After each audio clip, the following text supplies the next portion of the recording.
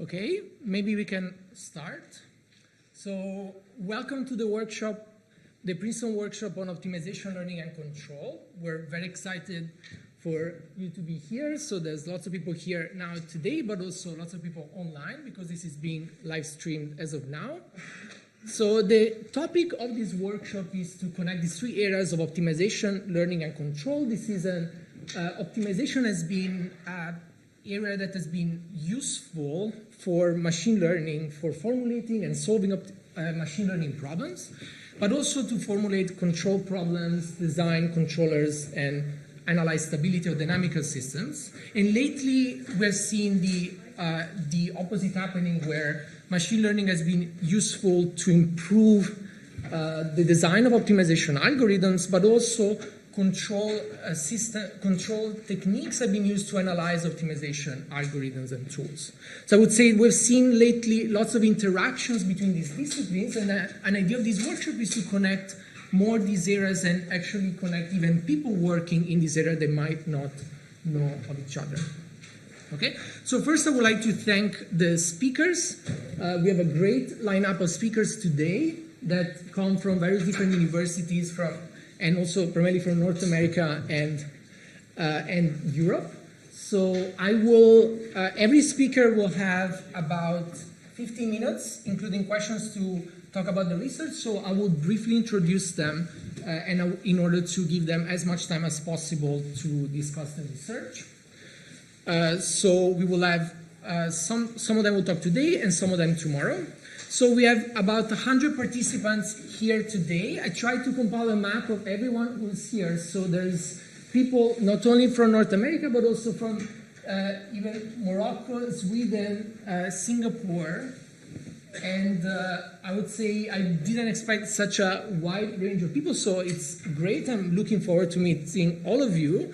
There's even more people online, so this event is being live streamed, as I said, and if you want to share online your experience of the workshop or pictures or comments about the talks on social media, you're welcome to do it. Just use the hashtag C24, and so that we will be able to collect all of these later on today and tomorrow. So this is not only a workshop about senior people presenting, but also junior people. So we have a poster session. We had about 130 submissions, and we selected 50 posters. And we will have a poster session from 4 to 6 p.m. today in the upper atrium and convocation room, which is close to where you had breakfast today. So they will be spread out throughout all that floor, and there will be also a reception. So not only we will have a poster session, but we were very lucky to have 4 great poster judges that selected the best poster awards. The best poster awards will be presented tomorrow at the end of the workshop at 12:35. So I will go back to the more details tomorrow about the poster awards. So this is the schedule of today and tomorrow. Try to compile it based on colors that will be the same as what will happen in the map that I show in the next slide. So we will have 6 talks today, 4 tomorrow. One thing that is very important that I would like you to pay attention to is that just before lunch we will have a group photo at the entrance of this building, right on the opposite side from this room. So please come there. It will be great to see everyone who's here. And the poster session will be from 4 to 6 p.m. In the Friends Center in the building adjacent to this one. So this is a QR code of the schedule. We have the most updated schedule on the website as well. So the map of the buildings looks like this. So we will have we're here now. So the talks will be in this room. The breaks will be just in the gallery next to this room, where it's called Banana Gallery because it has this shape and it looks over the grass. And we will have also the breakfast where you've been today, also tomorrow morning. The posters will be here in the blue part, and then the group photo today will happen here. So this map is also on the website next to the schedule, so if you want to consult it later, it will be available. So let me just acknowledge briefly the sponsors. So we've been lucky to have NSF sponsor sponsored this workshop through the proposal, the career proposal, Learning for Real-Time Embedded Optimization. We also were lucky to have the Department of Operations, Research and Financial Engineering support us, the Center for Statistics and Machine Learning, the Princeton School of Engineering and Applied Science, and two industrial sponsors, IBM Research and Groovy Optimization. Of course, this is not only the sponsors, but also I'm very grateful to several people who helped in this month to prepare this. Primarily, Tabitha, Ariana, and Michael have been working so hard to help with all the tiny details that need to be taken care of for this workshop. So I'm very grateful for them. I'm also grateful to Amir Ali and Peter, who helped with feedback and ideas to implement this workshop. Actually, Amir Ali had lots of useful insights from the Princeton of Optimization that he organized a few years ago. Then also the poster judges that kindly agreed to judge the posters and select the award winners. And I would like to thank also the Orphy Chair, here Professor Sonner and the staff, and also the Center for Statistics and Machine Learning Director and staff, the School of Engineering, Dean, Vice Dean, and the staff who helped also with sponsoring this project, and the student volunteers who are helping setting up the poster session, and also you'll see them taking pictures today of the event. Okay, so with that, please enjoy the workshop, and I will leave a few minutes for a couple of remarks from the chair, Mette Sonner. Thank you.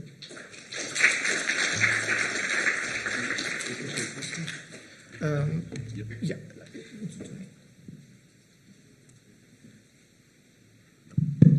Good morning, all. Welcome to Princeton. My name is Mette Sonner. I'm the chair of the Department of Operations, Research and Financial Engineering. I'm not going to take much of your time. You're already on time to go to listen to Andrea. But let me tell you, since I have this few minutes, I'm going to use it to tell you what we are and what we do in this strange named Department of Operations, Research and Financial Engineering. It's been 25 years ago we were formed. Maybe, yeah, exactly 25 years ago. And what we do is exactly right there, optimization, control, and learning, plus we also own the domain of, in a way, uncertainty on campus. We've been teaching probability even before we were formed in the department called Civil Engineering and Operations Research. And since then, we have grown into doing many other things. So in a way, we're very much like in the modern data science era that we've been doing optimization, statistics, probability, stochastic processes, control, and their applications. And one of the applications is finance, and many of our graduates will end up in the financial industry. In fact, we enjoy a large demand from the undergraduate body. We're probably number 6. We have 100 students majoring every year. That is, for some schools, I worked in some much larger schools, 100 means nothing, but here it's a very large number, and it shows the popularity of the department. And we are part of the School of, I have to get this order right, I think Engineering and Applied Sciences. I always say the other way around. But it's, School of Engineering and Applied Sciences, so with the name engineering inside, we should be in that department. And if you go around the campus these days, you see many, many buildings going up. And most likely every one of them belongs to the engineering school.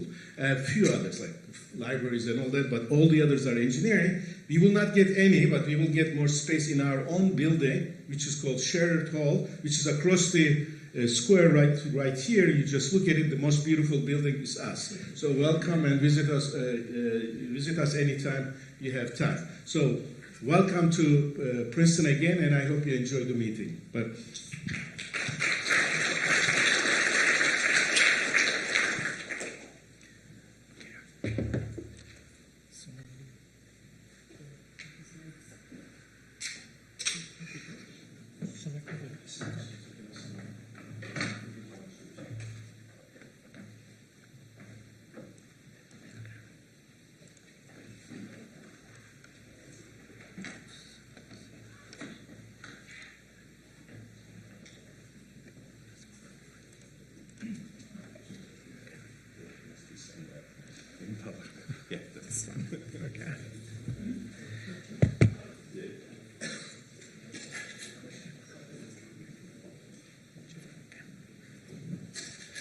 Okay, so the first speaker of today is Andrea Lodi from Cornell Tech, and he will talk about structured pruning of neural networks for constrained learning.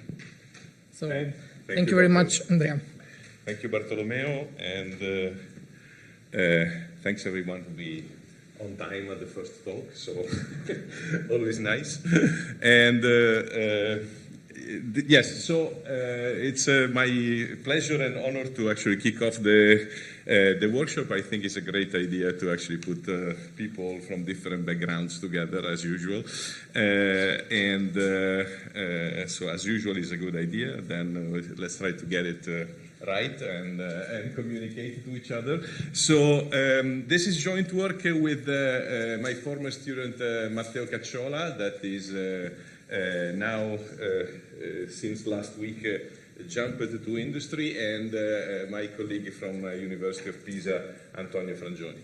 So what I will talk about today is, of course, in the realm of the interaction between machine learning and one of the topics that Bartolomeo was talking about before. In particular, I'm a discrete optimizer, so I've been doing combinatorial optimization and in particular integer programming for a long while. And then this is my, of course, my standpoint is to see how to integrate machine learning in particular into combinatorial optimization. Now, fortunately, I'm the first speaker, so I will, the fact of saying that the machine learning impressive success on, especially with deep learning, in beating human capabilities in the last years in terms of image recognition, language processing, and sequential games, for example, has led to the natural question to ask if we could apply machine learning in other contexts and in other scientific disciplines. And this is has been the starting point of a long journey at this point already, like roughly 10 years. In particular, the part I'm interested about this journey is the use of machine learning in discrete optimization. So this is a schematic overview. The slide is a courtesy of my friend and colleague Neil York Smith about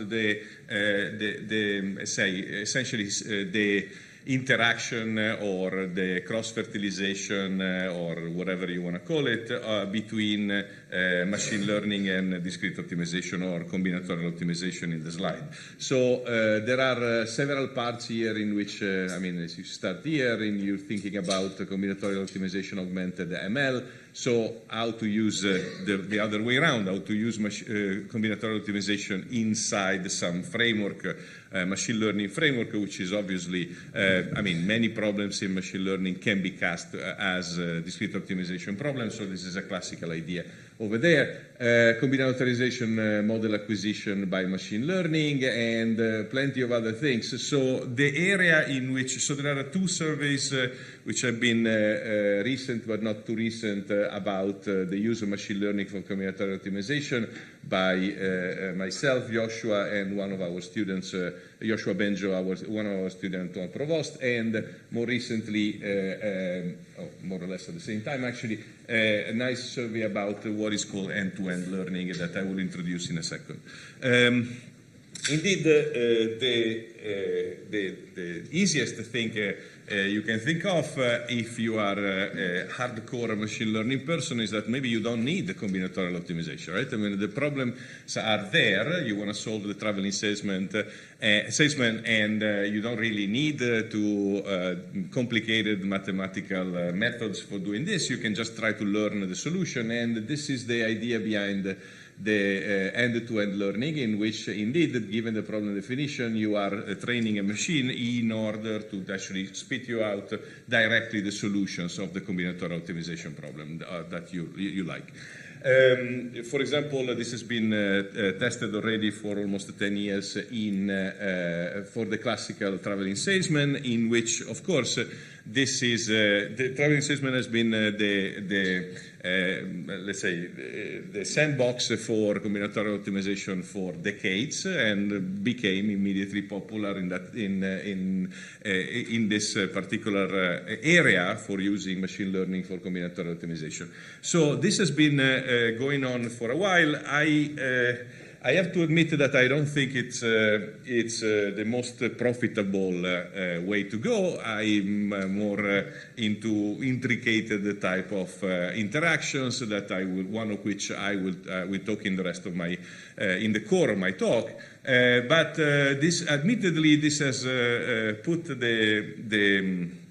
the idea of solving combinatorial optimization, or at least the field of combinatorial optimization, in the map for machine learning, and now in major conferences that there are a lot of sessions related to this, talks and so on and so forth, which definitely have been useful. And in particular, one thing that has been useful is to develop some new architectures that have been including graph neural networks. The use of graph neural networks in combinatorial optimization has led to actually pushing the bar in several contexts.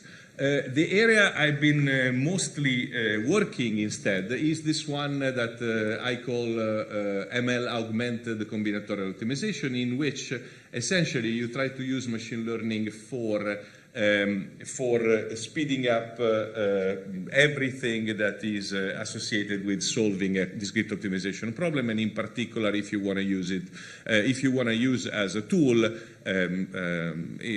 mixed integer programming, so a mixed integer programming solver. So in that case, your choice algorithm of choice is definitely generally branch and cut, and branch and cut is based on this idea of strengthening the LP relaxation by cutting planes, so making the LP relaxation tighter. And once you are thinking that there is not much more to gain in that direction, splitting the problem into sub-problems and solving those sub-problems by using the LP relaxation as a tool. So now, there are plenty of places in which this process is inherently let's say, heuristic, in the sense that plenty of places in which what you have is not precisely, let's say, strong or sophisticated mathematical tools for doing this, and the clear idea that emerged in the last 10 years is, well, maybe we, instead of developing, let's say, heuristics which are very tailored to the problem, maybe the idea would be to use data and so statistical learning methods in order to devise better heuristics which are faster and in general are data-driven in order to look into these kind of things. And this has been leading to nice advances in the area of selecting variable for branching, in selecting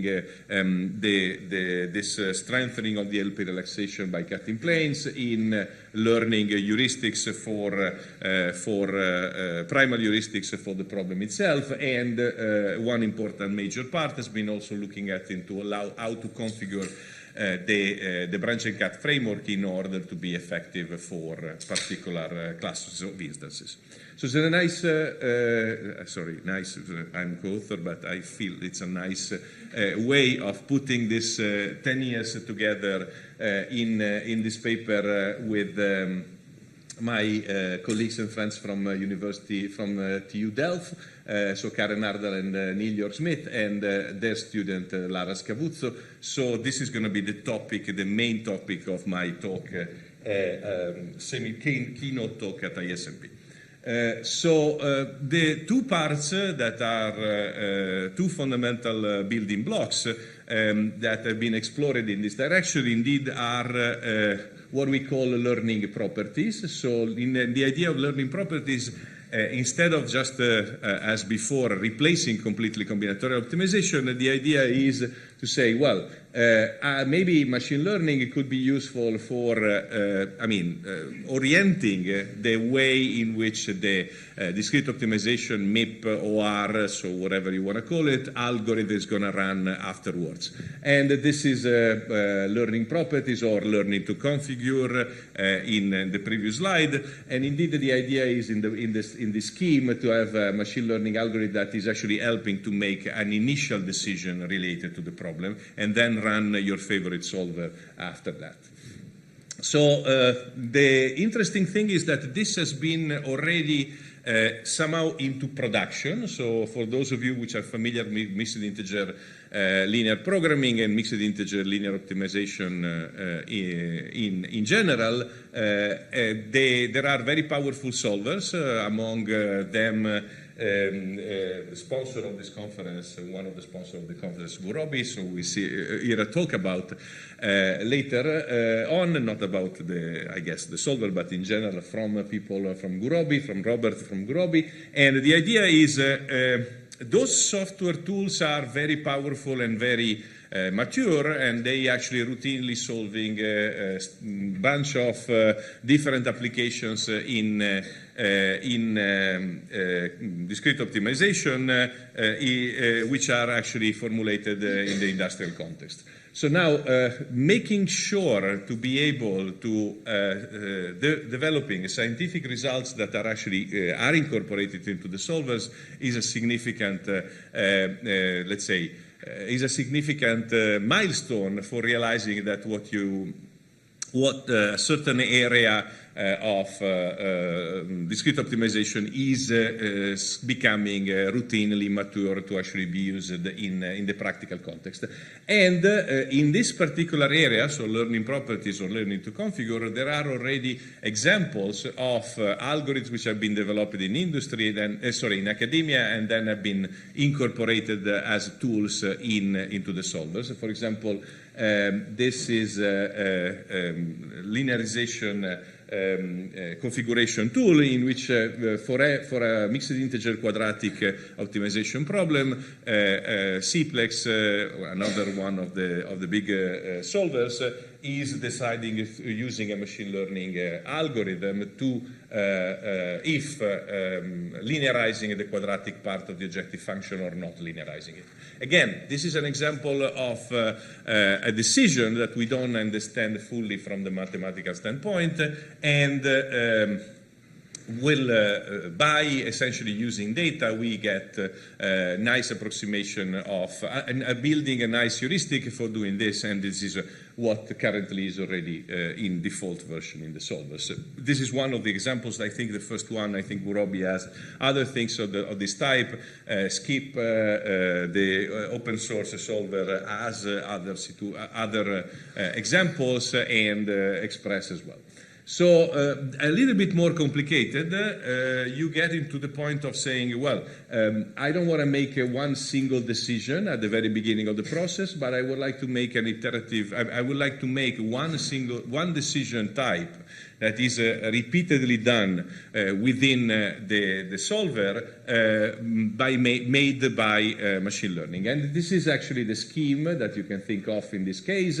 Every time the OR algorithm gets into a state in which there is a decision to be made, then the machine learning model is actually called in order to make the decision and going back to the framework. This is actually the classical approach for variable selection. So variable selection, in the few words I used for giving you the let's say for explaining what branch and cut is about, saying I'm splitting the problem into subproblems, and the way in which I'm doing is actually picking a variable and fixing it to, if it is a binary variable, supposed to be binary, is actually fractionally in the linear programming relaxation, is actually either I fix it to 0 or I fix it to 1. And deciding which one of the variables I want to start to branch on, so I want to start to split the problem with, is actually a difficult task. We don't understand it mathematically, and using machine learning for doing this has been already somehow advanced in terms of quality of the solution, of the results. It's not in production, coming back to the point that I was doing before, for several technical reasons that we can, that would be a little bit longer to explain, including the relationship between CPU and GPUs, because those decisions are actually made in the best possible way if you're running machine if you're running neural networks, models on neural networks, based on neural networks, and this is actually effective on GPU, which is not effective on the CPU. So let me finish this long introduction with one single more slide, which is about an area that has been gaining a lot of attention recently, which is called, in the previous slide was called decision focused, it's called decision aware learning. This is about more connected to stochastic optimization and the idea of using machine learning to predict part of the solution or the problem, but actually making this into a loop with an optimization method that is supposed to give you feedback on the quality of your prediction. So the classical one classical problem, one very well-known problem about using machine learning for optimization is that the objective function, so the loss function of machine learning is generally about accuracy, so how accurate you are in predicting something, but this is not necessarily aligning with the quality of the prediction at the end in terms of in the pipeline what you want to use the prediction for, which is actually optimization. And without a profitable loop on this, it would be actually sometimes very hard to use the prediction within an optimization framework. So today, what I will try to talk about is somehow a kind of intricate interplay between machine learning and discrete optimization, in which I will show you how to essentially use machine learning for designing your optimization problem, but at the same time how to use combinatorial optimization in order to actually make the overall model, let's say, behaving better in a MIP context. And this is, for a more general situation, is about making the neural network small. So again, this is based on this joint work with Matteo and Antonio, and which is on the archive, is under revision in Operation Research Letters, and the idea behind the scene is what has been already explored by several authors, which is called the constrained learning, which is in the title of my presentation, finally. Thanks for waiting until the end.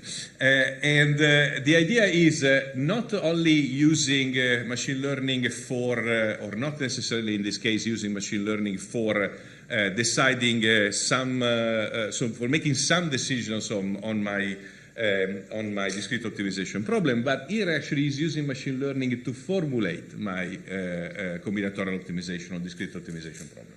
So this has been explored by several authors over time. So there's I think the first reference is what is called empirical decision model learning by Lombardi and Milano. And then there is actually software called Janos by Bergman's group at the University of Connecticut, and the group of Dimitris Bersimas and Dick Dan Hertog in the Netherlands has been doing a lot of work in this direction. So what is constrained learning about? So let's take an example. So let's assume that we want to allocate scholarships for the 100 students that Meta was talking about here at Princeton, and allocate scholarship to admitted students. And one idea is to understand if, let's say, what is the correlation between the probability of the student to enroll and the offer itself, is to look at some data about the students, for example, GPAs, SAT, received scholarship offers, maybe from others universities, and so on and so forth. And then one can think about training a machine learning model to approximate this correlation, right? I mean, you're using a function G that is as an input the GPA, the SAT, the offer, and whatever else type of features that you want to use, and is able to do an approximation, or so essentially computing some prediction on the quality of on the probability that the student is going to accept the offer. Okay, very standard. The problem is that the offer itself is a decision, right? I mean, it's not a data at this point. So you can use it, you can treat it as data because you have historical offers that you have given to previous students. So you have historical data to train this model.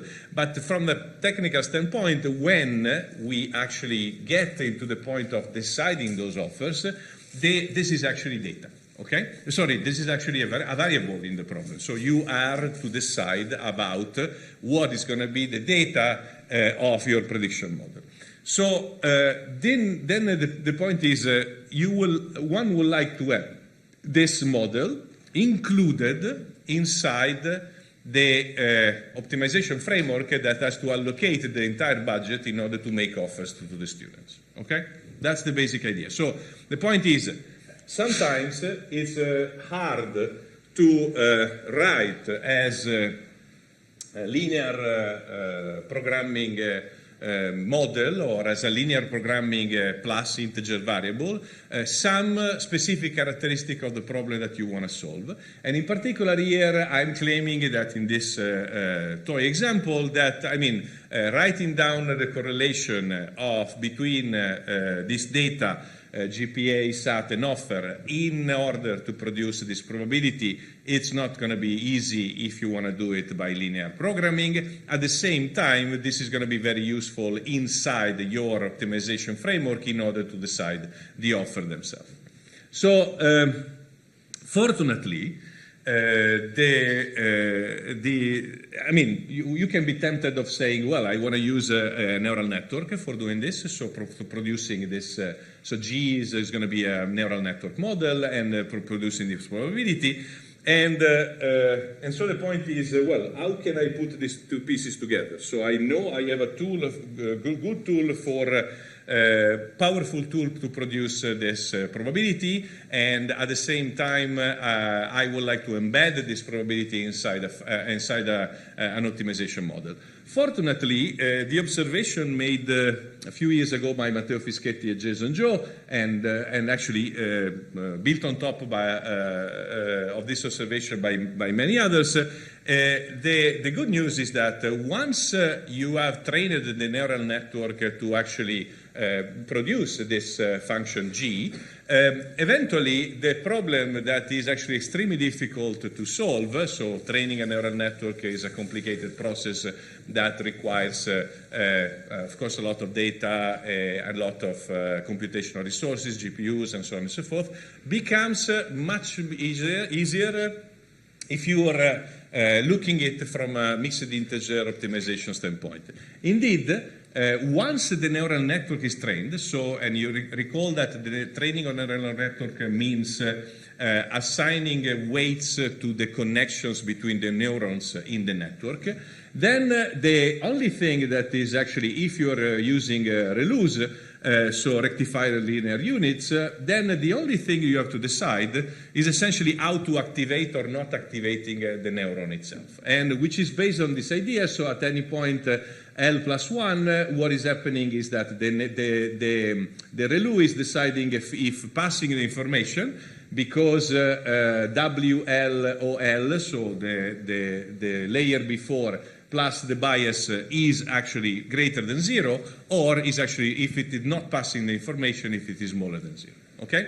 So now, this is actually, each neuron can be written as very simply as a mixed integer linear optimization problem, in which this is actually the positive component and the negative component of the input, computed by the previous layer, and in which this activation or not of the neuron itself is based on just using a binary variable. Here is Z of L for neuron L, in which I'm saying, okay, if this is positive, I need to put ZL equal to 1. If it is actually, instead, if it is negative, then we simply have this situation in which the ZL equal to 0 will actually put this 0 and will activate the other one.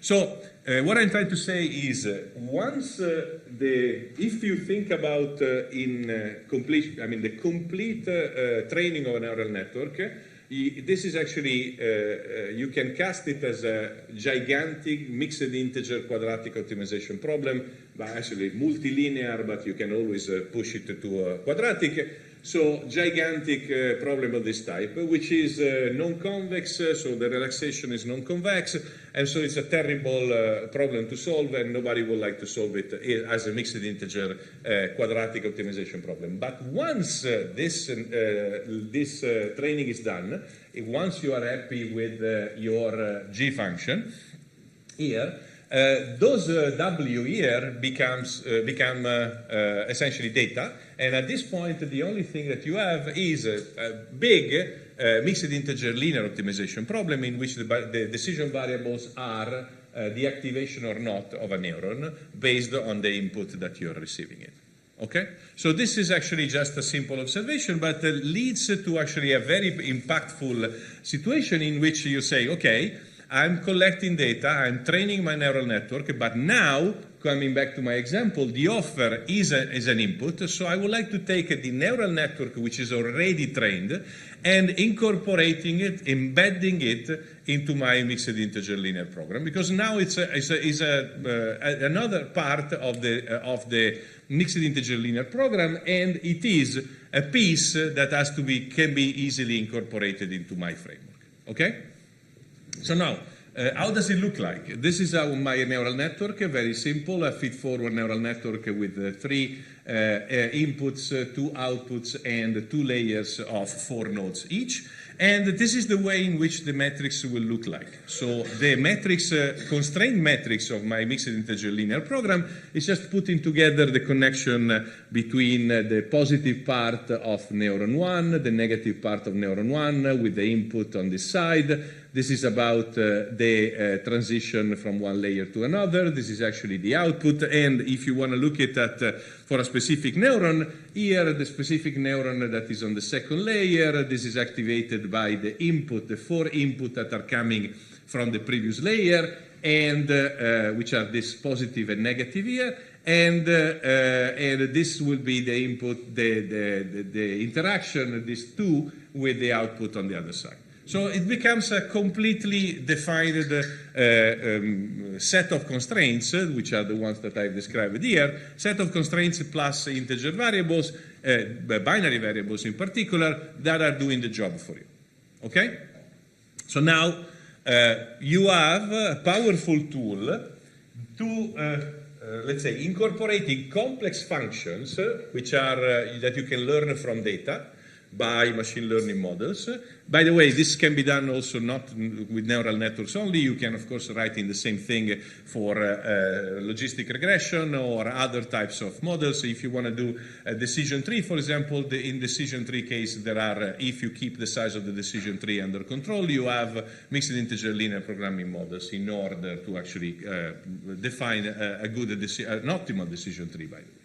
So now, what I'm saying is, I have a complex function that is actually hard to represent by mixed integer linear, but once I trained a neural network for doing this representation, and then I can take the representation and incorporate it into my favorite MIP model and try to solve it as it is. Actually, this is the way in which Gurobi has decided to go, and in the sense that based on these approaches in the literature, Janos I was talking about before, and the work at MIT and the Netherlands. So there have been enough evidence that this could be actually a good tool for mixed integer optimization, and so Gurobi has developed an open source Python interface to import a trained neural network inside a MIP. Okay? And somehow the idea is a good connection between these two worlds, so I can use machine learning for building a part of my model, and at that point I have actually an automatic tool for importing the neural network and using it in my favorite MIP solver. So Gurobi did quite some nice algorithmic work in order first to recognize the network.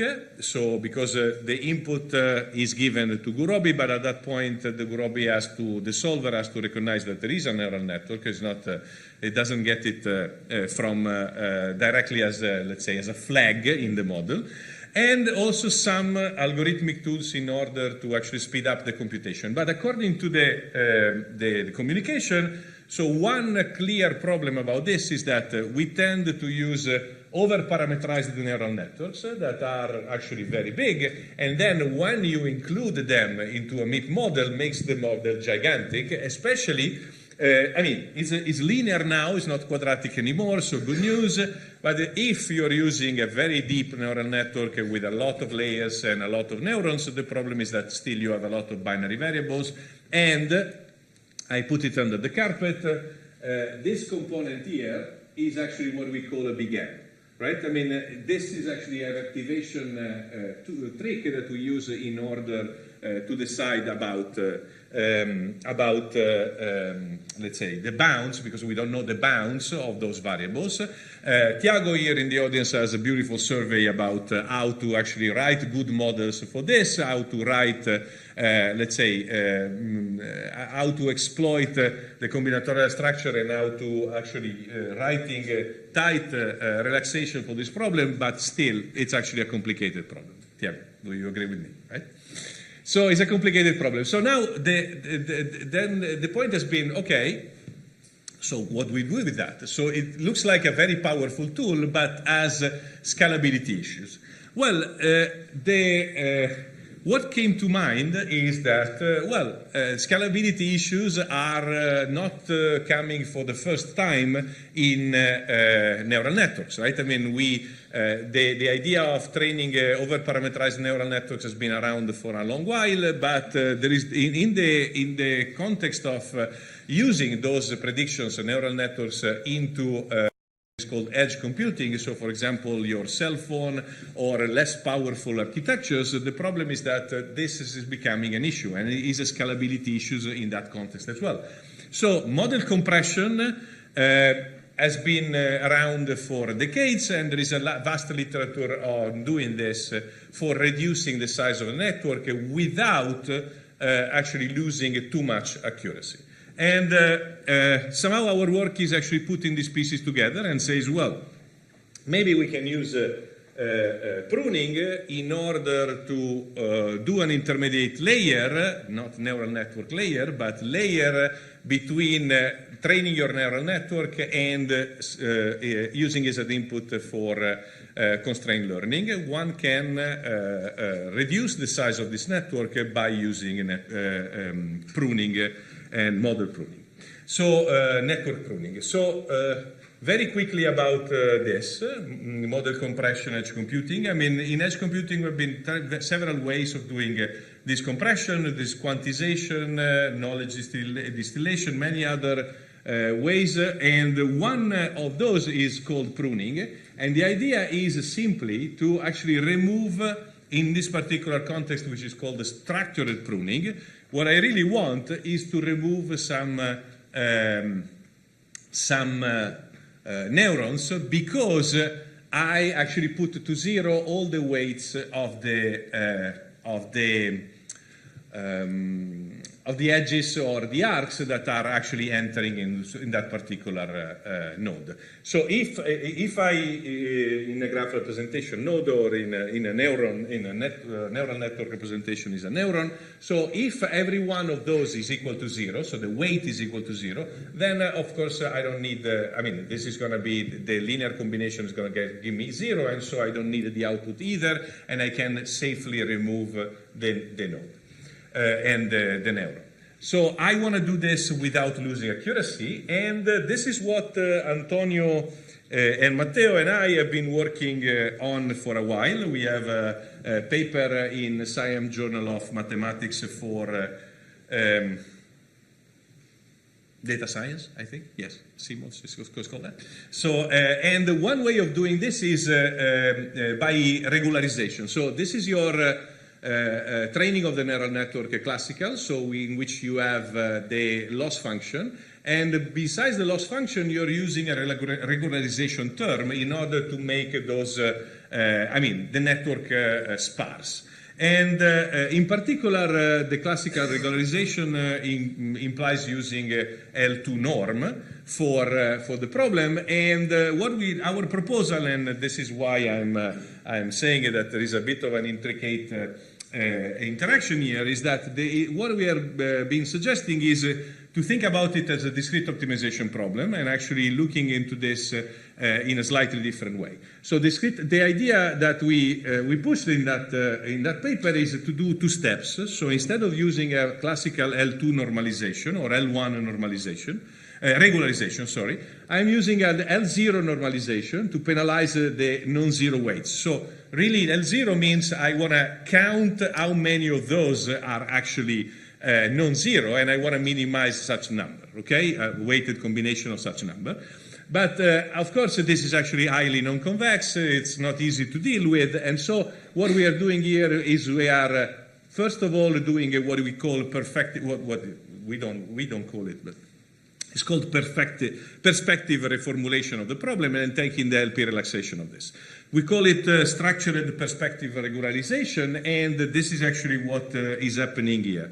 So I will not go too much into the details, but in blocks, what happens is that this is your regular loss function for the training of the network. Then you have somehow parameters here to actually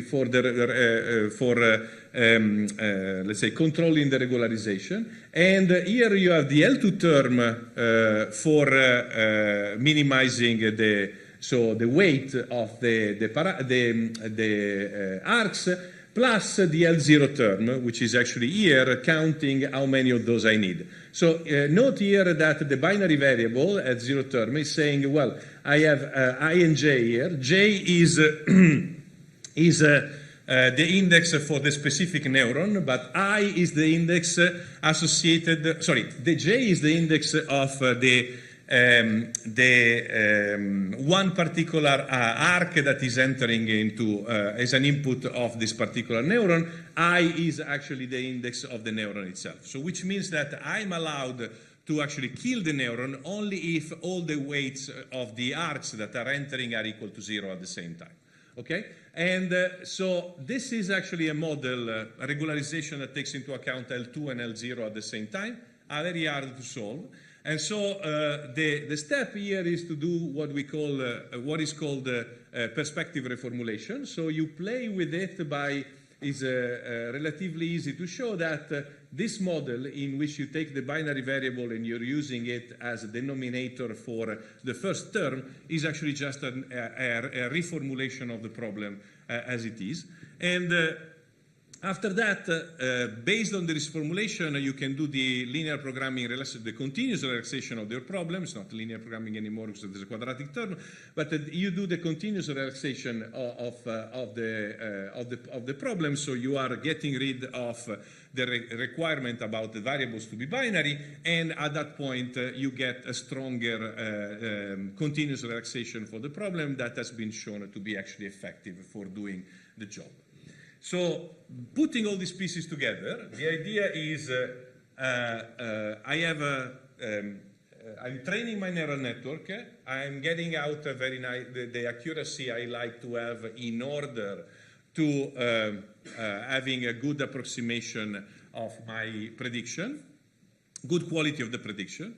At this point, instead of actually using directly Gurobi to input this neural network inside your framework, what you have to do is that you have to pass through your favorite pruning method. In our case, is the structured perspective regularization, produce a smaller neural network that you have to retrain. However, there is this catch, it has to be retrained, and then going into inside your MIP. So now, does it work? Well, this is actually one of the examples that are the most, let's say, the most satisfying or interesting for this area of integrating the MIP, the trained neural network into a MIP. So this is called adversarial example search. You assume it to have a classifier, and the classifier is you wanna find, and you have a classifier and you have an example. This example is classified as, let's say, negative from your classifier. You would like to have the closest possible example, so input, closest to your negative classified example, such that it's classified in the other way around, so positive. Okay? So this is useful in many contexts. For example, for robustness, for defining the robustness of a neural network, is also very useful for doing counterfactual analysis, and so on and so forth. So explainability, so explaining why the neural network is predicting in a way or another. And so you say, well, if you change a little bit your behavior, maybe you're going to get alone the next time, and stuff like this. So this is a nice application for constrained learning, because here is the model. So think about why now is the classical, let's say, output of the prediction of this is going to be our neural network. And you want to find delta here is the distance between the given original example and the new example that you are building. Okay? And you want such a distance to be bounded, so small, and you want that the predicted is value, or in a binary context, the prediction is positive versus negative, or the predicted value is actually as different as possible. So bounded the distance, now the prediction is as distant as possible. And for binary means positive versus negative, otherwise it would be a different measure. So this is one problem in which that the people in machine learning, the community cares a lot, and in general, I think for explainability issues is very important in general. And so we tested the problem by using our strategy. And these are the results. So in the graph, in the table on the left, we are using like a small distance. It's delta equal to 5 here. And what you can see is that the effect of using this pruning in Gurobi. So here you can see that a small network with 2 layers and 50 nodes per layer. So has a very good accuracy and can be solved by Gurobi in roughly, 10, 15, 20 seconds. So by using the pruning, like of the network, what you get here is a pruned network with, in the first layer, only 39 neurons, and in the second layer only 43, which is a moderate reduction, but is a small network here. But the computing time becomes now in the order of seconds. Okay, so essentially you gain a factor of 10. So when you're getting a little bit bigger, the situation becomes even nicer. 2 by 100 going from, let's say, 40 seconds to 15, but actually when you get larger and larger, 2 to 200, Gurobi starts to get in trouble in half an hour, is not able to prove optimality of the problem, so gets into time limit, but instead we scale very well, and we stay at, or the order of, let's say, 10, 15, 20 seconds, 30 seconds at most. And when you go to even larger, so 6 layers and 100 neurons, and the situation gets very complicated in general for Gurobi standalone, while after doing this normalization, you get, regularization and pruning, you get a much stronger result. Here, for example, you get a very nice reduction. So now, the good news is that if you look at the column here, the accuracy you are having, you don't drop accuracy. So the model pruned in this way is actually very good.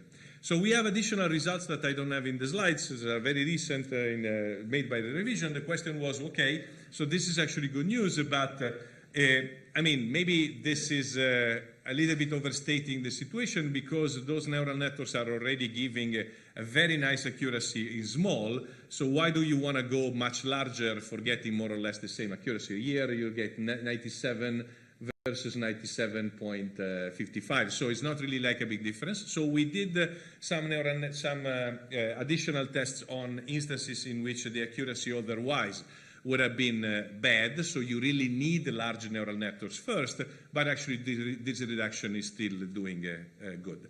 So all this, in all these instances, the situation is that there is no at distance 5 example that is actually classified in the other way around.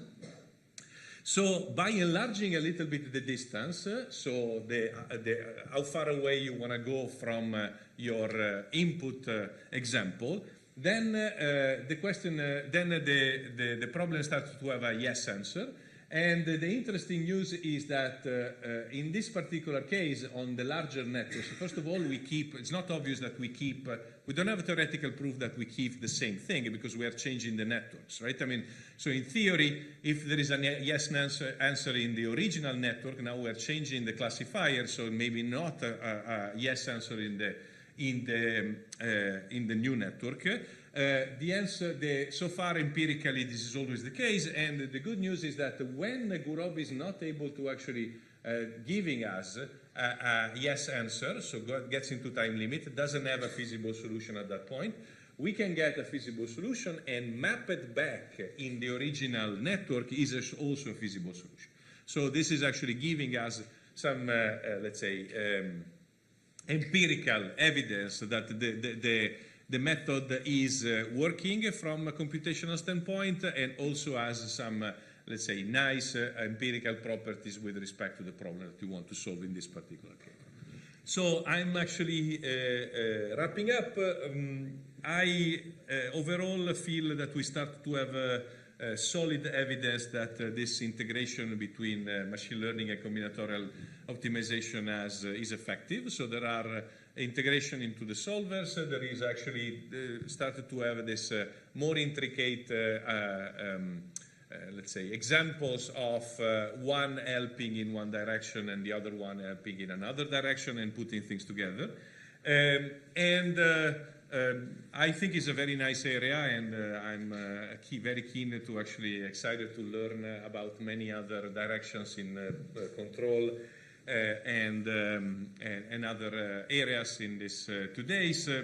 My favorite one is one of my favorite topics is the fact of try to use machine learning to actually repeatedly solve the same problem, which is what companies do all the time. They're not buying a Gurobi to solve one day the TSP and the another day the facility location. Generally, they are solving the same problem over and over. So we should give them a tool for doing this in a much better way, and statistical learning looks like a good strategy for that. And thank you very much.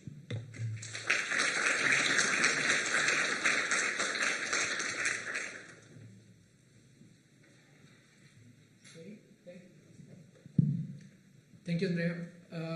Any questions from the audience for Andrea? Yes? Andrea, you caught me off guard. One thing I would like to say is this is a horrible problem to solve, which is why it's so fun, because you can always think about the algorithms, right?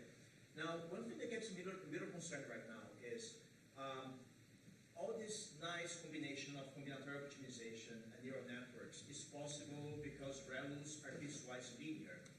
And now the machine learning community is moving towards GALUs, for example. And, well, we won't be able to do certain things with them. So I personally would like to stick with ReLUs for some time. But I start seeing some... Now that we learned about them, so we should. Yeah. But I start seeing some pushback, like in anonymous reviews, like from folks in the machine learning community about, but what about GALUs? You're not handling those. Do you have any thoughts on how to sell this to the general machine learning practitioner? Well, I was in Spain a kind of month ago. There was at ISCO. There was this summer school that Amitabh and I gave on this. The interaction between machine learning and discrete optimization. I mean, the ReLU are the common ground for discrete optimization and So doing polyhedral theory, we understand it because there is this nice thing. So that would be a step forward, which I don't know at the moment how to do, to be honest. But the part that Amitabh gave about all the polyhedral theory behind the scene, including some of your work, I think is actually very relevant because of the ReLU connection. So I think at the moment this is the core of what we can do. Yeah. Okay, so maybe in the interest of time, we take the other questions offline. But Yeah, I will be around the entire time, so stop me at any point. Please join me in thanking Andrea again. Thank you.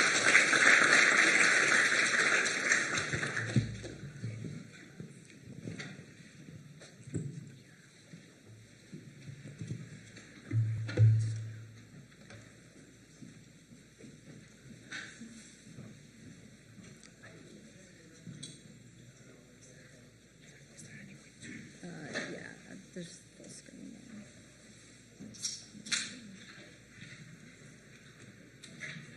there. Okay, so next speaker is Sarah Dean from Cornell University, and she will talk about learning dynamics from bilinear observations.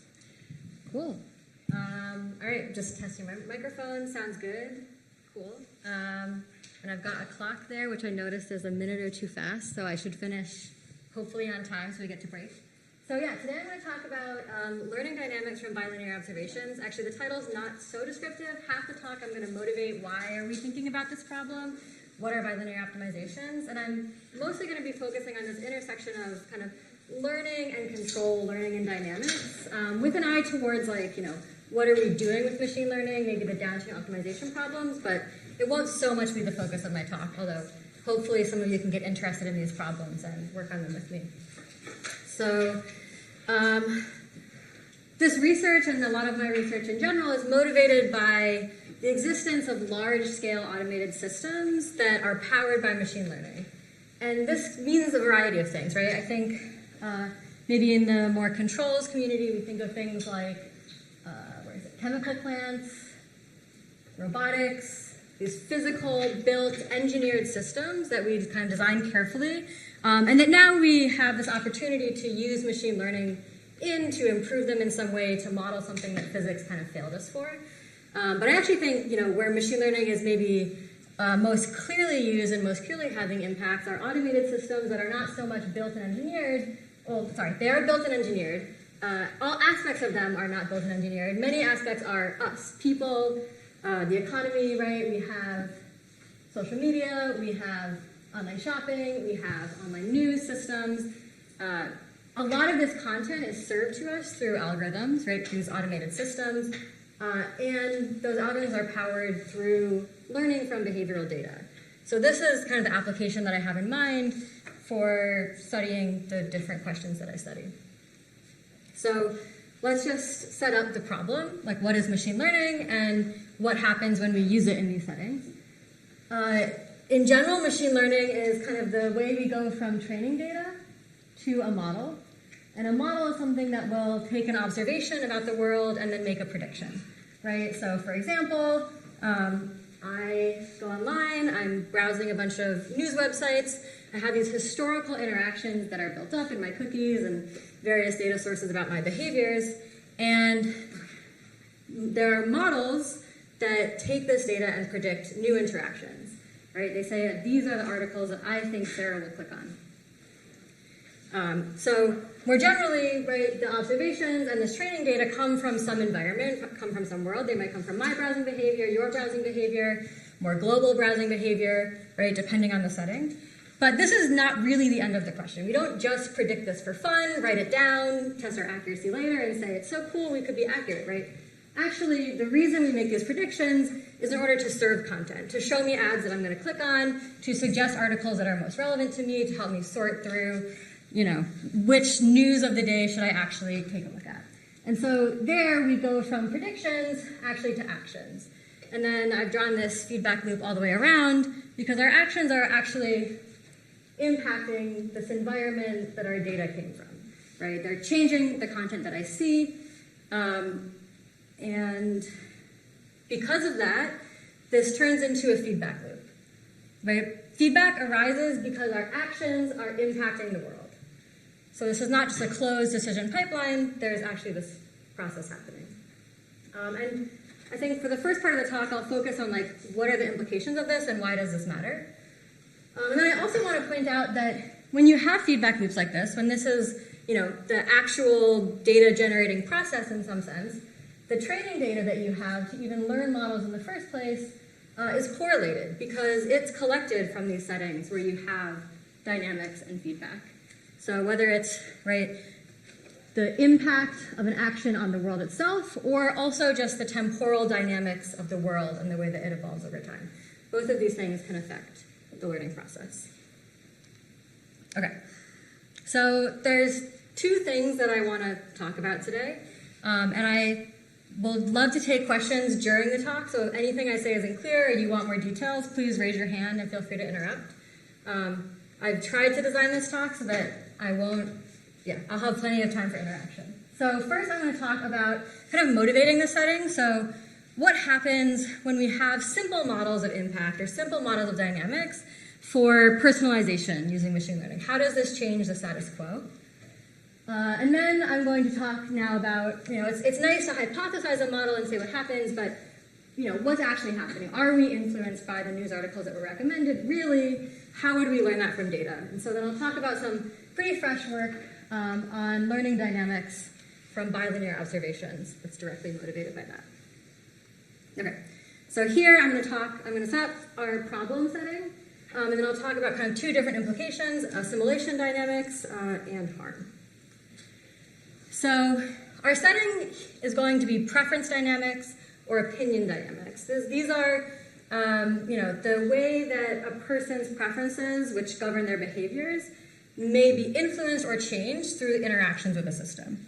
So, right, we have, just drawing my diagram of me browsing the internet, I'm on my laptop clicking different links. What's happening in the background is, links are populated on a web page according to some recommender policy, which chooses what content to surface. And, my expressed preferences through clicking, through scrolling, through linger time are recorded by that system and fed back into the policy, right? And so to set up some math, I'm going to call this recommended content, I'm going to call an input or an action, and I'll use u as the variable. So like recommended content at time t is u sub t. I am behaving according to some preference state or some internal state, which I'm going to call x sub t, which is generally unknown and hidden. And the preferences that I express are measurements, they're outputs, they're something observable. And so I'll call those, I think, observations or measurements y sub t. Okay, so kind of general setting, I've just introduced a little bit of basic dynamical systems notation to recommendations. What else can we say here? So one thing that will be consistent throughout my talk is the bilinear observation model. So we'll say that the measured outputs, the observations, my behaviors, are the result of a bilinear interaction between my preference and the content, or the recommendation, right? So it's an inner product between x and u. Hard to point this. Plus some noise. Actually, I think I'm going to change that to v sub t later, but that's fine. Plus some noise. And why are we using this? I mean, so a couple of reasons. One is it's kind of the simplest thing that makes sense. What would be simpler than this bilinear model would be a pure linear model, right? It would say it's the sum of a linear function of my state and the input. That's pure linear, but that just doesn't make sense when you're talking about personalization and reacting to content.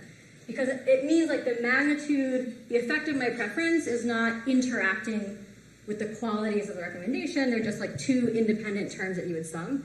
So it really doesn't make sense. There needs to be some model of interaction here, right? And this is also, the kind of simple model that underlies all factorization-based methods. So in the simplest case of matrix factorization, which has powered a lot of recommendation, maybe a little bit less so these days, but it's still a very powerful technique, which models, given lots of users and content. So the famous example would be the Netflix prize, where we had movies and user ratings. a very effective model for solving this problem is to factorize this matrix into a factor corresponding to user preferences and a factor corresponding to attributes of movies. And in this case, right, we end up with each predicted rating is an inner product of the user preference and the attributes of the movie, right? So just a little motivation on why we think about bilinear models. Yeah, question.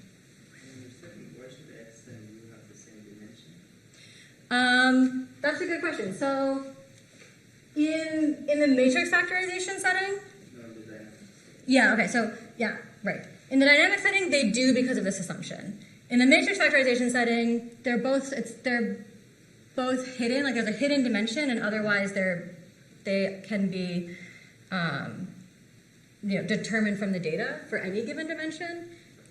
In the control setting, which let me go back to, the preference state is hidden, so maybe we can say like we want to be agnostic to its dimension.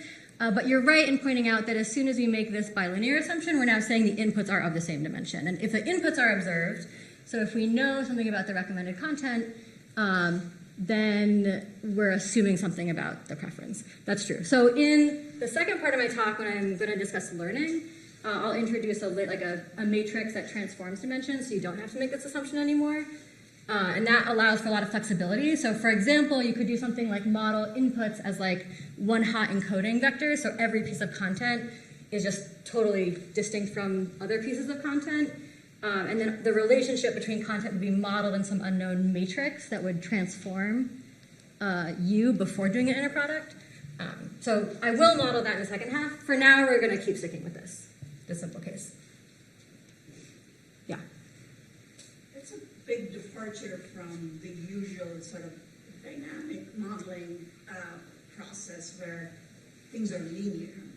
And here you're deliberately breaking that linearity with the bilinear assumption because your state is obviously influenced by the input. Yeah. And there is a strong reason for that. I mean, bilinearity is something that is quite common in engineering circles, but we deliberately try to move away from it because we don't know what to do with them. Yes. But in your case, that is a necessary. Yeah, my argument is this is essentially necessary. That like if you're modeling response to something, there is a bilinearity, at least in the observation. So in the dynamics, later on we'll do linear dynamics because that's the case that's easy to deal with. But in the observation, I think this is almost necessary. And I will say like this kind of observation model is usually, like if we treat X as fixed, so we don't model dynamic, you don't have any changing state, it's just an unknown parameter of my preference, then this actually would be like linear regression, and then it's not so bad. It's just when you allow this to change that it's really a bilinear setting. Yeah. Okay. So, just like I just alluded to, I guess, unlike a lot of recommendation settings where we model these parameters of a user's preference as fixed, I want to think of this as something that changes, where the state is actually evolving over time.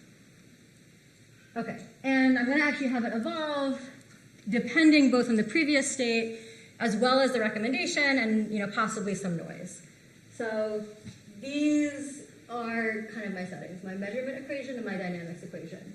And now I just want to go through some examples, so some work that I've done in this setting and the implications thereof. For these examples, I've looked at preferences and recommendations, right, which lie in the same dimensional space, and actually I'm going to say the preferences lie on this unit sphere, and for simplicity I'll also say the recommendations do. So really direction is encoding everything here. So what's a very simple example of preference dynamics? One is assimilation, where your interests become more similar to content that is recommended. So your interest is proportional to like your previous preference plus some scalar eta sub t times the recommendation that was made. Right? And so proportional to, because we might want to normalize everything to keep it norm 1. This effectively says, well, let's go through an example. So let's say I'm listening to music. This gray line here is my initial preference, and this red line represents the playlist that Spotify generated for me. And if you look at this model, and let's say my preference is expressed, is related to, my behavior, my positive behavior is Y. So how long I listen to the generated playlist, for example. If I look at this inner product, it's going to be positive, so it's a good sign. My preference is fairly aligned with the recommended playlist, and so I'm happy. And so under assimilation, it doesn't actually matter if I was happy or not, but I was. Under assimilation, I'm actually going to like this even more. So next time I would like the same playlist even more, so my preference kind of rotates towards the recommendation. That's what assimilation dynamics mean. Another example is biased assimilation, right? So this is a little bit simplistic. It sort of says, I can recommend a playlist anywhere on this circle, and you might hate it. It might be totally against your interests, but next time I recommend it, you would like it a little bit more, right? That's what assimilation says. It says you kind of are always agreeing. Not so realistic. So one other possibility to consider is biased assimilation. Here we would say the interest update is actually proportional to the affinity, where I'm going to use the word affinity to just refer to this inner product. So it's like the rating, it's the amount of time I listen to something. And very similar equation. The only difference is that the coefficient on the recommendation has this inner product. And this inner product can be positive or negative, which means that the update can be towards the recommendation if I really liked it. So in this example we just went through, I would have sort of the same type of update. I would rotate my preference towards the playlist. In magnitude, actually depending on how much I liked it, so how quickly would I rotate towards it. But let's say actually I recommend some playlists that I really don't like and I did not enjoy it, then my preference, starting gray, would rotate away from that. I hate it even more now. Right? So this is a biased assimilation. And biased assimilation and assimilation are kind of like more general concepts in these equations in like opinion dynamics literature. These particular models and the particular biased assimilation model was proposed by some folks in 2019 to model opinion dynamics. And the prior work in this space has thought less about personalization and just more about how opinions in a population might evolve. And so if I'm motivating that by recommendations, I'm going to say global recommendations. So, suppose everybody has the same news homepage, we all are exposed to the same content, there's no personalization, and let's say that our opinions or our preferences update according to either of these two models. When you make global recommendations like this, these two models are actually quite different.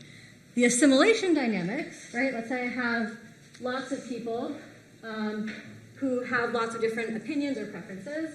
Then under a global recommendation scheme, we would end up converging to homogenized preferences. Obviously, this is simplified, and there's lots of other effects, but holding everything else constant, ignoring any other noise or diversity, this model is saying that you move towards homogeneity. Like everybody becomes the same, no matter what they initially thought. Whereas the biased assimilation model, people still converge, but they converge to one of two poles. So it actually leads to polarization. So some people who started, with certain opinions become more magnified, more aligned with each other, and opposite another group of people.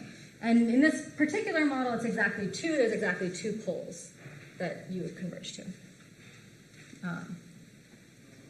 So that's sort of the prior work view of this in terms of opinion dynamics. What about personalized recommendations? Is this like, can we use this to understand or explain, claims that social media and recommender systems are enforcing polarization because of echo chambers or something? So in the personalized recommendation setting, actually the story is a little bit different. So regardless of whether you have biased assimilation, so either normal assimilation or biased assimilation, in either case, as long as you make a recommendation that is somewhat aligned with preferences, you make relatively good recommendations, people don't hate what you're showing them, then if you, for simplicity, let's say make a fixed recommendation to somebody for all time, then their preference will, at time t, is the combination of their initial preference with a positive but decreasing coefficient and the recommendation that you're making with a with a coefficient increasing in magnitude. In the bias assimilation case, it may be in the negative direction. Somebody may be really hating what you keep recommending them over and over again. But as long as you start relatively close to their initial preference, you will converge just to the recommendation. So there's not so much of a difference here. There's a slight difference, but not so much of a difference.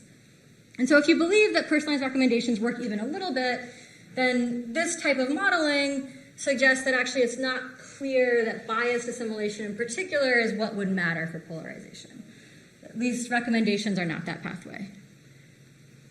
So what are the implications of some of this modeling? I'm not actually going to go into the details here, but you can look at a paper, which I'll have on the last slide, that was at EC, Economics and Computation.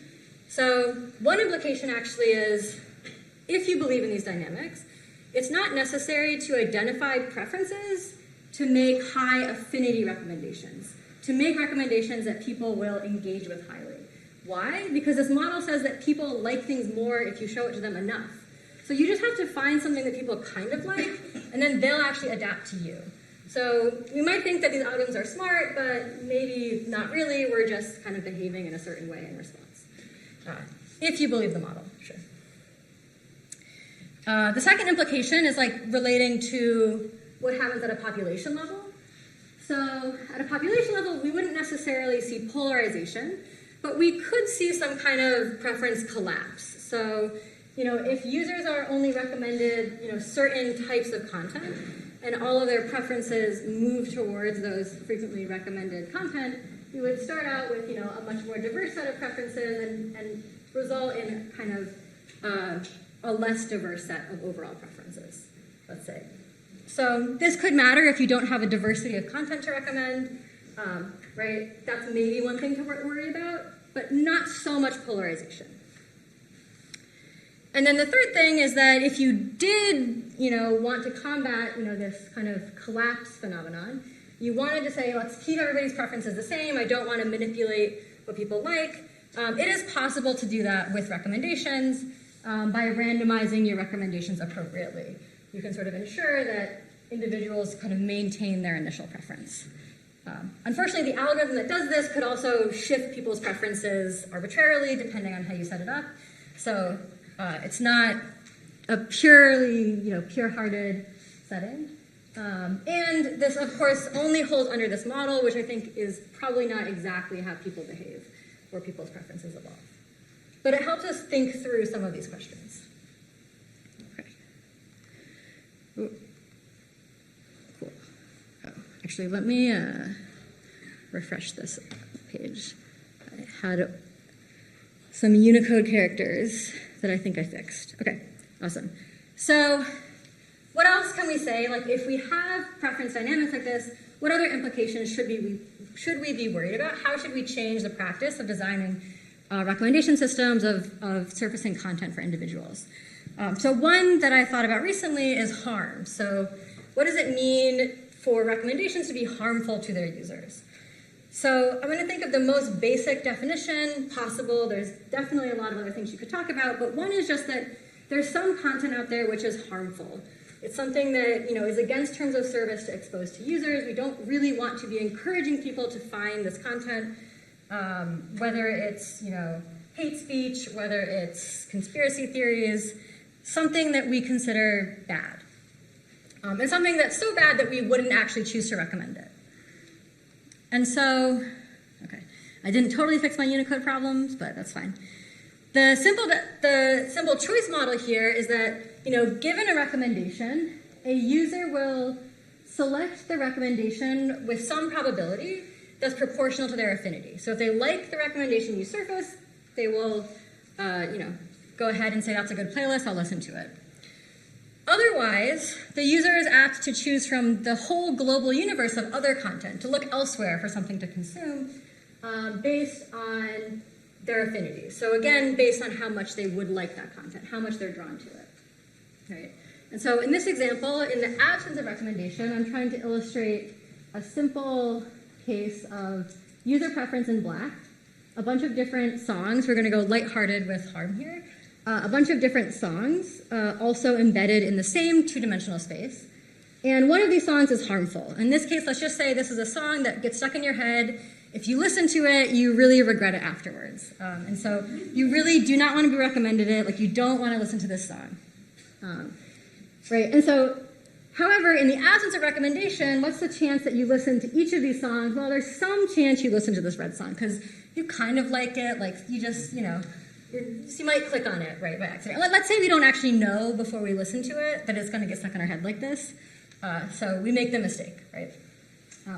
But if we make a recommendation, we can actually change the probability that we click on each of these songs.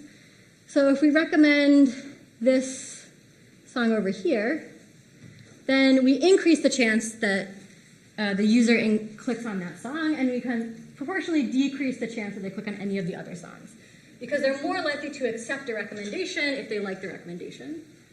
And the way I've drawn this is actually very symmetric. I could also recommend this Unicode error here song, and that would lead to these click probabilities, right? So it would up this chance, and then similarly decrease the chance of all other ones. Okay, so I have a claim up there that I haven't said yet.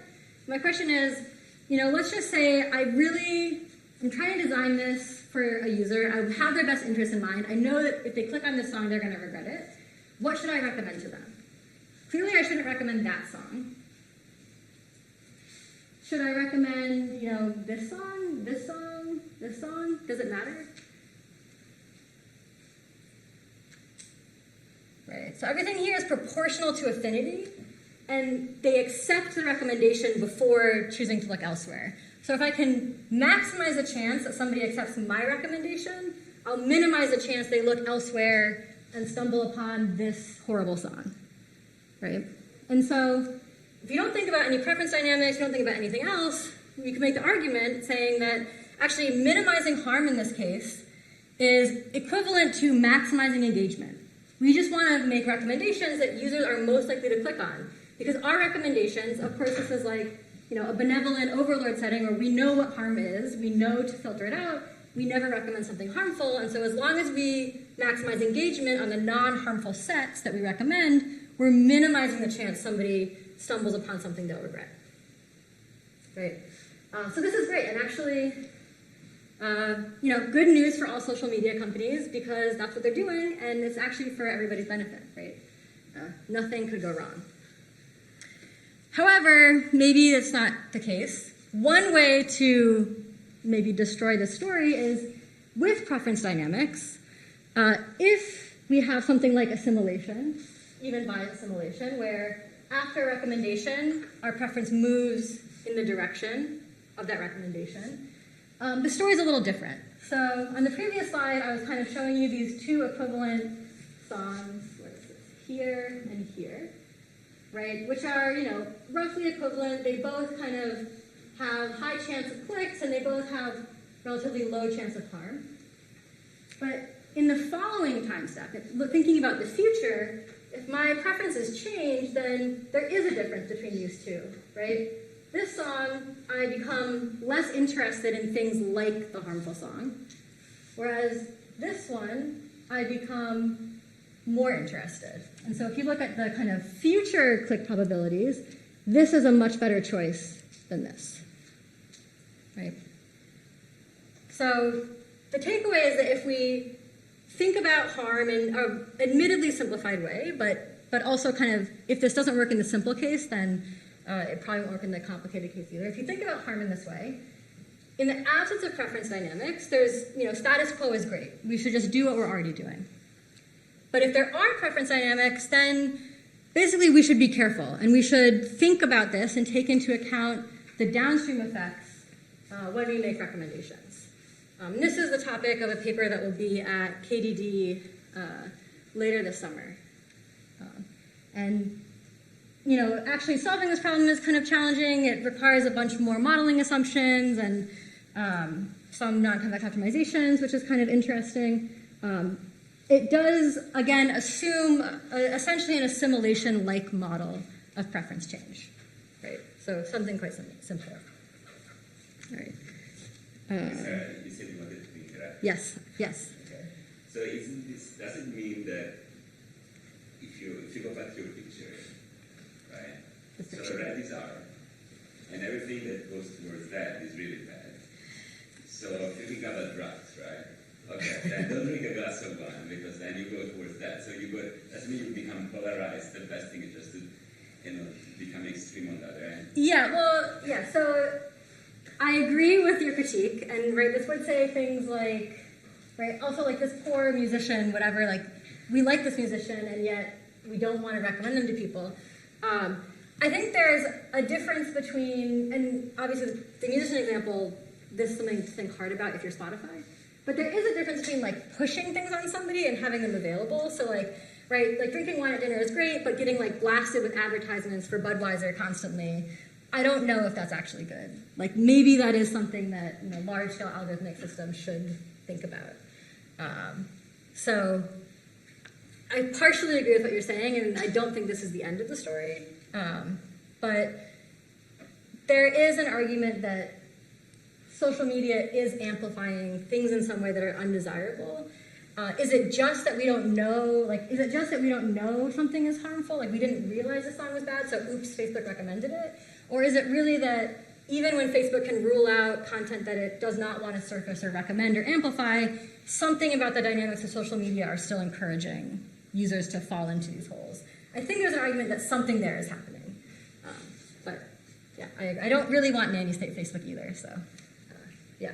So I had a question about what happens if, this might not be in the purview of the study, but if you have content that is on your feed that is recommended versus that is just because you're following somebody, for instance, and because they post something, it just pops up. Have users been informed that this is recommended content versus this is just because you're following it? Has that changed their preferences in terms of how they would react to? Yeah, that's a good question. So I think the move is honestly like away. So there's certainly a difference between you follow this person and it's on your newsfeed, and like you don't follow this person, it's on your newsfeed. But even when you follow people and their recommendations and their content is on your newsfeed, there's still a recommendation algorithm that decided to show that content at a certain position. I would almost argue like everything is recommendation based, and there might be some effect of what's the source, like what's the pool of possible recommendations to make, and that is somewhat influenced by like user follow choices, and that actually does have I think a large effect in some of the like real world empirical analyses of like what types of information people see. That pool does have an effect, but I would argue that like actually the movement of social media is sort of away from that kind of thing, like with short video, like all TikTok stuff. It's much more algorithmically curated. This is sort of like it's easier to hide ads when you get control over everything, right? Yes. Sorry, quick follow-up. Just to add on to that, I guess I agree with you. I think most of social media now doesn't post content to your feed that is from people you follow, rather things that will make content go viral, I guess. So from your perspective, are you suggesting that is harmful, or? I guess I'm suggesting that it is like a algorithmic decision in a dynamical environment, and that we should think about how do we design that decision, right? I think, the main way these decisions are made now are you predict some measure that is considered good. The simplest one would be click, but actually I think social media companies do have more complicated objectives, like not just click, but also different types of commenting, different types of engagement, different types of longer-term downstream behavior, session length, you try to model other things to try to make this smarter. But at the end of the day, you're still predicting some outcome and then just saying maximize that. Versus if you really want to think about, underlying psychological state or harms, you should model the process with a little more care. And probably not just maximize a single score. Yeah. All right. Okay, so this is the end of this first part where I talk about some models, which honestly I don't think are true, but I do think help us think about phenomena that occur and encourage, maybe kickstart better algorithm design and better objectives. Now I want to talk about learning models like this. Learning dynamics models from bilinear observations, from the type of feedback that we would get in a recommender system. What would it take to start to identify these models rather than just, assume some particular model is true? Okay. And I have until 40 is right? Cool. So here I want to, describe the setting, which is motivated by the recommendation setting, so hopefully it won't take too long. I want to describe the algorithm and then do kind of a very high-level, informal setting of results, and also outline a couple challenges that we're currently working on. So our setting here is unknown dynamics and measurement functions. So we don't actually know exactly how a user behaves, but we do observe a trajectory of inputs and outputs. So, we have some inputs, which, for example, could represent, attributes of the playlist that we recommend every day to a user, like their daily mix. And we have some outputs, which could, for example, be listen time. How much of the daily mix did a user listen to every day? But otherwise, we'll just abstract them to inputs and outputs. And I will mention the inputs here I'm modeling as multidimensional, right? These are like potentially high-dimensional characteristics of whatever our recommendations are. But the output for now, for simplicity, will just be a single variable. So it's sort of like one measure of affinity or engagement. The goal is to identify the dynamics and measurement models from data. And the actual setting that I'm going to study is the simplest one that I can think of that is appropriate to the recommendation setting, which is that the dynamics model of how the state updates is linear, whereas the observation model for how we see a user response is bilinear.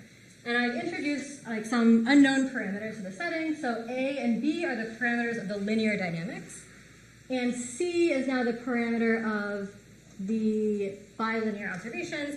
And to get back at the question, this C allows some flexibility in exactly how the inputs are represented, U, and how the state would be represented, like its dimension, for example. Cool.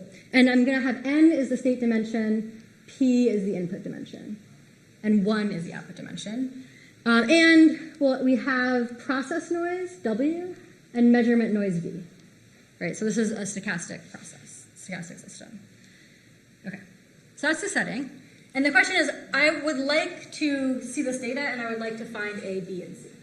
Yeah. I have a question about the dynamics. I was wondering if you could justify why the linear dynamics makes sense. So I think, you sort of made a good case for why the dynamics doesn't, or linear model doesn't make sense for the observation. But why does that same sort of trinity-dependent effect not show up in the That's a good question. So, I mean, there's certainly models where you would have nonlinearity there. Like, I think nonlinear dynamics here are interesting. One answer, and I'm not sure how true this is because we model the state as sort of hidden, it could be a quite high-dimensional state, and you could be kind of embedding some nonlinearities just like in the complicated state representation itself. But the more honest answer is just that if you can't do the linear case, I think there's no hope for the nonlinear case. And so at least building up the tools with linear dynamics will allow for slightly more complicated models down the line.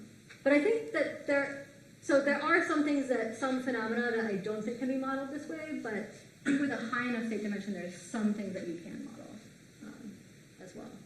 But I think the bias assimilation, for example, I don't know how to model this in the linear case. So that would not be detected, let's say, by this method. Yeah. Okay, so how do we find these parameters? What's our identification algorithm? The input to the algorithm is the data, a trajectory, some history length L, that's a parameter that we choose at this point. I'll explain what it means, and then the state dimension. So I'm going to assume the underlying state dimension is sort of known for whatever reason, or guessed, or at least right now I'm not handling the problem that we don't actually necessarily know what that is. And so just remembering what our data looks like, we have inputs and outputs over time. The main step of this algorithm is regression. We're going to try to regress our outputs against past inputs, but past inputs in sort of a particular way, which is actually motivated by the structure of this problem. So we're regressing yt at time t, right, against the input at time t, transpose. So this is sort of like the bilinear part of the measurement model, right? So we would have to actually consider the response to the specific playlist that I recommended. But then we're also like regressing this in a product with a bunch of past inputs. So all the playlists I recommended over the past 2 weeks or something like that, right? So for some length L, and this is where our history length L is part of our algorithm. And solving this problem, this is a linear regression problem, we get some matrix G, is what I'm going to call it, G hat, which is sort of a matrix that, given some finite history of recommendations, predicts your response to the next recommendation. Also given the next recommendation, right? So this is the history of past playlists, this is the current recommendation, and then this is the response, right?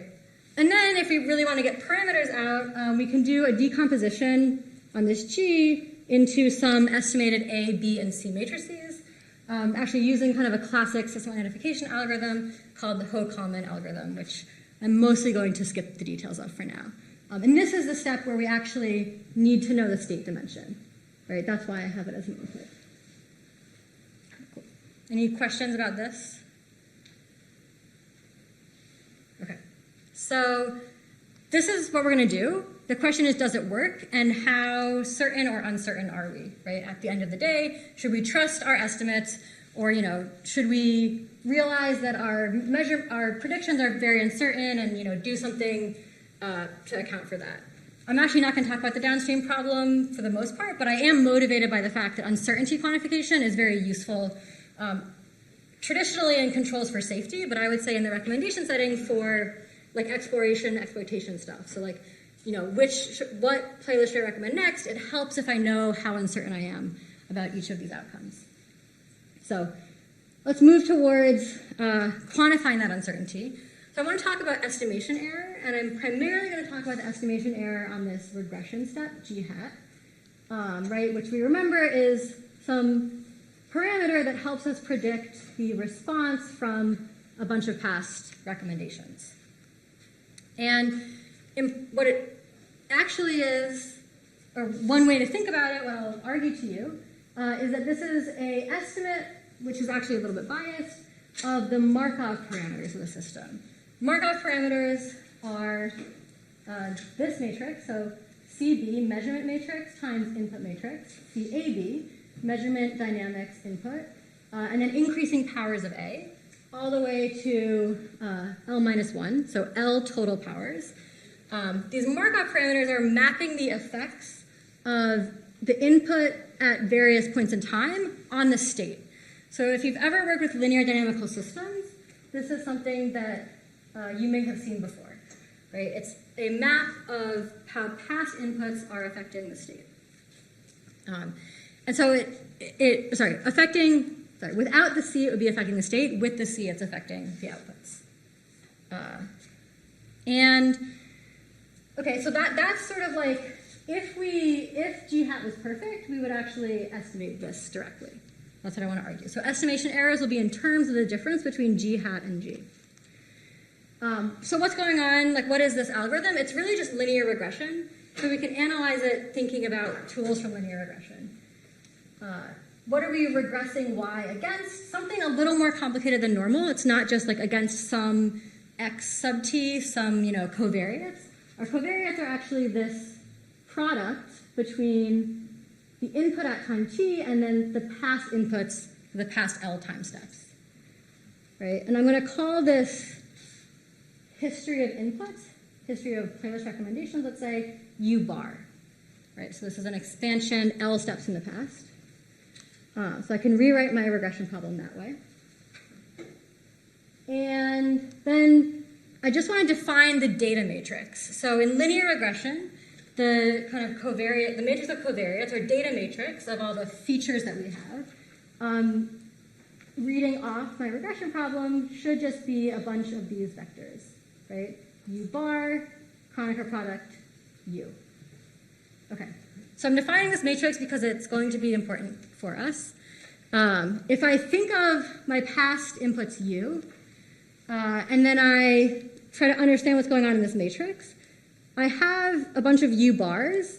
These are sort of like a toplet or circulant matrix on these U. So the first set of U define this row, the next set define the next row, the next set define the next row, and so on. But that's not the end of the story. I also have a multiplication by each input itself, right? I have this kind of like at least second order term in the matrix. And that just gives me my U tilde. Okay. I wanted to spend a little bit of time on that because our results will be in terms of this matrix, and so are some of our open problems. Okay. So just to recall, G hat is our estimate that we use to eventually estimate A, B, and C. G are the true Markov parameters in terms of the actual A, B, and C. And U tilde is sort of like our data matrix in the regression problem. So our main results under some more or less justifiable assumptions. So we have stochastic process and measurement noise, IID, zero mean, and bounded second moments. The inputs are bounded, but we actually treat them as fixed. So given observed inputs, we state the result. And the dynamics we assume to be observable, controllable, and strictly stable, which means the spectral radius of A is less than 1. I know maybe not everybody here is the controls audience, but these are common words in controls and talks. So our informal theorem, first on Markov parameter estimation, is that with high probability, the error in our Markov parameter estimates, G minus G hat, measured in the ellipsoidal norm defined by the data matrix. So this is sort of like a data covariance matrix. The ellipsoid defined by my data covariance, measured in that norm, scales like two terms. The first one is our high probability term, which is like dimension over delta, the high probability, the failure probability, plus some constants that depend on the setting, including the stability of the dynamics as well as the noise, plus a term that comes from the bias of the estimation procedure, which actually scales with t, which is not something we normally like to see, but also decreases with L. So the longer we use our history length, this row of A is less than 1, the smaller this term will be. So if we choose L appropriately, we can make this term quite small. Although you'll notice we pay for L here. So this is sort of our estimation errors in the Markov parameters. And I have like 5 minutes left as of probably 4 minutes ago, so I'll keep moving. What about the system identification question of finding A, B, and C? Here, I can't make a guarantee about finding A, B, and C exactly, only up to some similarity transform. This is because of some inherent non-identifiability when you don't observe the state and only observe inputs and outputs. So that's why I'm writing this with some similarity transform S here. But the story is that actually the errors, the ellipsoidal errors here, scale with the errors on the Markov parameters with some constants that I'm hiding the details of right now. So as a summary, what this means is that, roughly our estimation errors are scaling, polynomially in dimension. And all the results I just showed you were ellipsoidal norms on our data covariance matrix. So if I want to just translate that into just the pure estimation error in terms of like a 2 norm, an L2 norm, I guess Frobenius norm maybe, then I would pay the minimum singular value, 1 over the minimum singular value of that covariance matrix. So this is sort of our summary informal theorem. What's an open question is the sample complexity. So, right, given a bunch of inputs, I can say how well my estimation probably worked, but can I design a way to probe the user to recommend playlists that guarantee me to get small error in finite time? how large does t need to be to guarantee a bounded estimation error? So we have some conjectures here, but we don't have results. I think this is an interesting question. We think that random design, so choosing inputs at random, will cause the minimum singular value to scale with t. And that would give us kind of the type of identification result we would like to get. So, poly dimension over t. And in simulation, this seems to be true. It looks like this random matrix has this property. This is, by the way, a property that like a Gaussian random matrix would have, or a pure circulant random matrix would have. But we haven't actually been able to come up with a proof for the particular matrix structure that we have, which is the product of a circulant matrix, which means there's lots of dependence between these rows, right? Like this entry is repeated, and a random matrix, which itself is correlated, right? So like this multiplication, I think, is the same as this entry here. So lots of correlations in this matrix, so it's not something that we've been able to show. In conclusion, I think, because I'm running over time, and I don't want to take up too much of the break, right, I talked a little bit about like preference dynamics as motivation, what do these models imply, and then I kind of switched topics to how would we learn these models from data. There's a bunch of open questions like sample complexity, relaxing a stability assumption, actually using these models to do predictions, so maybe we don't care about parameter estimation, just prediction. How do we use this to make recommendations and apply in different applications? So with that, thank you. These are all my collaborators. These are the papers that I talked about. And I take a question if we have a moment. Yeah.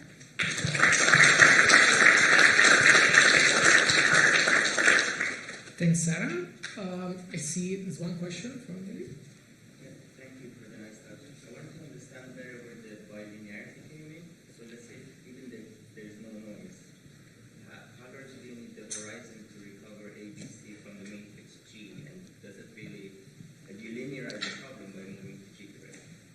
And if instead of bilinear you had some, I don't know, higher order polynomials in U and X, the same would have worked? Or Yeah, so okay, so the going from G to ABC is relative. So if G is a good, like, I actually think estimating G is, so basically estimating G is the real question here. Going from G to ABC requires that like your history length is slightly long enough, like that the G that you estimate is big enough.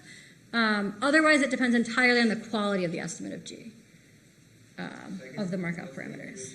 for us to be able to get away with this linearization, right? It has to do with the horizon. Yeah, so I think it's less of a linearization and more of like it's linear in some nonlinear features. Like the inputs, like our observed data, we reformulate the problem so that our problem is linear in some feature, some nonlinear feature.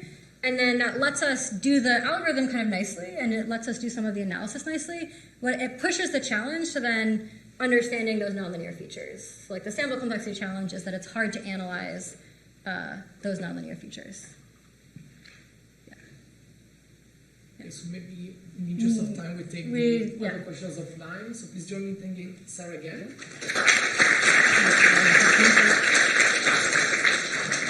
So now we have a quick break just outside this room, and we're back at 55 past for another Zan's talk. Thank you.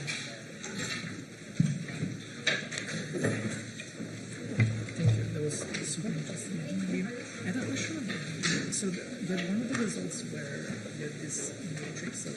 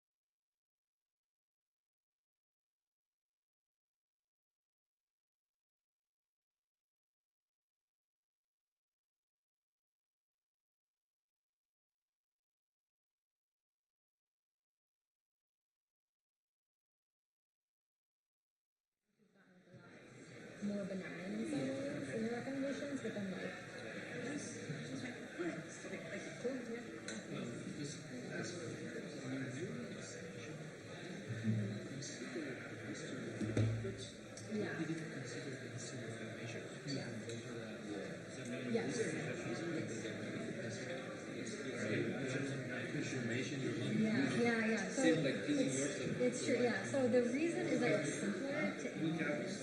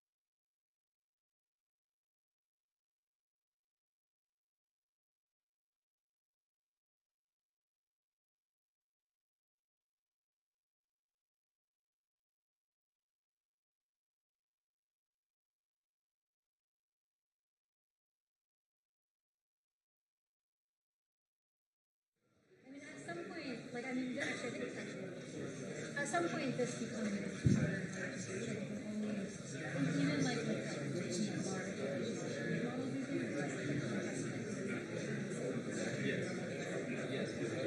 so I think it's sort of actually similar. Like in practice, if you work at a company, it's like training models using much data, like all of it just goes in. But then analyzing that, the challenge that I partially I'm interested in. I think I managed to. I have another thing.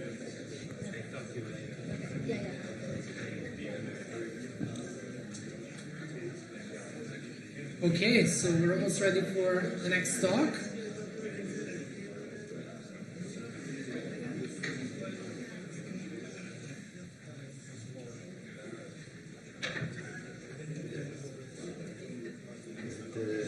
Until 11:45? 11:45. Yes, I mean, if you're starting a little bit late, so I think I'll go.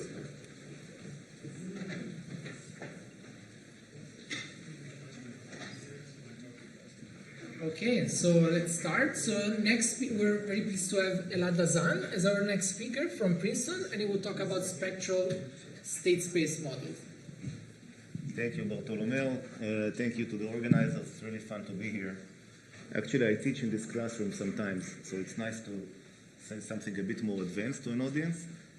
My name is Elad Dazan, and I'll talk about work with Naman, Shin'i, and Daniel, and recent work with Evan, Isabel, and Windsor, who are here. They're undergrads at Princeton. So I think everyone, by the way, you can hear my mic. Is this okay in the back? Yeah? All right. And another thing is I'm happy to take questions during the talk. It's perfectly fine. The most recent architecture that's been used in large language models, I'm sure everyone has heard about, is called transformers. And they're responsible for ChatGPT and many of the other large language models, which maybe many of you have used and definitely heard about. And these neural architectures have a computational issue, which basically amounts to the main component there is called an attention head. And the compute there scales quadratically with the context length, with how many words you apply the attention to. So if you're familiar with what I said, that's great. But if not, so I thought it's better to ask ChatGPT to explain this. Can you please tell me, I'm always very polite. My children ask me to be polite to the LLM. can you please tell me what is the main computational bottleneck in the transformer neural architecture? And it goes to explain time complexity scales quadratically and so on. It does a fantastic job. You can try it. It also goes on and on about mitigation techniques and so on. So this is the motivation for a lot of work, actually, for this talk and a lot of other work. And starting from around 4 years ago, well, even before that. So recurrent neural networks have a history going back decades. The advantage of RNNs is that they are very efficient. They don't have this quadratic time blow up in the history. In fact, they are constant time because whatever the network size, that's how much time it takes to do one type of iteration and get the output. But they are unstable, so training them is very hard because of the inner connections. There are problems. Those of you who train neural networks using gradient methods know that there are problems such as the exploding gradient or vanishing gradient.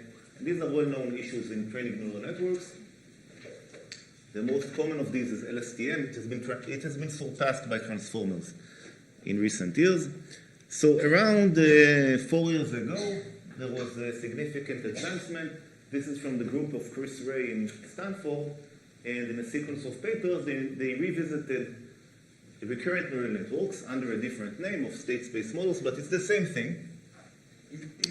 The main advancement, or the main new component that they advocated for, is actually getting rid of all the nonlinearities, or vast majority of them.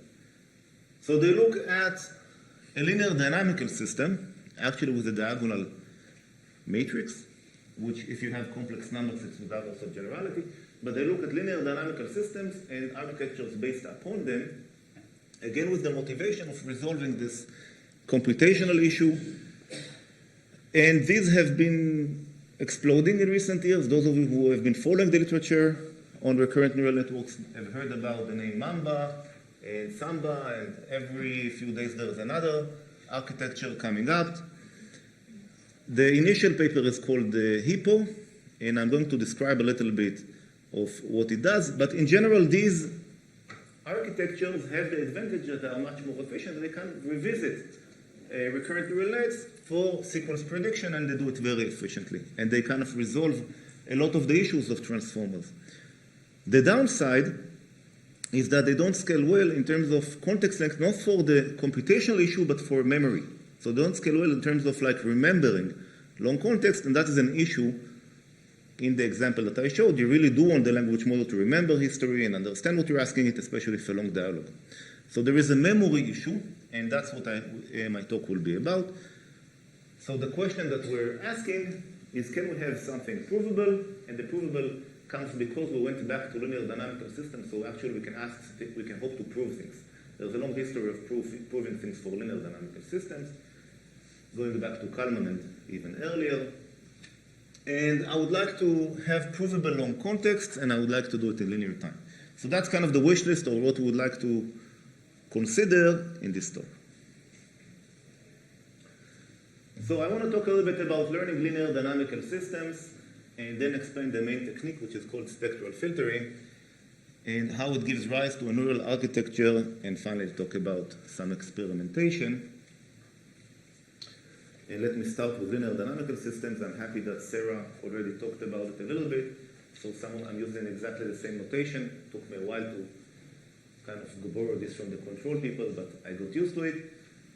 So we have a linear dynamical system described by the following equations. This is exactly the same notation as in the previous talk. We have an input series U and an output series Y. When we apply it to learning, to sequence prediction, to large language models, then the U's and the Y's are from the same family of objects. They are tokens from a language, they are words. And we like to predict, and what ChatGPT does, it does autoregressive generation. I'm not going to go into all of these details, but if you have questions, ask me. I'm kind of a bit familiar with it. So the way that a signal is generated, that the output is generated, is by these linear equations. We have an output that's a projection of a hidden state. This hidden state can have a very large dimension. And the hidden state is manipulated by a matrix A. This is the main object, the main system matrix here, because it keeps on multiplying again and again and again. That's how the past is incorporated into the future prediction. And we also have the input is also incorporated into the equations for both the state and the output. So this is a linear dynamical system. Everyone has seen this, right? Yeah? This is an audience, I think, that's very familiar with this concept. Okay, so it came from the study of dynamical systems. These are two examples that, well, one is very commonly given, the inverted pendulum. This is a setup in my lab that we studied during COVID. It's a dynamical system for ventilation, medical ventilation of patients that are sick. It's a one-dimensional input-output, but the reason I like to depict it is because the dynamics is very complicated. It's a human lung inside there, and you're kind of measuring the pressure, and you want to input air to make sure the patient is breathing well. And where does this come from? So this comes from a theory of control, where we want to control these dynamical systems. The formulation is very similar to before, but there are two differences. We have a state, we have an input. Now the input is something that we govern. So unlike the previous talk, but like generation, for example, we can control the input, we can select the use, and we also suffer a cost every iteration. And we might have some nonlinear dynamics. It was asked already today, what do we do with the nonlinear dynamics? And what Lyapunov said is that if the dynamics are smooth, we can linearize it. So almost without loss of generality, if you consider changing linear dynamical system, we can at every little time step linearize the nonlinear dynamics by taking the Jacobian. Okay, so this is all very standard. In this talk, I'm not going to choose the controls. It's all about prediction. I see the U's and I want to predict the Y's. And I want to do it, as I said, efficiently, and I want to also make sure that we have a large memory. So what does it mean? Here's the formal setup of what it means to learn a linear dynamical setting, and I'm using slightly non-standard now to control theorists because I'm considering of doing it online. But this is what actually happens in practice. You generate or you learn one word at a time, and you want to predict it. You don't know everything in advance. Okay, you cannot see it. You can train the machine, but if you want to predict, you do it one word at a time. So the way to formalize it is as follows. We have discrete time, and at every iteration, we observe the input u, and we want to predict a y, and then we suffer a loss, which is, let's say, mean square error between the prediction and the true observation. Okay, so this is a setup of online learning. How do we measure performance? This is, again, used to be non-standard. Now the control literature is seeing more and more of that. So I like to measure when online learning, it is standard, by regret, which means the mean square error of the predictions of our algorithm compared to the mean square error of the best linear dynamical system that could have matched the data in hindsight. Okay, so this is a meaningful performance metric, even if the data did not come from linear dynamical system. For example, because it comes from the internet and there is no linear dynamical system, it's words that we wrote down in the internet. Okay, so this is still meaningful. Yeah, Amirali? The second bullet, yt cannot depend on past yt minus 1, or is that without loss of generality? Oh, our prediction? Yeah. Can depend on everything you've seen so far, yeah. So not just the inputs? Could depend, yeah. Or could also depend on the previous observations, yeah. In fact, in Kalman filtering, other techniques, it does depend. That's when you have feedback loop, yeah, absolutely. Yeah, question? What are the other key properties of a dynamic system in addition to whether it's an infinite impulse response or finite, which is the part of depending on t minus 1? There's also a notion of a delay, and the fact that you have a D term means that the input immediately affects the output. Right. So a big discussion that has gone on in controls for a very long time in discrete time is when you have a lag, when you have a delay. So I was just curious whether your procedure can that accommodate those as well, because the whole point here is the current output is affected by something that happened. Yeah. No, I'm definitely going to talk about historical, huge delay. That's the point of this technique. Okay, very good. Thank you. Okay, so what do we do? How can we predict as good as the best linear dynamical system. The natural thing to do maybe is to identify. How about to identify the system? This is what Sarah talked about. We can look at the inputs and the outputs and try to use the Kalman-Ho algorithm or whatever to identify the ABC. It's of course a non-convex problem, but still if you have Gaussian, zero mean noise, even gradient descent works. This is work from 2016 by Hart, Recht, and Ma. So there are simple methods that can converge to the ABC, but in general, it's actually not true. In general, this is a non-convex optimization problem.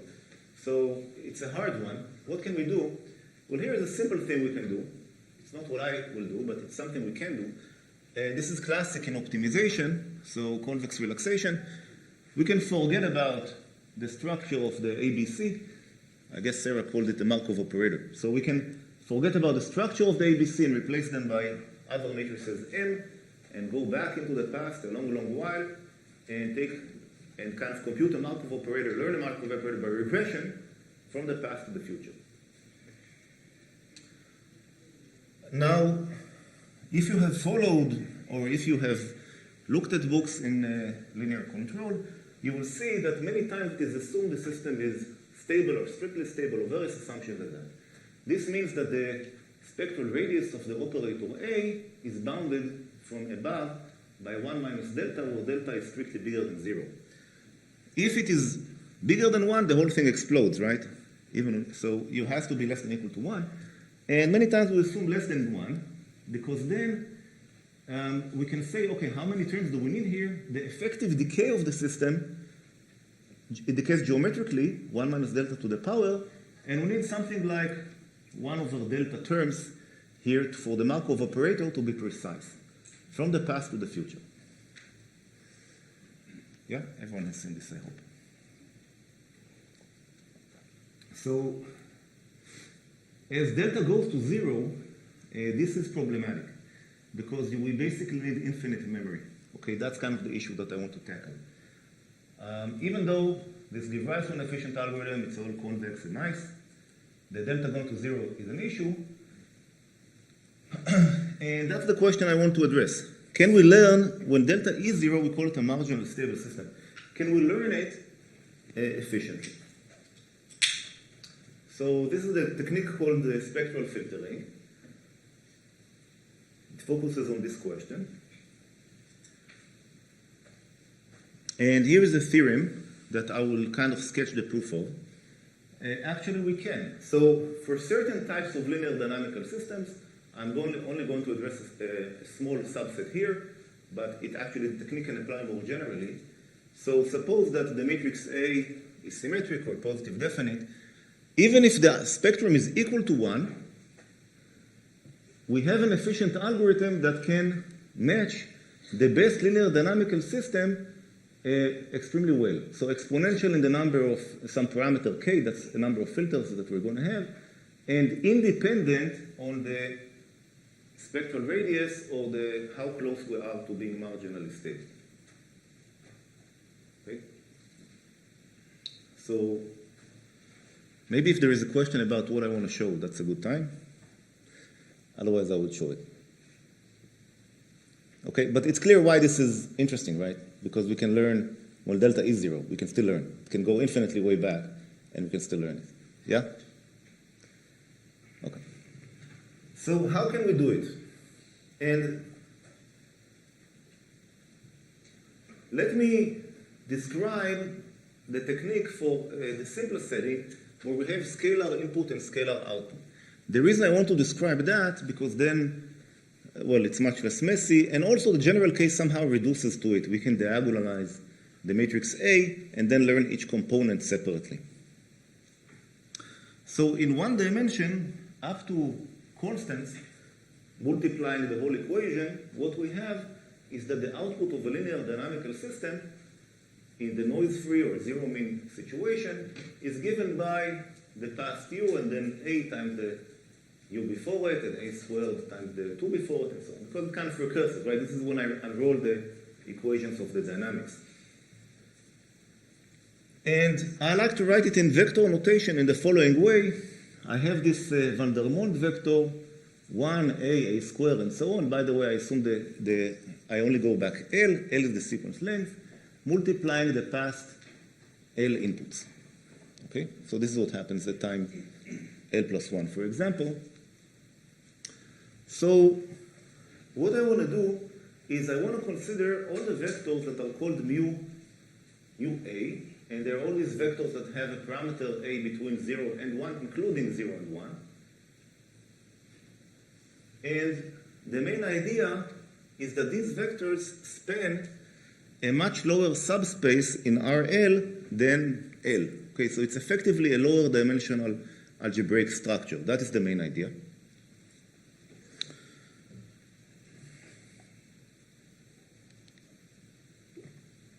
So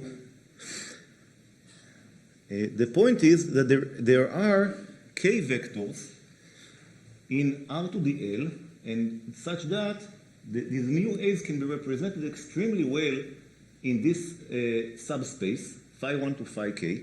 How well? Exponentially good. So e to the minus k divided by log L. So up to logarithmic in the length, in the history length, I can represent any mu a extremely well. So, by the way, why is that good? Well, if I can represent it, I can learn it more efficiently, right? So I'll say how to do that. But it is the representation. This is not a full dimensional structure that I need to learn.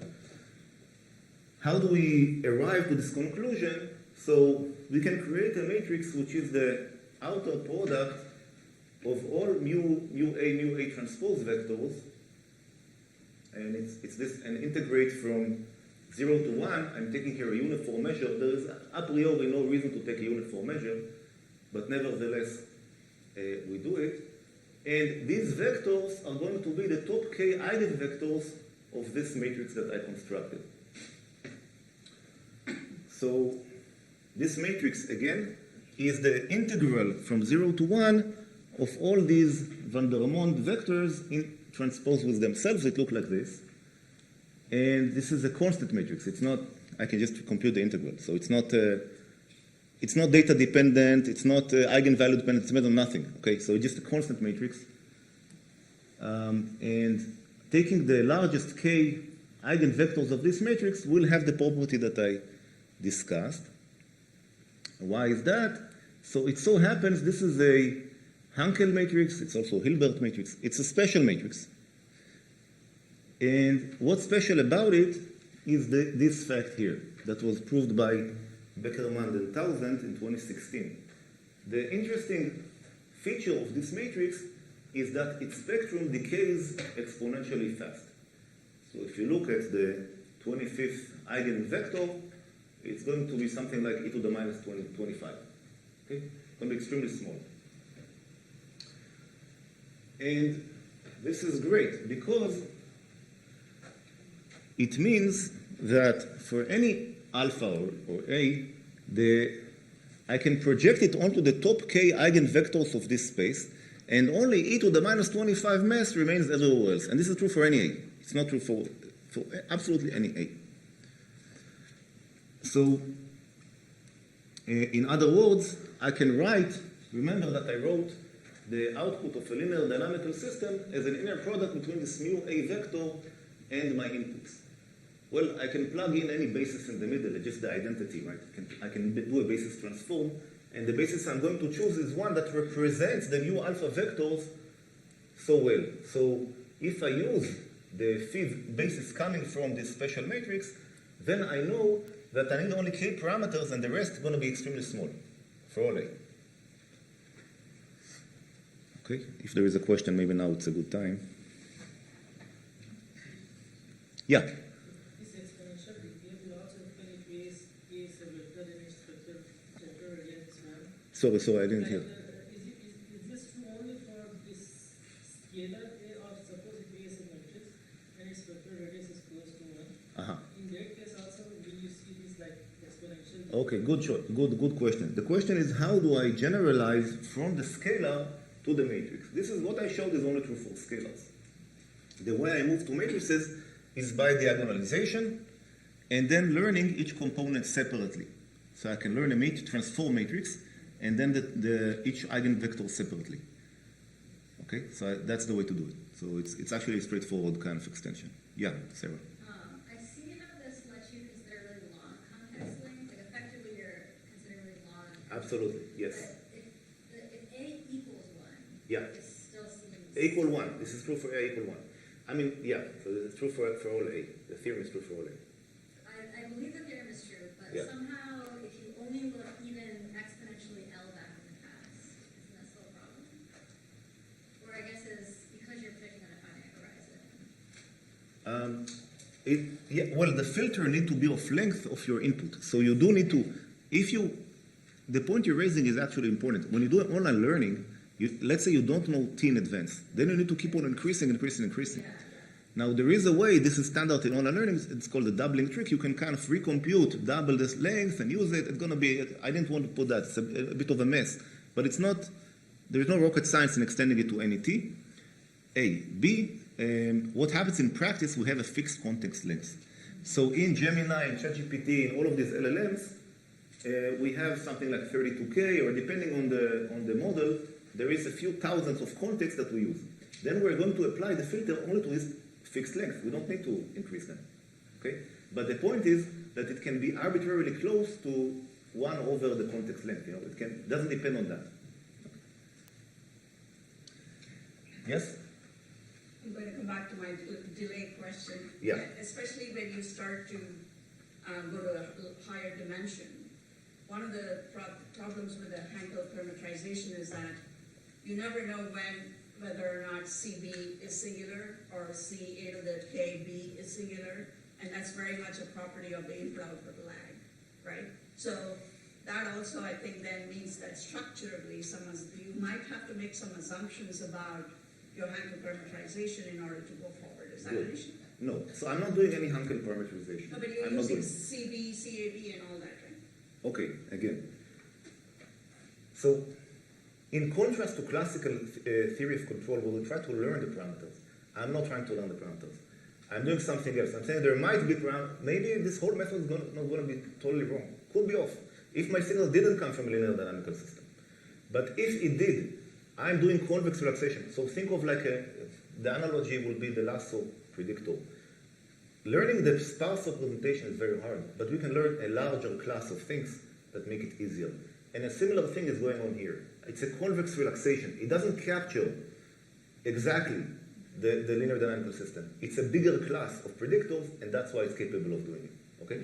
So I'm over-parameterizing, but still capable of, in terms of expressive power, capturing these signals from linear dynamical systems. And your decomposition does not depend on that? No. Yeah. Okay, thank you. Yeah. Maybe I see there is interest, but let me just do a bit more, and then I take more questions, okay? Okay, so good. So this is, so the signal, if it came from a linear dynamical system, it can be, my point was it can be represented by only very few, something like 20, you know, after 20 we're good, 24. Then of these components multiplied by these fixed featurization. What are these M's? They are the inner products between the mu alpha and my filters. I don't know mu alpha. It has to work for every mu alpha, right? So these are parameters I need to learn. These M parameters I need to learn, but that's the only parameters I need to learn. Everything else is fixed. These filters are eigenvectors of the Hankel matrix, which is constant. It's not some learned. It's constant matrix, 1, 1/2, 1/2. You know, I can write it out, can pre-compute it, and then use these vectors to filter the input to get these kind of components here. And then these are the only parameters I need to learn that are data dependent. So this gives the following kind of method. I have these K filters. They look like this, by the way, if you try to plot them. They have this nice, first of all, they decay. They have this nice sinusoidal kind of structure. But they're very different from Fourier. The reason they are different from Fourier, because in Fourier basis, I have the same, all the eigenvalues are the same. Here we have exponential decay, right? So it's very, very different. But it looks like a spectral, beautiful filter. I can pre-compute them. And for an input sequence, I can take the convolution with these filters and then learn only the coefficients. This is depicted here. So I have my input signal. That's how it gives rise to an algorithm. I have my input signal. I convolve with these filters, or if it's only one time step, I take the inner product. This gives me featurization. There's the learned parameters. And then I add them up to get the output. Okay. So to make one prediction, if I have k filters, it takes me kl time. If I'm doing it over a sequence of length L, I can use the fast Fourier transform. I can do convolutions. It will be L log L. So this gets rid of the quadratic running time bottleneck of the transformer. And the theorem says that it can represent any linear dynamical system with exponential precision, the exponent being dependent on logarithmic in the time horizon and the number of filters, but independent of the decay. System cannot decay, still fine. Okay. Good. So I have talked about symmetric A. The reason I talked about symmetric A or positive semi-definite A because I assume these A's are numbers between 0 and 1, right? If I have a general matrix, that is not true. If it's a symmetric matrix, the values can be negative, for example. What if I have negative eigenvalues? Okay, so there is a simple trick you can do, which, for example, you can take this mu alpha vector. What happens for a negative A? Every odd term here is multiplied by -1. That's all that happens here, right? So I can take my input and just change it to have alternate signs, or alternatively double the number of filters, where I multiply every column, odd column, by -1. So now I can have all numbers between -1 and 1. That's one way to do it. Then I can generalize to asymmetric matrices. That this is much harder now because I need to learn the phase of the complex number, and this is a hard problem. This is not a practical method, but still I think interesting. So the generalizing to asymmetric is much less practical. Okay.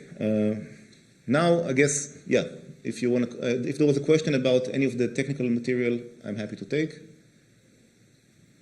Otherwise, I will move to the next part. Okay. Any questions about the technical? Or there was some question I remember before. We good? Oh, yeah. You assume that the vector spanning is subspace of infinity, right? When delta goes to 0, L must goes to infinity, right? No, that is not correct. So L is a fixed parameter, and delta can be 0 or not 0, and this is independent. So the linear algebraic property of the decay of the eigenvalues is absolutely correct, and it's independent of delta. But you want to prove when the spectral radius of A is less than 1 minus delta, and you're interested in the case when you can go infinitely in the past when delta goes to 0. Correct. And further on, you assume that the vector is spanning the subspace of infinity in the past. You assume that the context is of length L, right? No, okay, first part is correct. Second part is incorrect. I'm going to stop now and move to the rest of the talk. I don't assume that it spans, okay? So it doesn't span. I mean, this is a full-dimensional vector. In fact, the Hankel matrix is full-dimensional. So, but it's nearly spans. So what happens when you take k eigenvectors, it has a very low residual on the rest of the mass. And this is true for any L. L going to infinity is fine too. The dependence on L comes logarithmically into our approximation. But how close the delta is to 0 doesn't come at all into this approximation. That's kind of the point of this technique. Okay, let me move on to some experiments. And I'll start with some synthetic experiments. This is Oviedo et al. They experiment with a linear dynamical system, and their method, so this is a very simple one. I took a linear dynamical system from their neural architecture. The diagonal is very close to 1 here. This is very close to a marginally stable system. And the point is, so this SRU, spectral recurrent unit, converges extremely fast to the correct prediction as opposed to their technique. And another thing, this is something that kind of impressed applied people.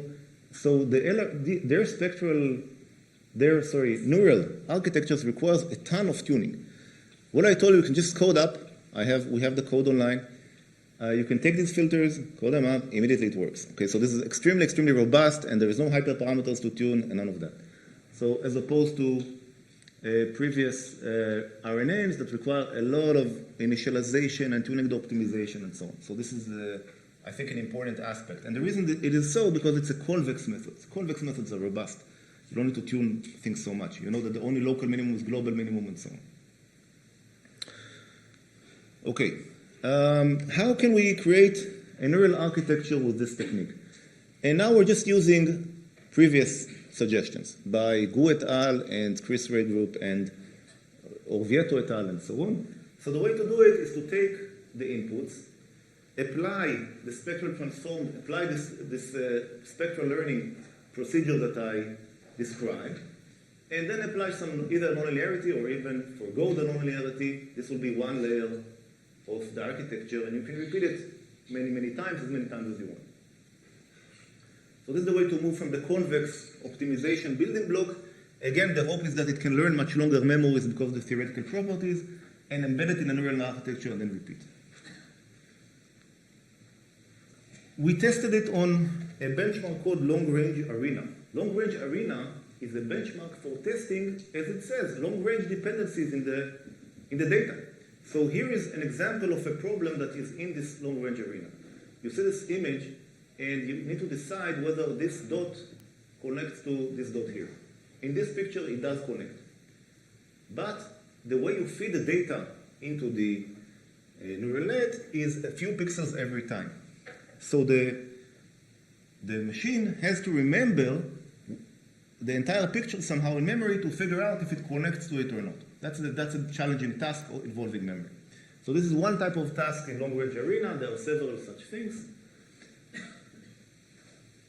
And what people have observed, this is not my table. This is a table from a paper of Tridao and others, where they introduce Mamba. This is one type of neural architecture based on linear dynamical systems. And they show that transformers behave extremely poorly on these kind of tasks. And the reason is exactly the memory ability of certain types of linear dynamical systems. So their architecture S4 does, outperforms all previous transformer models by a significant amount. And, however, I want to remark that their method is very unstable. So what this plot shows is that you need there are all these tricks you need to apply. So you need to apply some ring initialization and kind of massage the optimizer to work extremely well. This is a highly non-convex architecture. And if you tune everything just right, you will get the top-notch performance on long-range array. If we apply our building block, and again, it has a convex component, so you can expect it to be much more robust. That is the method. We just basically apply regression, right? Linear regression on few parameters, 24 parameters, and maybe you do it in several layers with some nonlinearity in between. So we initialize it to 0, actually, which is so this was the applied people I talked to were most impressed about that aspect of it. You don't need to tune things very well, and already it does out of the box comparable to Mamba and the other types of architectures, even though this doesn't beat them yet, but it's very comparable and without any tricks and any tunings, and it's very simple to implement. Now, we add another component. So, yeah, question?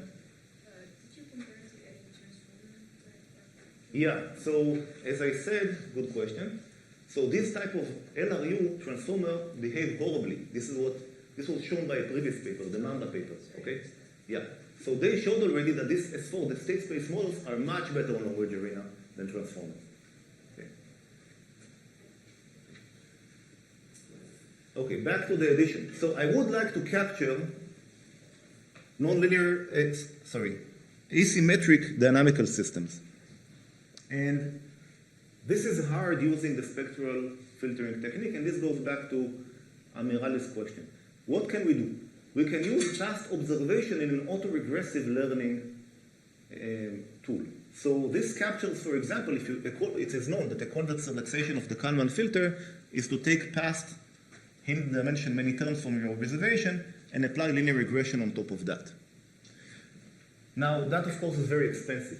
Especially imagine a neural architecture, you need to compute one feed forward, then see the observation, then use it in the next feed forward, and so on. So it's pretty inefficient, and yet it is pretty powerful. So what we do, we add a few of these autoregressive terms to our machine. So we call this autoregressive spectral transform unit, And what it does, it takes the previous machine that I described, basically spectral filtering, do the constant filtering, learn coefficient on top of it. To that, so this learns one part of the signal, and then you can imagine taking another part, another component, which is a few autoregressive components from the previous predictions. How many few? So what we find is that, few, 2 to 30 is enough to get the results that I will show. So we kind of augment this technique. I don't see it as a complete zero-shot solution, but you need to augment it with some more representative power, and that is the autoregressive component. And now this augmented machine can essentially outperform most of these benchmarks in the L long-range arena suit. But still much more robust and much more stable than other architecture. Okay, so this is now work that our students, Isabel and Windsor and Evan, have been doing. This is, you're all a control audience, you know what this is, right? These are all the animals in Mujoko. And we use here some policy which was trained, base policy, trained on PUPIO or one of the standard things there. And the goal was, okay, this prediction algorithm that I described is based on linear dynamical system, which is captures a lot of physical phenomena in reality. So you would expect the sequence prediction to actually work best for physics types of problems, right? So they basically collected a lot of data, and this data is state and next state, or state control next state, that kind of data. And what they tested is, how can we predict the next state given the past states? And the hope is that we can do much better. And I should remark, this is preliminary, still being tested and verified, that in some type of architecture, it does much, much better than transformer. And you can see the comparison here. This is the walker and the cheetah and the ant and so on. It's kind of consistent across the different animals of Mujoko that you can train extremely faster than transformer. Okay? This is valid. Some of these are validation, some of these are trainer. It's pretty consistent. I find this also to be very impressive. This is another experiment they conducted. So in this experiment, they took the Mujoko image, so not having access to the hidden state of the robot, and applied image to vec, standard image to vec, that is found in one of these software packages out there. And you can get a vector representation. And what we like to predict is the next image from the past images. So this is purely image prediction. And again, the spectral transformer performs significantly better than a transformer architecture. I should remark, we have the same number of parameters, or transformer even has more parameters, and the same type of tuning has been done. But again, this is still preliminary and being tested, so I will caveat this. This is not published yet. Good. So, yeah, so let me conclude, and I have maybe time for questions. I talked about spectral sequence-to-sequence prediction, how we can provably learn a marginal stable linear dynamical system. We can stack it to create a deep neural network architecture. It's hyperparameter robust. This is, I think, extremely important. The reason it is robust is because it's convex. Basically, we have a convex machinery hiding underneath. I showed some experimentation. We're exploring hybrid architectures. I really believe that this is the correct answer, should be somewhere in between. Some kind of attention and some kind of spectral featureization and some hybrid. This is also being explored by other teams, Tridao and others. And if you want to learn more about it, and generally about online control, which I think is a very interesting paradigm, I wrote here a book which you can find on Archive. And thank you for your attention.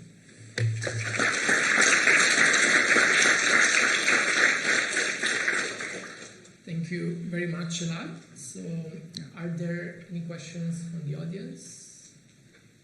Yes. So the recurrent architecture that comes out of this, does it have like more memory compared to traditional RNNs? Oh, great question. You're asking if it performs better in terms of memory. Yeah, like can it like remember longer, like what it has seen? It's unclear. I think the verdict is still out.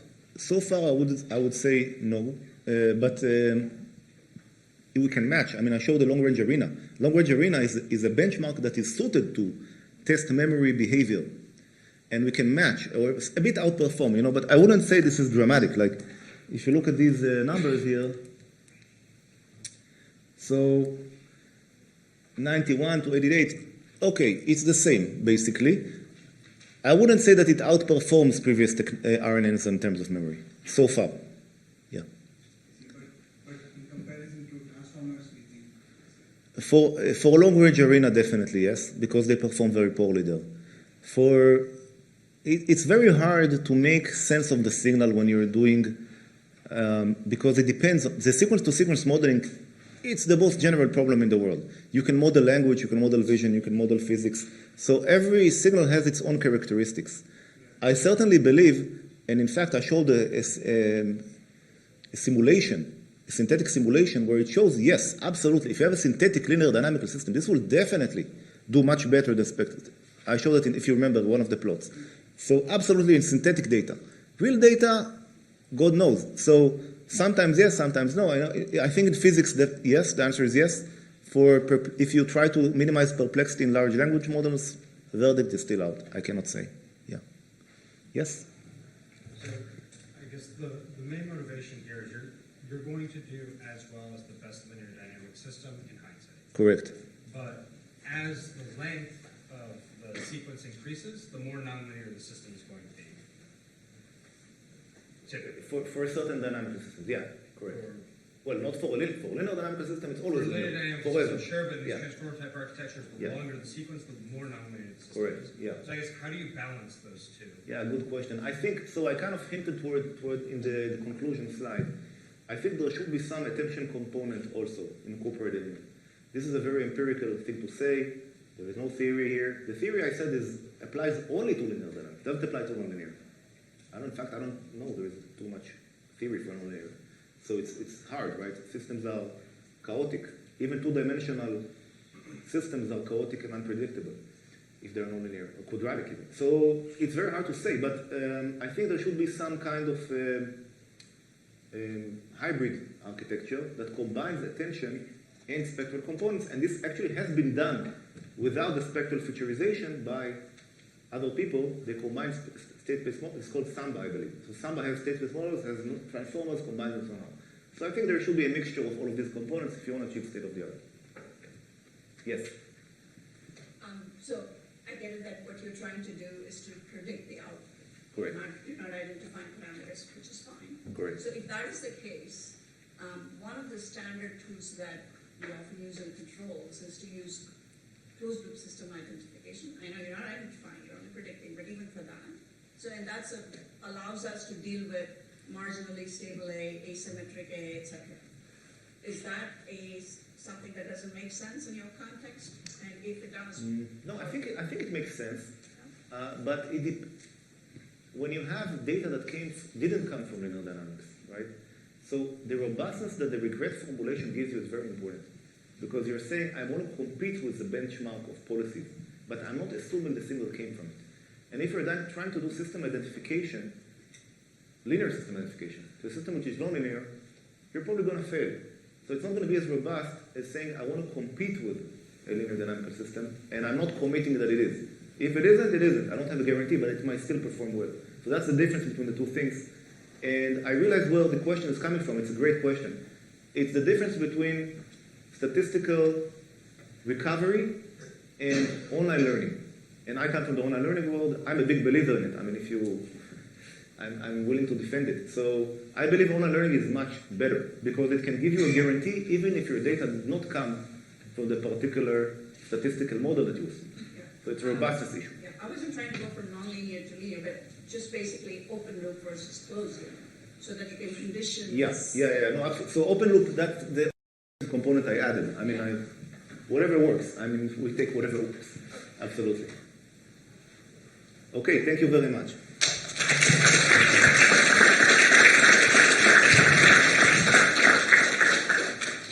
Okay, so now there's the group photo that will take place on the other side of this building at the entrance at the end of the Banana Gallery, and then we will have lunch where there was breakfast today in the Friends Center Convocation Room.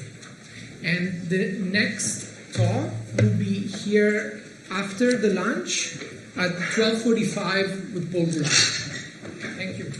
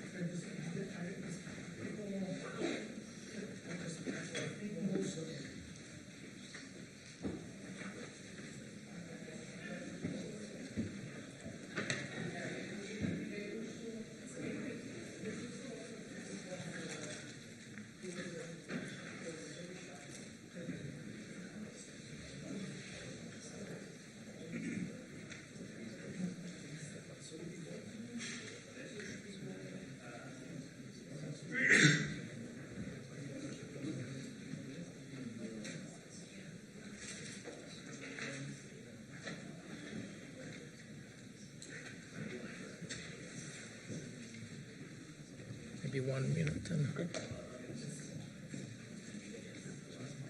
I have to, what, 22? So yes, it's 45 now, so this is 1 more minute, and then the other one is 35, 60. I'm going to tell you if I I'll start talking really fast. I think it's... It'll be fine.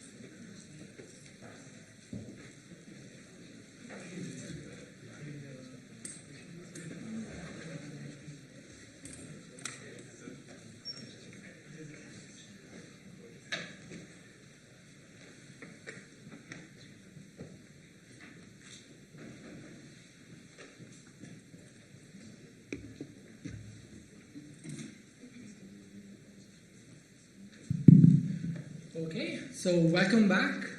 So this afternoon we will have 3 more talks. The first 2 primarily on optimization, and then we will go back to control. So the first talk is by Paul Goulart from Oxford, and he will talk about a new interior point conic optimization solver. Okay, thanks. Right, thanks very much. So, like the title says, I'm going to tell you about interior point optimization for cone programs. But I'm actually from the control group in engineering in Oxford. So I was really happy to see the 2 previous speakers talk about control, because now I don't feel like I need to talk about control, which I won't, but rather I'm just going to only talk about optimization. And this is work that was, the talk is going to be roughly speaking in 2 parts. The first half is about just a new interior point algorithm and its implementation, and that's joint work with Yuan Chen. And then the second part will be about semi-definite programming, specifically for that solver. So this, this workshop has optimization in the first word of the title. So I feel I don't necessarily need to sell you on convex optimization, but we heard, at least in the previous talks, that lots of people want to do convex optimization. In many applications, it eventually boils down to solving a convex problem. And so I will just point out a couple of applications, not necessarily the most common, but at least the ones I've worked on, and they fall into kind of 2 parts. One is in control. In particular, you have lots of linear optimal control, sometimes constrained quadratic programming for optimal control. And that has loads of applications, some of which we've done, like controlling this particle accelerator near Oxford. And then there's things like optimal power flow and building control and so on. And then you see it in lots of other applications like finance and so on. And so the reason why I show you these pictures is to say to you that when you do optimal control, so when you do optimization for control, you have to worry not just about speed and efficiency and so on, but you should also worry about things like memory safety and making your code efficient in terms of memory allocation and reallocation and so on. So some of the stuff that I'll show you for our optimization work has that very much in mind, making your code safe for use in embedded systems. And then the second bit here, the indirect uses of optimization, or convex optimization, would be things like Bayesian optimization, where we've done some stuff on stability analysis of flows. And many of those things boil down to solving really big semi-definite programs. So that's the motivation for the second bit of the talk. And I'll just, this is an Easter egg for Bartolomeo. This is taken directly from your thesis, just as a nod to you. Okay, so I'm going to start just by showing you a standard form convex optimization problem. My claim is that basically any reasonable convex optimization problem can be written like this. So we have a quadratic objective. The only constraint is that p should be semi-definite, could be 0. And we have some constraint ax plus s is equal to b, where A is some matrix, doesn't have to have any spectral properties. And S has to live in some cone. So depending on the choice of cone, you get a different flavor of optimization problem. So if S is in the 0 cone, I just have AX equals B. That's an equality constrained problem. If I say S has to be non-negative, that amounts to AX less than B. That's a QP, or an LP if you make P 0.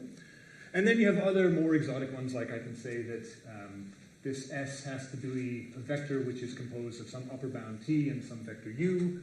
And then I say that the 2 norm of U has to be upper bounded by T. That's a constraint that looks like an ice cream cone. That's the second order cone. I could do things like energy bounds and things like this. Or this big one here, S can be in the semi-definite cone.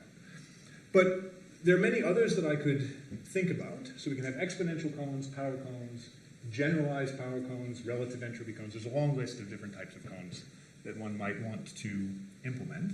And the nice thing about these, at least these bottom 3, is that they're all symmetric in the sense that the dual cone of each of these is itself. So the dual, if you don't know much about optimization, the dual cone is basically where the multiplier for this constraint will have to live. So if S is the positive orthant, then the multiplier for that constraint will also be in the positive orthant. So it's not always like that. In fact, those are the only sort of reasonably useful ones that are self-dual like that. We also can have support for other types of cones. I'll just name 2. It doesn't matter what the details of these equations are on the slide, just to point out to you that there's other flavors of cones that have things like exponentials in them or powers in them. And for those cones, we have the cone itself, and then its dual cone is some slightly different thing. And so in that case, if S lives in this set here, then the multiplier of S has to live in this other set. And I can go a really long way with just these ingredients. I mentioned that you can have a generalized power cone. I can have something like products of things that look like that in any terms on a chain. But I can actually just remodel anything like that in terms of a collection of constraints like this.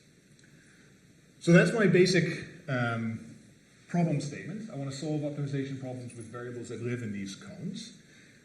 And in order to come up with a reasonable algorithm, I need one other thing.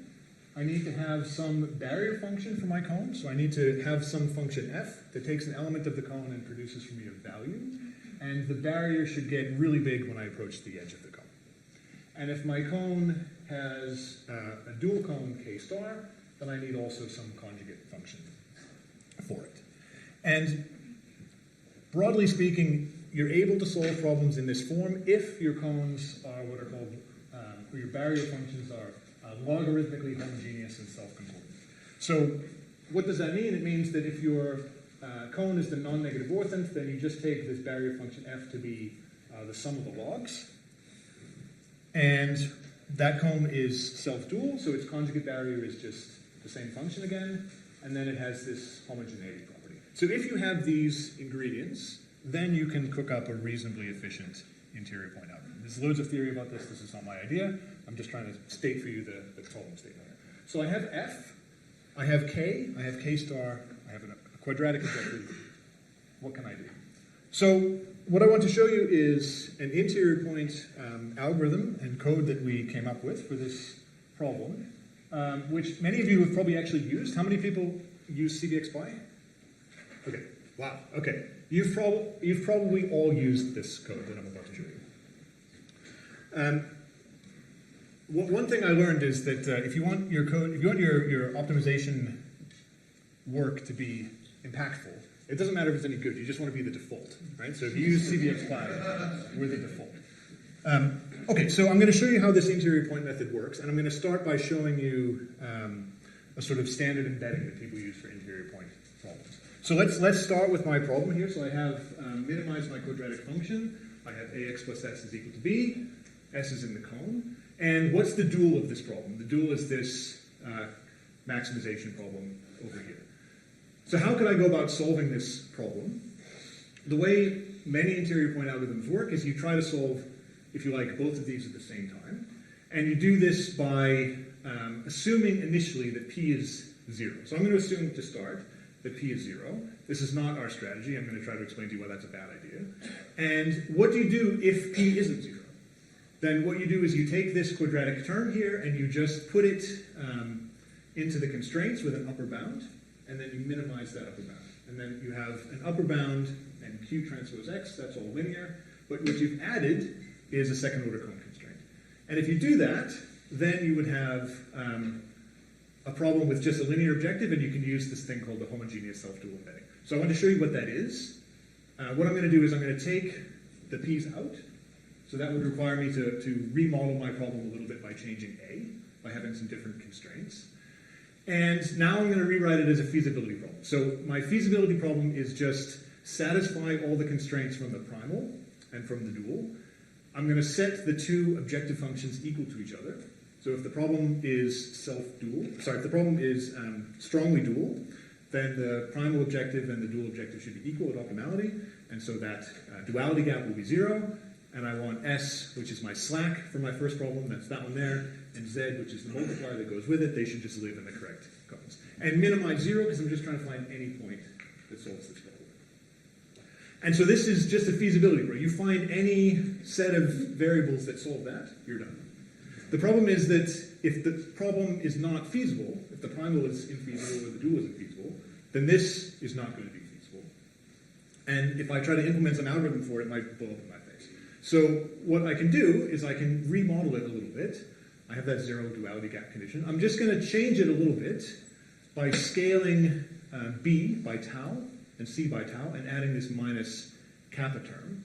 And now it turns out that I have a problem which is very special in two ways. The first way is that this problem is always feasible.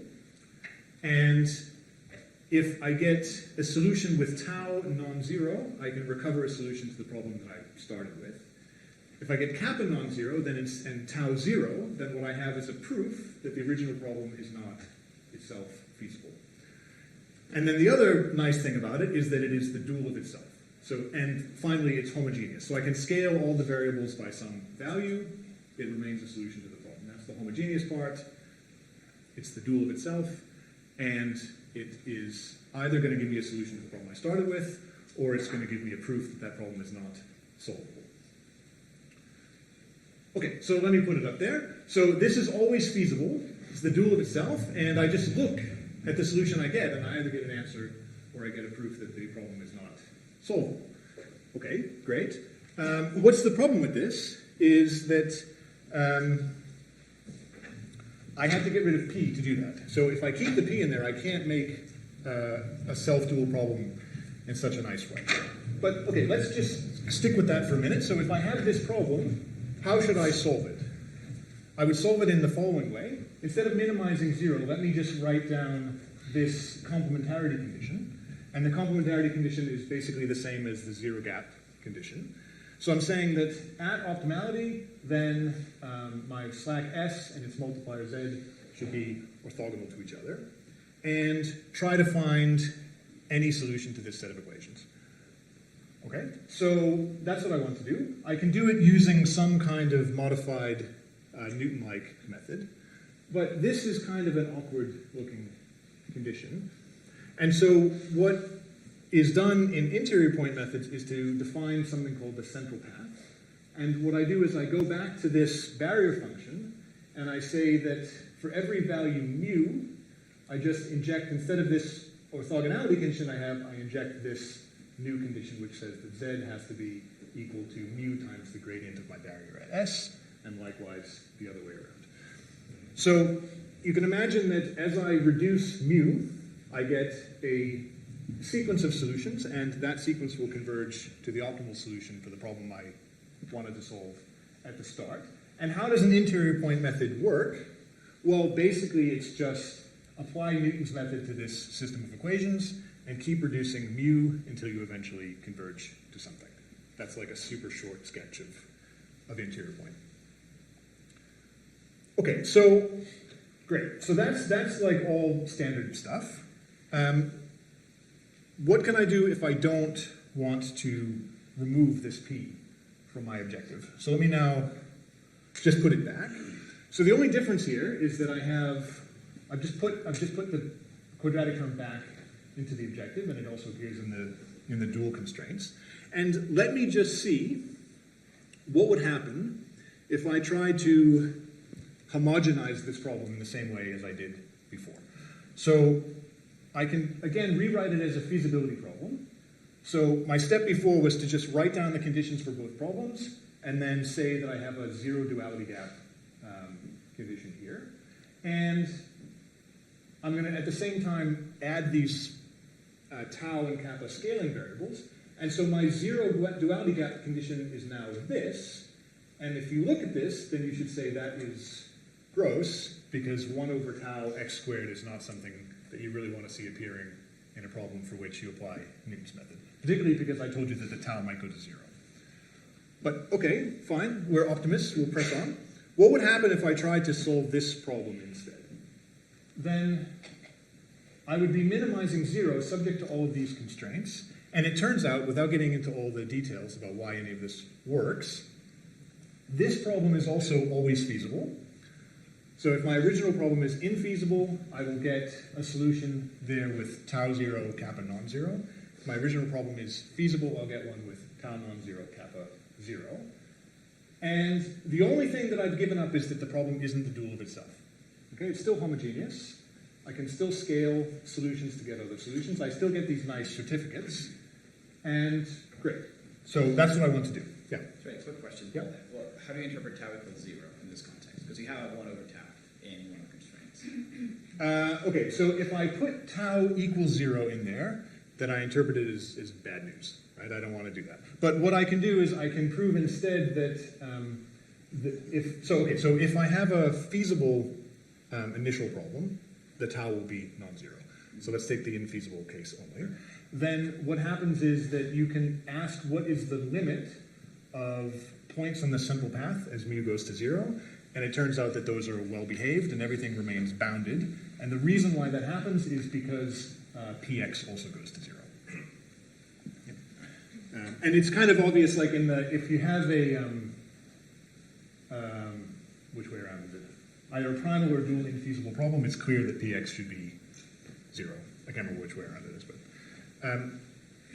okay. So what's my method now? Now I want to apply Newton's method to that. What would that look like? So I have an interior point method. I'm going to apply Newton's method for decreasing values of mu, and I should solve at every step something that looks like that. And like the details don't matter. It's just a standard Newton step. The only thing to watch out for is that I have now this funny looking term here, and I have some residuals which depend a little bit on my Newton-like strategy. Am I taking a centering direction? Am I trying to find a solution to the kind of KKT conditions in the original form? And I have this block H, and H is the Hessian of the barrier function that I showed you at the start. So I would like to solve this system of equations, but it looks kind of bad because it's not symmetric. There's nothing really nice about it. But what I can do is I can reduce it by eliminating some of the variables and get it down to a 2x2 system that looks like that. And now what's special about this system here? P is a semi-definite matrix, H is a negative definite matrix, and the whole thing is symmetric. So if I want to solve this system of equations, what I can do is I can shift the spectrum of P up slightly, and the spectrum of H down slightly if I want. And then I get a type of matrix called a quasi-definite matrix. And the nice thing about that is if I factor it, I can pre-compute the sparsity pattern of its factors and be sure that that's going to work in a very similar way that the Koleski decomposition works. So what I'm going to do in the end is solve a system of equations that looks like this over and over and over again as I iterate. And the only thing that changes is H. And because I can pre-compute the sparsity factor pattern of any matrix in that form, I only have to allocate memory once up front, and I don't have to worry about pivoting or anything special like this. So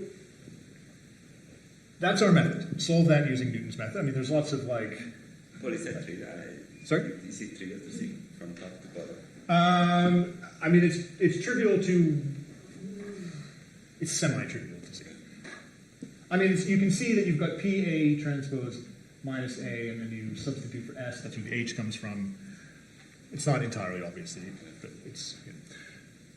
Okay, so why am I making a big deal out of it? This is a really nice matrix to factor because I haven't done anything weird to my problem data. And if I shift the spectrum of P up a little bit, then you can give me any A you like, and it will still work. So you can give me redundant rows of A, you can give me 0 rows, you can give me all kinds of bad stuff that people put into optimization problems, and it will still be solvable. And so this is what we did. So we made a solver that just uses this method instead of the standard self-dual embedding. And we made some solver package out of it. So that package is called Clarabelle. And it says .jl and .rs, which I'll come back to in a minute. And it just implements a standard, what's called a predictor corrector interior point algorithm. So the predictor step roughly tries to solve the KKT conditions. The corrector step, the predictor, one of the steps tries to take you towards the central path.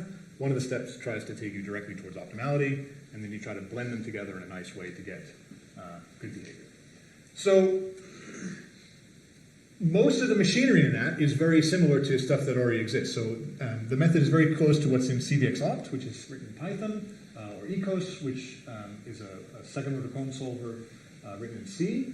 We do direct LDL factorization for factoring this matrix. And we do Maratra-like method for the strategy. We do Nesterov-Todd scaling.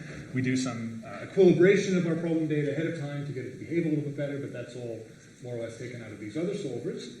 But it's really fast. And why is it really fast? Yes? Where's the scaling come in? Is that in the scaling comes from I can apply a scaling to the variables x, or to the rows of ax plus s is equal to b. And I do that in an effort to make this matrix have row and column norms that are all close to 1. But that rescaling doesn't affect the factorizations part of it? No. I mean, when we check for convergence, we have to unscale everything to make sure that it's all fine still. But it just makes everything slightly better behave. What I want to say to you is that the reason why this is so much faster is if I go back to the self-dual embedding idea when I have no quadratic cost. If I had taken the quadratic cost out and made it into a constraint, then what would have happened is I would have had to add an additional collection of rows to A. And I would have to do that by making a second-order Cohn constraint which requires factoring P. So here I have the square root of P. And then, in order to solve that set of equations, I have to factor it again. So I somehow, in some sense, take the fourth root of P. So if P is anything other than diagonal, I'm going to get loads of fill-in here when I factor, and that's going to happen twice. So our method ends up being faster for 2 reasons. One is that every step is faster to compute, because the matrix is smaller, and the factors tend to be sparser. That's kind of clear from this. But the other reason is it also ends up taking a lot fewer iterations than if I had done this. Okay, so I'm not going to talk any more about the method there. Now what I want to do is just show you some results. So we made this solver called Clarabelle. It's written in 2 languages. There's 2 mostly identical implementations, one in Julia and one in Rust.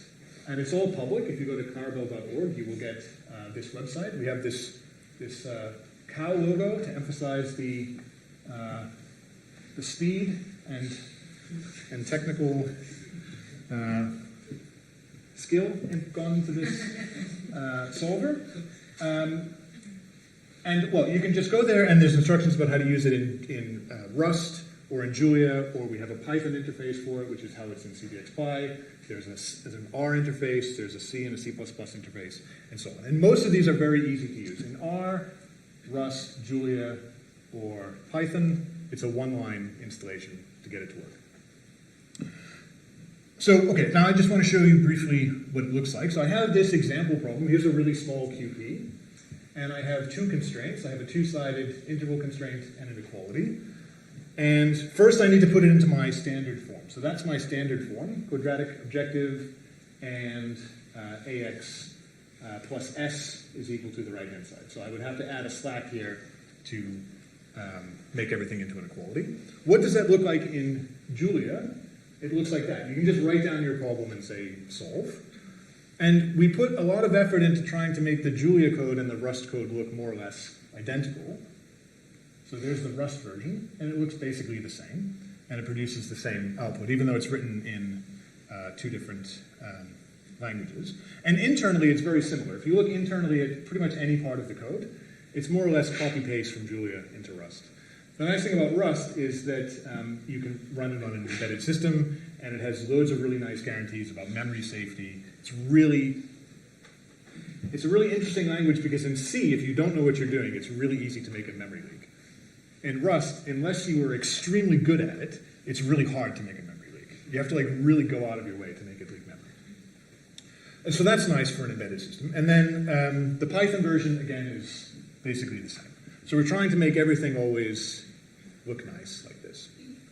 And I'll say a bit also about the implementation. So everything that I described so far was based on that standard form problem that I wrote down. But we tried to implement it in such a way that you can change your code or re-implement parts of it so that it will work for particular problem classes. So it's very modular. If any of you are familiar with the OOQP solver, which was from Madison, maybe 20 years ago, that was written in a very similar way. So we have this core solver component, and it just operates on these abstract data objects. And it says, compute my residuals for me, add two variables in some kind of abstract form together, solve the KKT system, and so on. And so you could, if you wanted to, take the pieces that we wrote and just remove them and say, look, my problem is a support vector machine problem or an optimal control problem. And you could just plug in new components and exploit the fact that you know something about the internal structure. And that would be particularly useful for the KKT system. If you know that your linear system to solve at every step has a nice internal structure, like for an optimal control problem it would be banded, then you could just re-implement it and exploit that internal structure. And you get the same answer in the end, it would just go faster. And so we've started to do a little bit of that in the code that's public. So just as an example, if I take just my solving my KKT system, that's the big set of equations with my 5 variables to make my Newton step, then that is solved in 2 steps. One is to reduce it to some LDL factorizable form. That was the first step that I showed you, the 2x2 system. And then you need to pass that to some LDL solver. And you could have done that in a different way. I didn't have to reduce it to this quasi-definite form. I could have reduced it one more time to get a positive definite form. Or when I have my quasi-definite form, I don't have to use the code that we provide standard, but I could use Pardiso or Fair.rs as a solver in Rust, or SweetSparse, or whatever. And so we provide support for all of those different things, and you can try different linear solvers if you want. And also we started to experiment a little bit with GPU solvers at that step instead, mixed precision, and so on. So I'll show you at least a GPU result in a moment. So our development process is kind of weird. So what we do is we make our prototype in Julia. And Julia, how many have used Julia? Oh, amazing, right? Usually not that many hands go. Julia is really nice because it looks a lot like MATLAB and you can convince students to use it. But it's also nice because if you are reasonably proficient at it, then the speed that you get out of it is more or less the same as if you'd written it in C or some other compilable language. So we do all of our prototyping in Julia, and then once it works, then we port it to Rust, which is less student-friendly. So I usually do that bit. And then we use a thing called Pio3 to make a Python wrapper for it, and that's how we get the CDXPy interface. So there's actually no Python code at all. It's actually all written in Rust, and we just get a Python interface for it. And then we also provide C and C++ wrappers, and from that, you can use it, for example, in Drake, which is a robotics toolbox at MIT, or we're working on a MATLAB interface now, and so on. And why do we do it this way? We do it this way, well, because everything is, it's not twice as much work to do it this way. You write the stuff in Julia, it's very easy to check what's going on, and then once you're happy with it, translating it to Rust is usually like the job of maybe an hour. And the Julia version fixes all the math problems. If something doesn't work, it's really easy to check the eigenvalues or whatever, look at the sparsity pattern of your matrix. But the Rust compiler is really opinionated about things. And if you try to implement something in an unsafe way, it will let you know that it doesn't like what you're doing. And so when we have code problems or code let's say, stylistic code issues with the compiler. Then we go back and we fix the Julia one. So the code is like really tightly written because we've got these two different sort of masters, so to speak. Okay, so now I'll show you some results. So how well does it work? So what we did was we tried to get as many benchmark problems as we could for QPs, second-order cone programs, exponential cones, STPs, all these different problem classes. And we tried to only use things that are public. We don't want to make up problems because people would just say, well, you just showed us the problems that you made up. So I'm going to show you a couple of standard benchmarks. And we have here results for our own code, both in Rust and Julia, and then a bunch of other interior point codes and commercial codes. I'm not going to show you any first-order codes like SCS or OSQP. Sorry. Still looks pretty good compared to those. But I want to do things that only give me high-precision solutions. So I'll just show you one plot here. This is called a performance profile. Have you seen one like this before? Okay, so what it says is if I pick like the green one here, if I get a point there, which is roughly 3 and 0.7, it says that that solver was able to solve 70% of the problems in an amount of time, a factor of 3 or less than whatever was the best solver for that particular problem. So the ideal case is that you're always the fastest solver. So 100% of the time you have a performance ratio of 1, which means that you were the best. And for these predictive control benchmarks, so these are problems that are finite horizon, optimal control, linear constraints, quadratic objective. The red one, which is the Rust one, is best pretty much every time. The Julia one is a little bit slower. That's mostly overheads for really small problems. And then what else have we got? Green is Garobi, that's here. The dark purple one is Ecos. And then Highs, which is a C one from the University of Edinburgh. And then Hypatia is a Julia one. And then Mosaic is there. And some of these don't solve to optimality, mostly because they time out. So this is kind of the best case for us. And this is where we're fastest because there was a quadratic objective. And so we end up right there in the upper left-hand corner. It's not always that good. You should lead with the best result. Okay? But let me show you a few others. So that's predictive control problems. That's really good for us because we're interested in embedded control. This Maros-Mazaros QP data set is a collection of nasty QP problems that everyone struggles with all the time. We do really well with those. We can't solve all of them. Nobody can solve all of them. Then we've got a bunch of sort of regression problems where we take some sort of, let's say, least squares problem, but with either a Huber objective or a lasso type objective. Those are all quadratic problems, so again, we do really well. But even for the non-quadratic problems, we do well. So here's a bunch of exponential cone problems from CBLib. Here's a bunch of second-order cone problems from CBLib. And generally, we're up and to the left. That's good. Yes? Do those last two rows have quadratic objectives also? No. They don't. What I will say, the caveat is that here, everything is single-threaded. The results look basically the same, even if you allow the other solvers to be multi-threaded. The linear solver that we're using here is only single-threaded.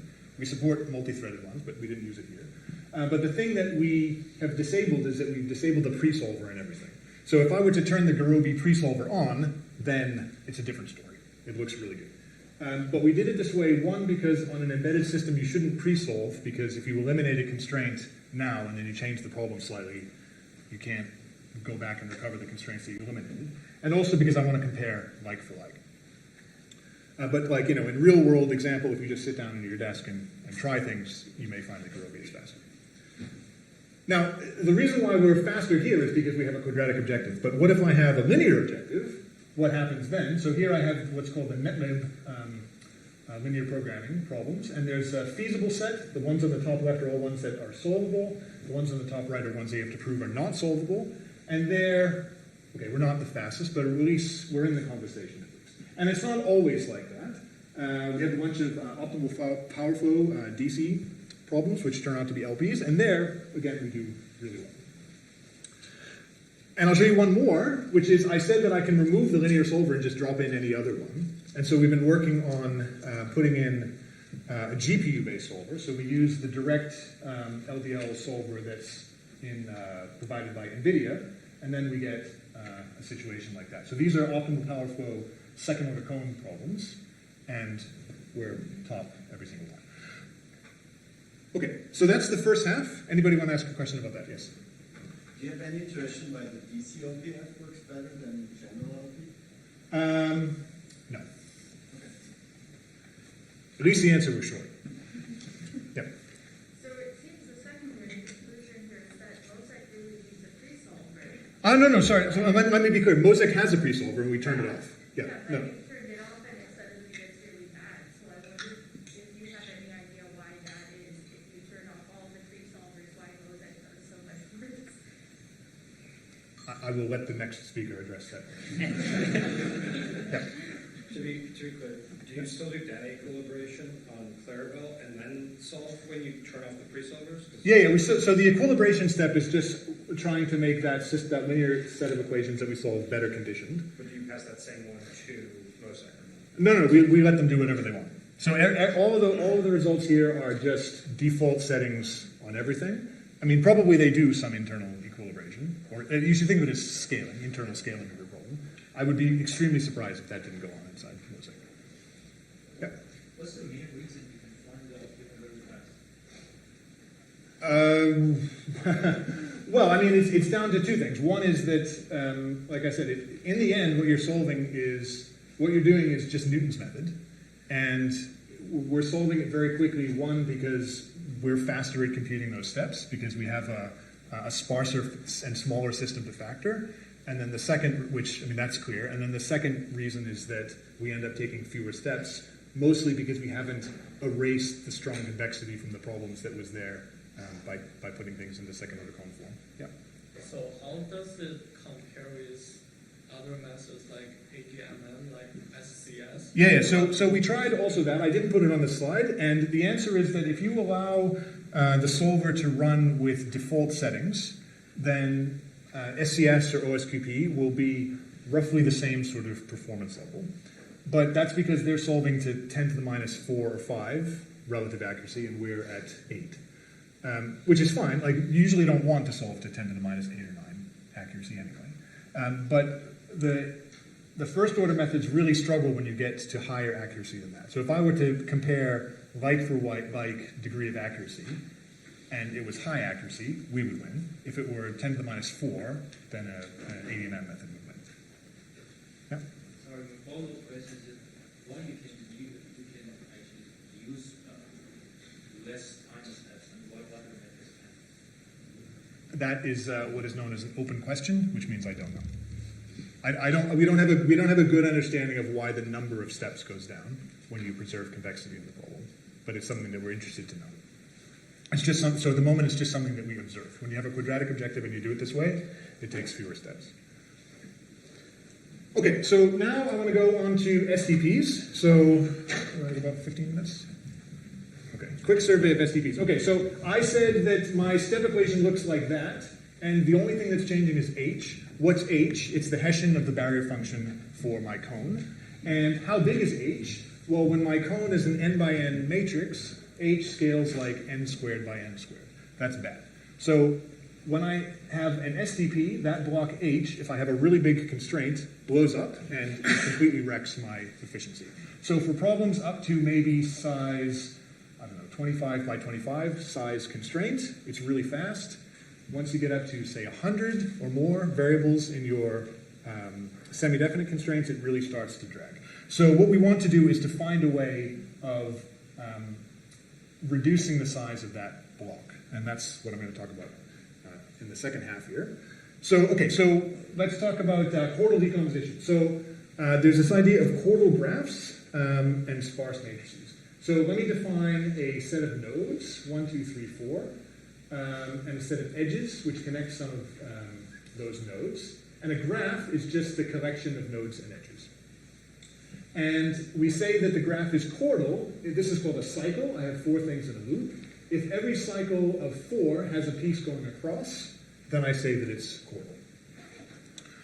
And if I have a chordal graph, then if I give you a collection of vertices and their edges, then I can split it up into what are called its cliques, which are fully interacting little groups. Okay, so those are called maximal cliques. I take this one, and if every one of those edges was connected to another one, I would add the other one to make that clique maximal. So you can think of these as like fully interacting subsystems on my graph. And what this has to do with semi-definite programming is that if I take a matrix and I just think about its pattern of possible non-zeros, then I can think of every row or column as one of the edges. So here's the first column, corresponds to that vertex there. And then if I have a value linking two of the terms, then I put an edge. So when if I take this matrix and I turn it into a graph, if that graph is chordal, then what it means is that I can partition this matrix into a collection of overlapping dense blocks, like that. So I have this dense block, this blue one, and the red one, and the green one is dense in the sense that if I reordered the rows and columns, they would form a dense clique. And there's this really nice theorem called Agor's theorem that says that if I have S, which is this matrix which is chordal, then it's positive definite if and only if I can make S as a sum of these blocks, each of which are themselves positive definite. So I don't have to worry about the whole matrix being positive definite. I just have to worry about the green one, the blue one, and the red one individually being positive definite, and them all adding up to S. Okay, so what that does for me is that if I take my problem, here's my problem as I had it before, quadratic objective, and then some linear function of some matrices A, and some S which is in a cone. And if these terms here collectively form a chordal pattern, then what I can do is I can break that thing up into a collection of smaller overlapping blocks. And so instead of having one massive great big S, I have a bunch of small, well, there's more of them, but a bunch of smaller matrices. And so I get one SK for every clique, and the sizes of those cliques are all smaller. So this is like a standard method, and what has it done for me? It's allowed me to take a great big semi-definite program and break it up into a problem that is actually bigger, but where all the cones are themselves individually smaller.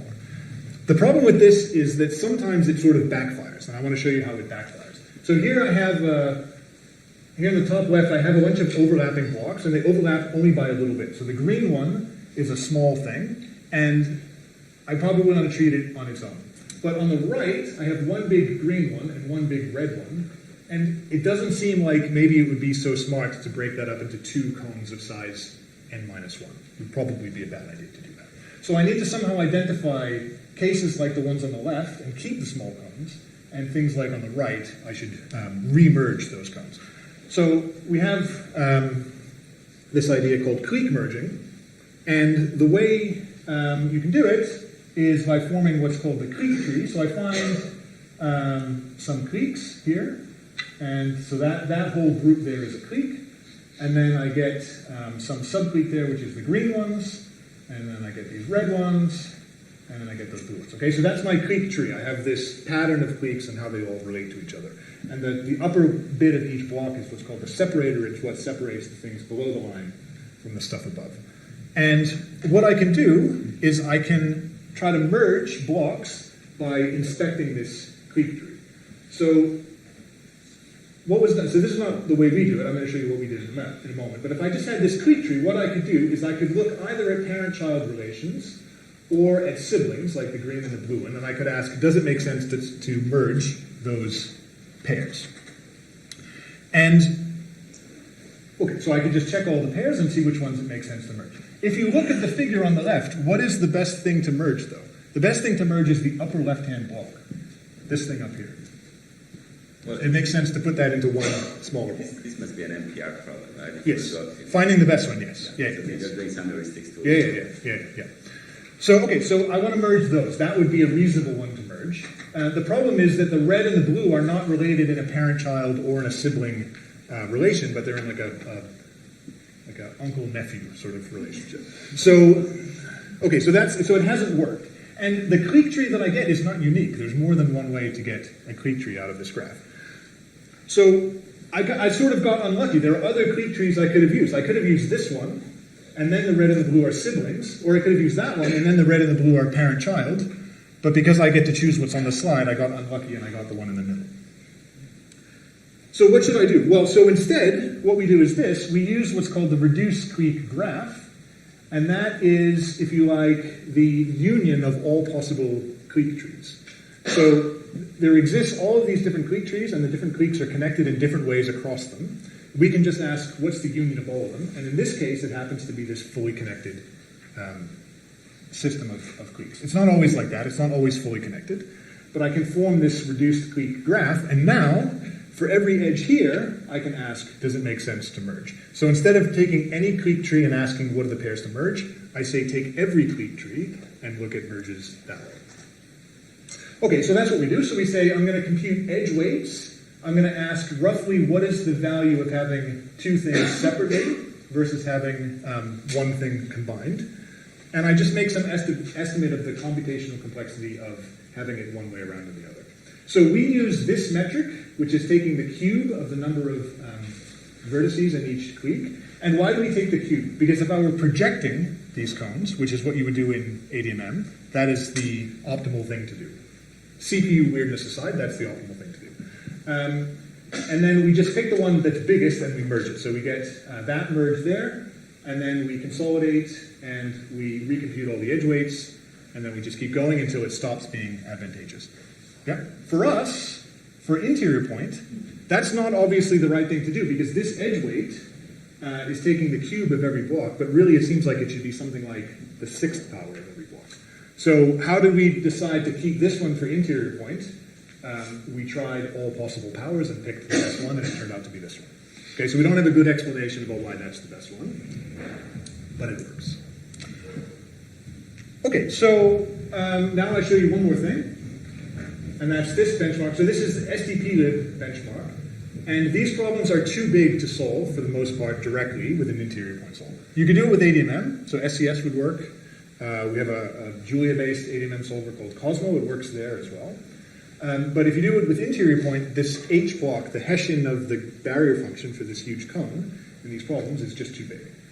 So what we do is we apply this chordal decomposition in Rust, and you end up solving roughly 80% of the problems. SCS, so now I am using an ADMM solver, can't solve them. It can iterate, because the cones are at least projectable, but it doesn't get you to the optimal solution. And Mosaic does not have, as far as I'm aware, any internal decomposition method, and so it struggles with problems beyond a certain size.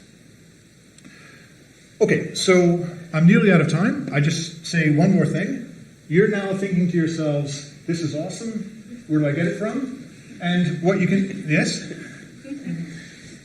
You're politely agreeing with me. So, well, you can go there. If you go to clarabelle.org, that is the main site for the solver, and you'll see many examples, code snippets, a little bit about the algorithm, a bunch of documentation about the different cones and so on. And it will also take you through to the distributions, the source distributions for everything. So if you actually want to see the code, you just put the language you want in front of the URL, and you can just see the Julia code. It's all on GitHub.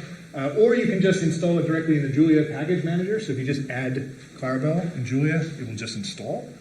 Same with Rust. You can either directly get the source code, or if you go to crates.io, you can just add one line into your Rust project, and it will just automatically work. Python, you can do it through pip if you want. C++ is a little bit harder to get it to work. It's not one line. And R is also available on GitHub, or you can just use it through CRAN. And with that, I will end. Thank you very much, and I'm happy to take more questions if you have them.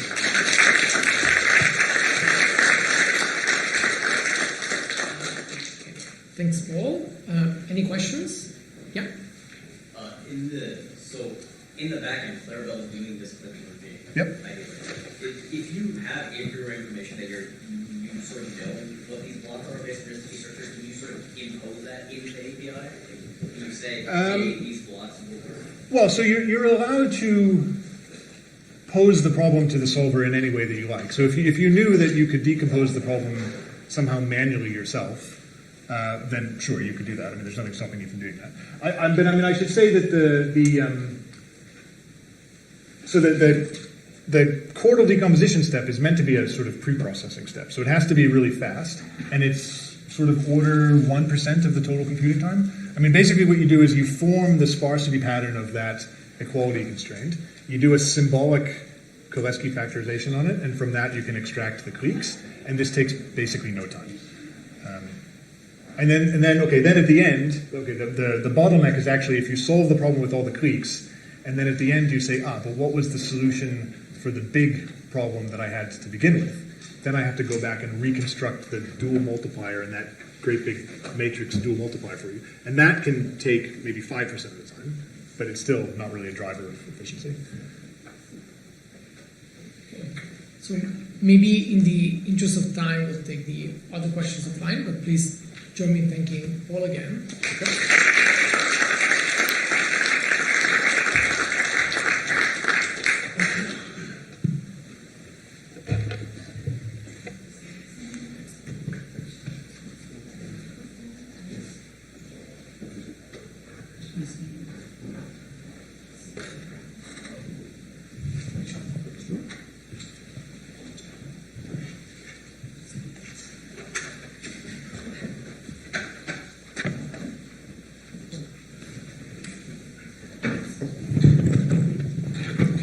Are your slides on the computer?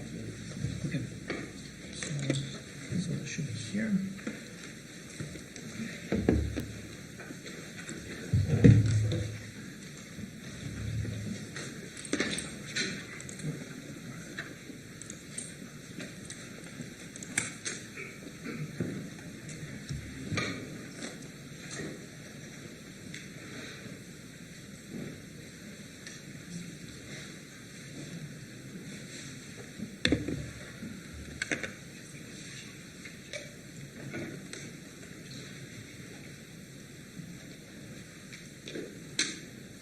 Okay, so next speaker is Robert Luce from Gurobi Optimization, and we'll talk about global non-convex optimization using Gurobi. Well, thanks, Bartolomeo, and thank you very much for giving me the chance for talking in front of such a keen audience. And thanks, Paul. Being an interior point developer myself, your presentation, of course, spoke to my heart. So I'm sure we'll have plenty of time to follow up. But it's time to switch gears now. So goodbye to convex. Now for the next 45 minutes, I want to talk strictly non-convex. And I'll do this from a couple of different angles, so please be prepared for notation switches without notice and stuff I'm sure we'll figure out. But to set the baseline, I want to start with mixed integer quadratically constrained programming. So that's the old world language. It would be optimization in the new world, but yeah, Gurobi was still old world. So we have a quadratic objective, linear or fine constraints, and we have quadratic equalities. So inequalities, bounds and variables, and of course we're Gurobi, so we have integrality constraints on some of the variables. All in all, it's a pretty difficult problem, and all that we require is that the QKs are symmetric, and our ambitious goal is to find a provably global optimal solution, or multiple, if you like it. And we do the one trick we can, which is branch and bound. And I think most of you have heard it, but just to be sure, we all agree on the simplicity of the idea. I've put the whole branch and bound algorithm for mixed integer optimization on one slide. So let's walk quickly through it. So the old trick is integrality constraints are difficult. Let's just ignore them. What remains is now, again, for a short for a short time here, a convex problem, which we just assume to be solvable to optimality, and that solution is X star. And now we're going to check all the variables that are required to take integer values, and if they take by chance integer values from the convex representation, we're done. Otherwise, we would just pick one of the fractional variables and now divide the search space into two subproblems. One, and where we require that this variable must take lower and upper lower bound on the ceiling of that fractional value, and the other way symmetrically an upper bound on the floor of that. And since xi here, the one we picked, must take integer values, we have systematically subdivided it. We haven't lost anything. And now we will simply recurse on these two subproblems, solve both subproblems to optimality, And whatever we got from combining these, from comparing these two solutions, we have an globally optimal solution. Great.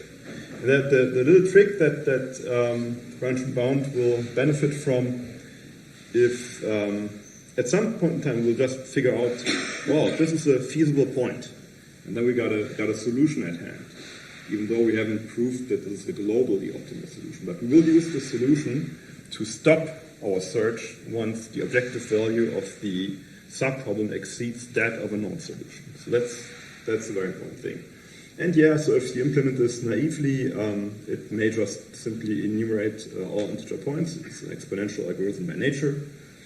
In practice, you won't explore subtrees though, and to me, it's every time I look at this description, it's surprising how effective this idea actually is, despite its simplicity.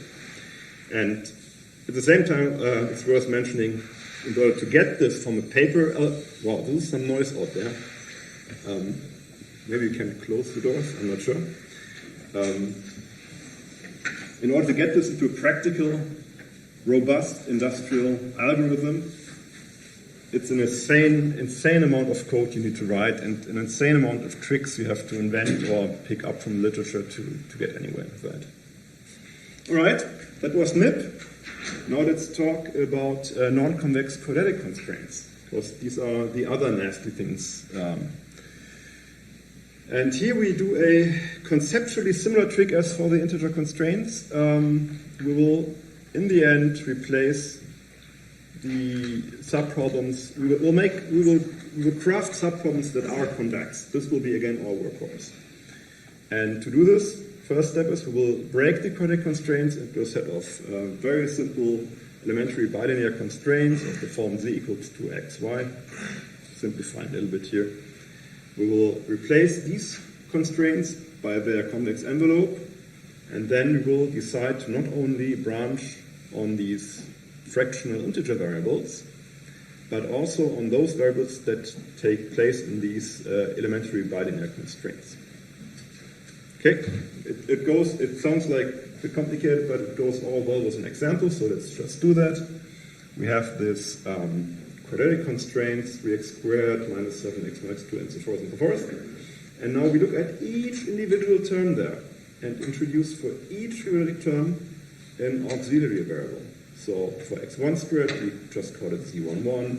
For the term x1 times x2, we call it z12, and so forth. Okay, and now let's just pretend that this somehow we can process this. Then we can just rewrite the original quadratic constraint by a simple linear one, by just plugging in the auxiliary variables. Done. All right. Only problem, of course, now, how do we enforce that these auxiliary variables take the value that corresponds to the quadratic terms in the original formulation? Oh, and this is the thing we have to give up. We will not require that this equalities hold exactly, but instead we will we will increase the feasible space with it and confine the relation of these two to a linear envelope around the feasible set. And you see it right there. So for this elementary constraint x times y equals to z, you need exactly 4 hyperplanes to describe the envelope, 2 for the lower envelope, 2 for the upper envelope. You can already guess that if you don't have like an equality but only inequality, like z is greater or equal than x times y, then you may not need both sides of the envelope, maybe 2 suffice. All right. And now why is this a good idea? So if you look carefully at these hyperplanes we introduced for capturing the linear envelope, the coefficients and the right-hand sides of all the variables involved depend only on the bounds of the problem variables. So this is very nice for integrating it with the convex sub-problem solve, for which we want to have our LP workhorse, a simplex algorithm. So it means we only need to tweak the coefficients and the right-hand sides of the corresponding constraints at each subproblem. The smaller the domains are, the better is the envelope. The the smaller is the violation of the bilinear constraints, so branching is an appropriate technique to reduce that.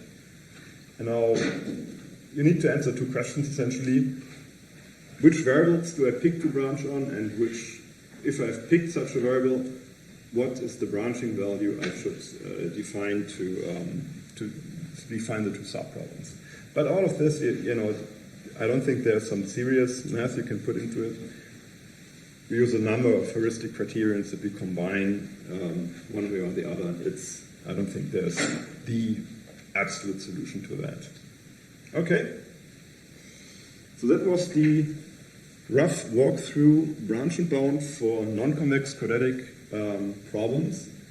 And now I want to speak a little bit to the experts in the room. Maybe Andrea knows all that, so he can go get a coffee. Hopefully not too many others have the same feeling, because now I'm going to talk about a cutting plane that is extremely useful for these linear envelopes for quadratic constraints.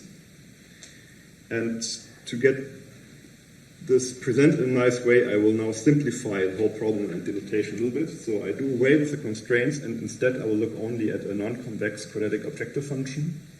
It doesn't change anything from the cut mechanics, it just simplifies the way we have to write it down.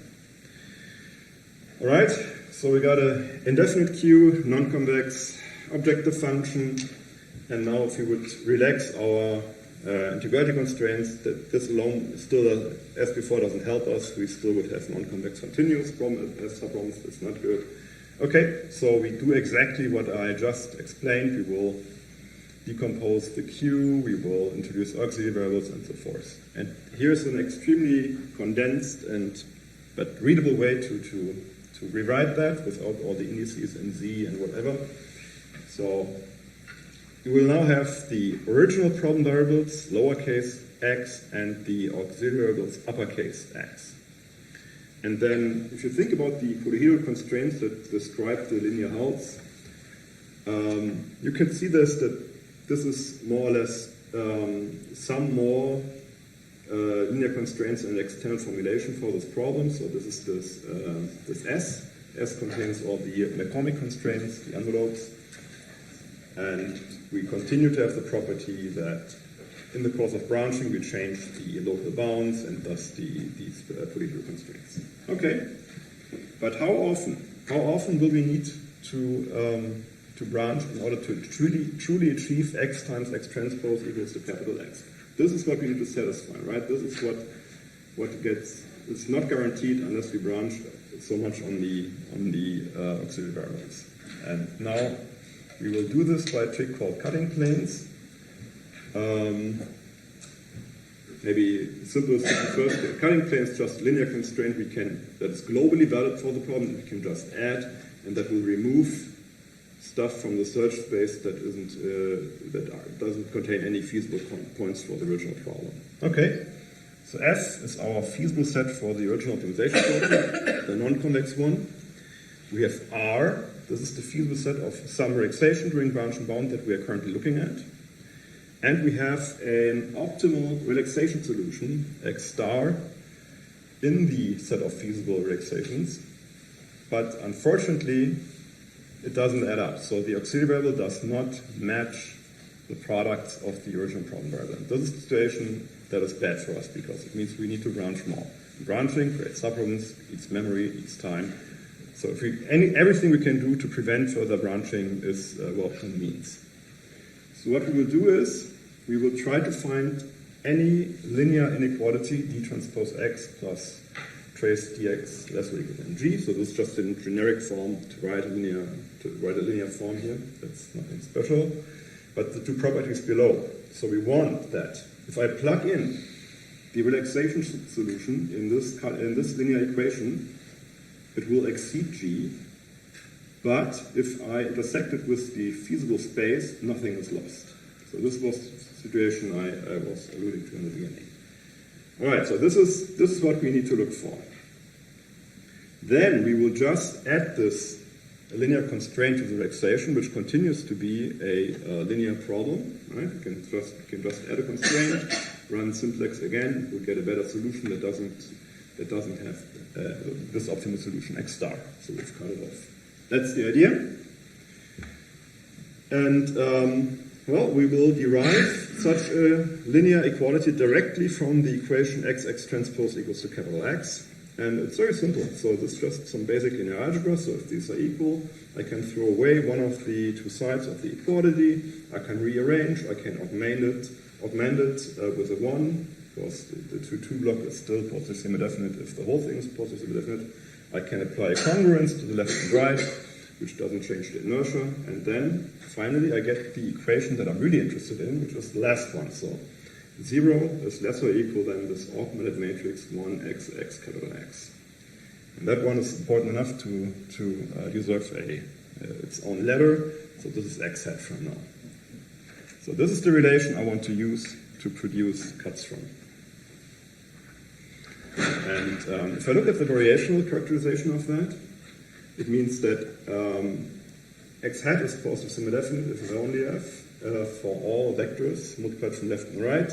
I end up on the right half line. And so if I have a solution x star from the relaxation, I can see that this is cut off by the linear cutting plane v transpose x hat v greater or equal to 0. Whenever I have a vector v, that actually brings me back to the left half line at the point of the relaxation solution. Well, we all know what that means. We just need an eigenvector or anything in the eigenspace relating to some negative eigenvalues. All right, and that's what we will do.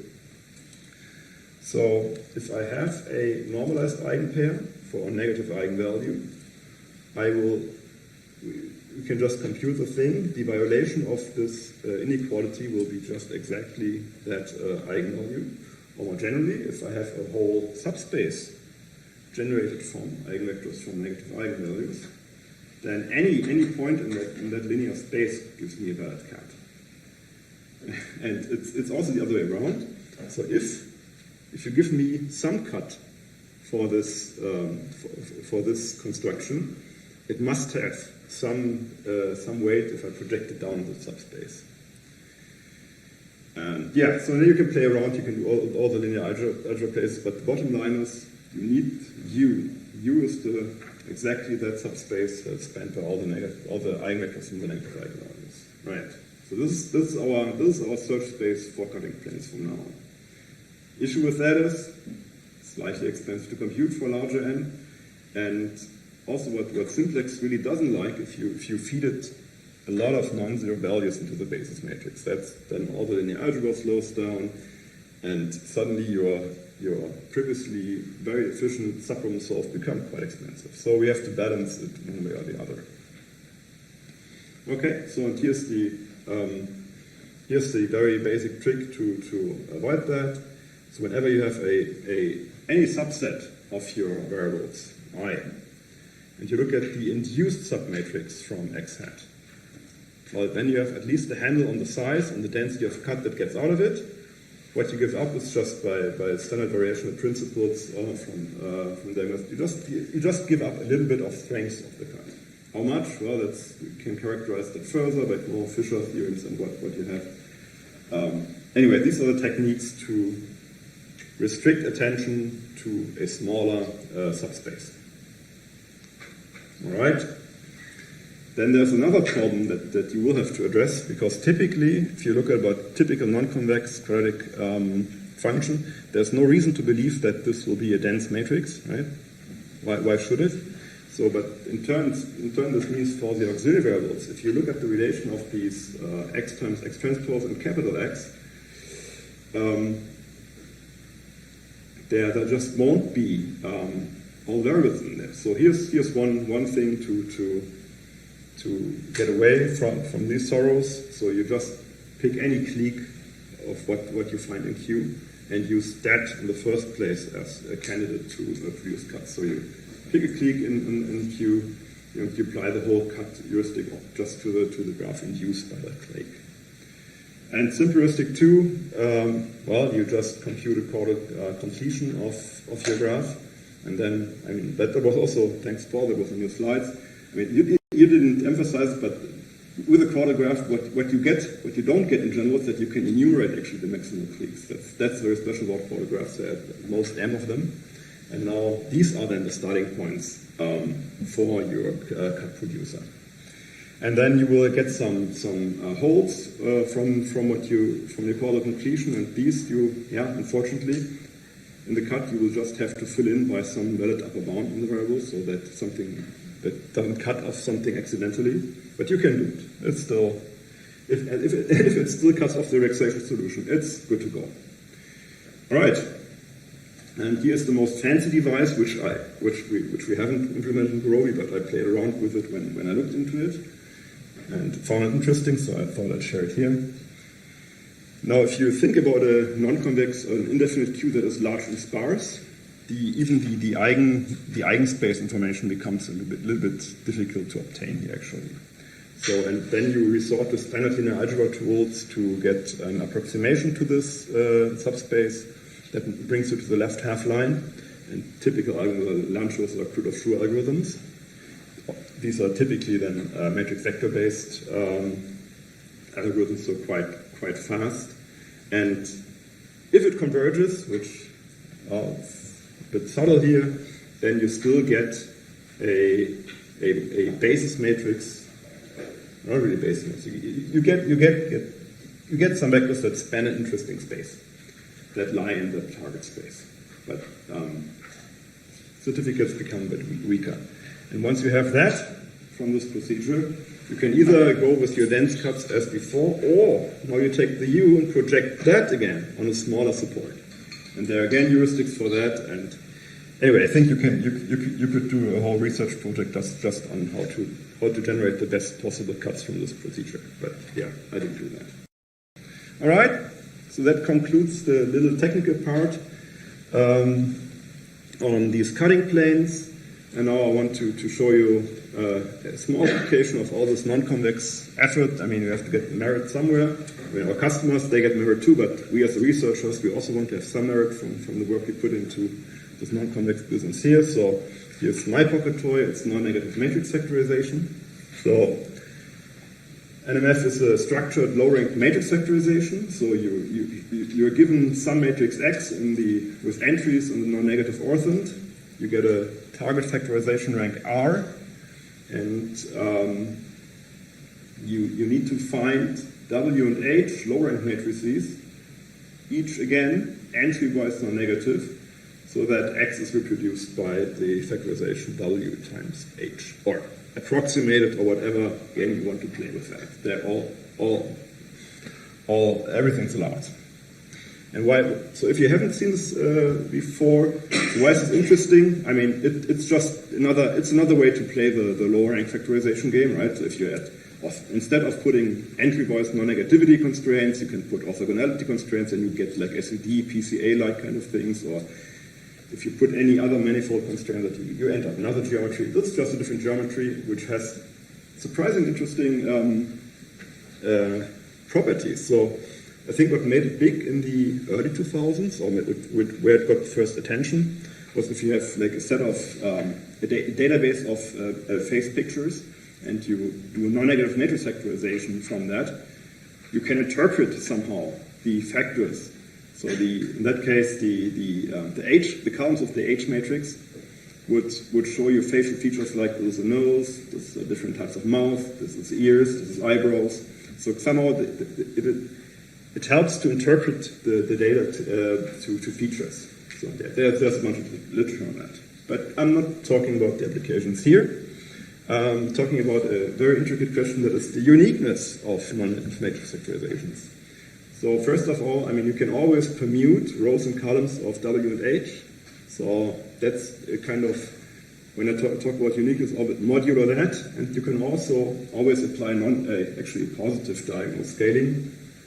Positive diagonal scaling D to W and H, and that will, of course, also not change the results. So modulo these two things. So the question is this a unique factorization modulo these two properties or not? And yeah, it's one of the questions that is just as hard to answer the original one. What is a factorization? But there are fun things going on in the geometry here. And so here's one condition that makes life easy. It's the so-called sufficiently scattered condition. So a little bit of notation, the cone of H is the one generated by the columns of H, then the dual cone just is a dual cone. Since it's polyhedral, there's no surprise in there. But then you have C. C is a bit interesting kind of a cone, it's a second order cone, that geometry is so that there's a certain minimum expansion happening in this cone, and the dual cone is quite a big one then. Okay, so, but the conditions that are interesting. So if the C is part of cone H, so if the columns of H have intrinsically a little bit of expansion, or intrinsically an intrinsic sparsity somewhere. That is what it means as a C1. And if the extreme points of the dual cone of C are exactly the ones where the dual cone of H and the boundary match, then you have this beautiful theorem that if this is the case for both W and H, then this NMF is unique up to pointation scaling. And now the question is, how do you ever in life check these two conditions? And there is finally where I can circle back on non-convex quadratic optimization. Because as it turns out, the computational procedure, well, the best computational procedure we know so far is you maximize the two norms subject to polyhedral constraints. And of course, that's a non-convex problem, right? Minimizing would be easy, but here you really have to maximize, and then you have to look at the solutions. Actually, you have to look at the set of all optimal solutions. And this is another difficult problem, right? If you generally give me all the optimal solutions, but here you know a priori, if these conditions are fulfilled, they are exactly R, and they have a special form. So, and this is something that you can check with our solver framework we've implemented in Ruby. So that was a big win for me to see that. It's even useful for our little kind of toy research problem here. All right, that concludes the non-convex quadratic part. And now I'm going to step a little bit away from quadratic straight to general nonlinear in branch and bound. So that's the next step in line. So let's look at that constraint. So f of theta is equal to that. So who knows that expression? I think it ought to be the length of the Archimedean spiral, but I'm not so entirely sure anymore. Anyway, so if for some reason you would like to have this as a constraint in your global optimization problem, you would write it down that way. But so how can we repeat this as we did for the non-convex quadratic one? We still need come back to this property of efficiently solvable convex subproblems. We still need these convergence when I subdivide the envelopes and stuff. So can we repeat all this for such complicated constraints? And it turns out, yes, somewhat.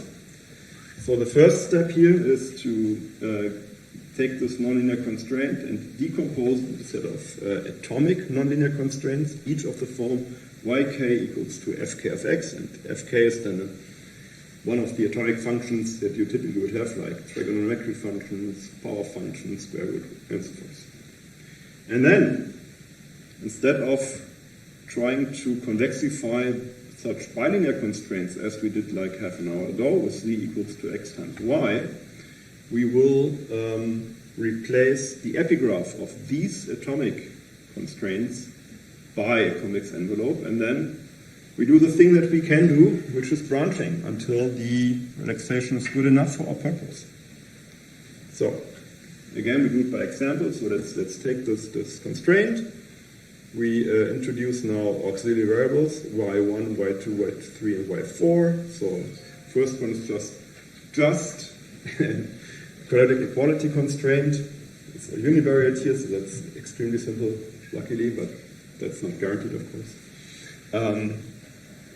Then with a square root, a linear constraint, and a logarithmic constraint. Okay, very good. And finally, with all these auxiliaries, we can replace the original constraint on theta using y2 and y4. Great. So problem solved. Now we again have the problem. We need to enforce the connection of the yk variables to the atomic nonlinear constraints on the right-hand side. And, well, we do what we always do. You know, find the convex relaxation to the epigraph. We do so. And now this is an implementation detail. This, you can do it differently if you think it's better, but we felt we go that way. We always do with a fixed number of hyperplanes, say 6 or whatever the number is in the end, just to keep the complexity. If you think about how to implement such a thing, and then all the way through the branch and bound, the number of constraints change in the subproblems, it's going to be a big mess. So let's make it 6. Okay. And then maybe we don't always need upper and lower envelopes. That again depends a little bit on the sense of the nonlinear constraint. Is it equality, less or equal, greater or equal? But the underlying principle that is branching on X reduces the domain, promotes feasibility of the relaxation and so forth. That still is an effect. But the hyperplane generation now is quite complicated, because essentially for every atomic nonlinear constraint, you have to explicitly find a way, what is the best way to compute convex envelopes. So for every atom you support, you need to think a little bit on how to do this. And but the effect is now, if you think about it a bit more broadly, so you have atomic functions, and you're dynamically adjusting envelopes throughout the tree search in the decomposition algorithm. It is conceptually similar to having a dynamically adapted piecewise linear approximation of these atomic nonlinear constraints throughout in the branch and bound solve. Right, so this is pretty heavy, and I'll spare you the details on that. So just some picks to convince you that this is about right. So here's the sine function. This is blue. And the interval, so the domain of X is indicated by this black bar on the bottom. This lower bound to the left and upper bound to the right. And X is the argument of the sine function here. All right. So for the upper envelope, we have very little choice. Right? So it's effectively the only sensible way to compute an upper envelope is to take the secant through f of lower bound and f of upper bound, and there's nowhere we can do any better with that. And then the lower envelope, well, that's easier. So that's similar as you would do it for a convex function that you try to auto-approximate. You just take tangents at some points. Of course, now the magic is which points. And yeah, again, we have some heuristic that does it in a sensible way. Maybe not the best, but does something that is kind of right. And then what you end up with, if you do this procedure, is the whole region shaded in red. That's the feasible set. And you see that's a lot of points that we will have to get rid of during branching and with cutting planes. But yeah, that's as good as it gets for a very simple relaxation. Of course, you could refine the lower envelope a little bit more by let's not use 2, let's use 3, 4, 5, 6, or whatever you like, tangents. But in the end, there will still be a lot to chew away. It doesn't get prettier if the domain of X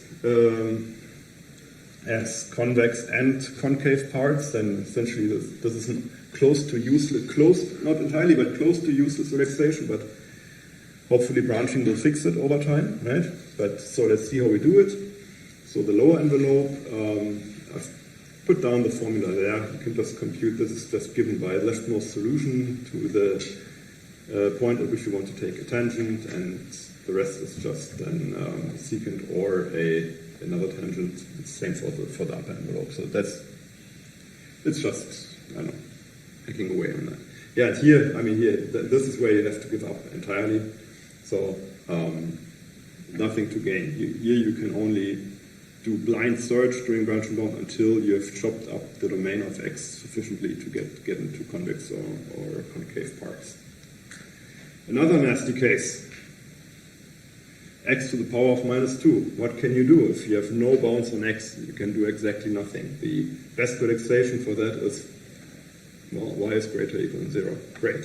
So that also requires intervention of branching early on to govern. Even if you slice away some part of the domain, it still doesn't look so nice. And the biggest problem, of course, is the pole in the middle. So if you if you do branching on that domain, you may want to reduce the pole as soon as possible to get into some convex or concave subdomain. But as soon as you're there, it goes quickly then you know the typical tricks, using a secant as upper bound and tangent as lower bound. And then there are some, of course, some numerical things that you have to look at it, because even if technically the pole is no longer the domain, being close to the pole doesn't help either. Okay, good.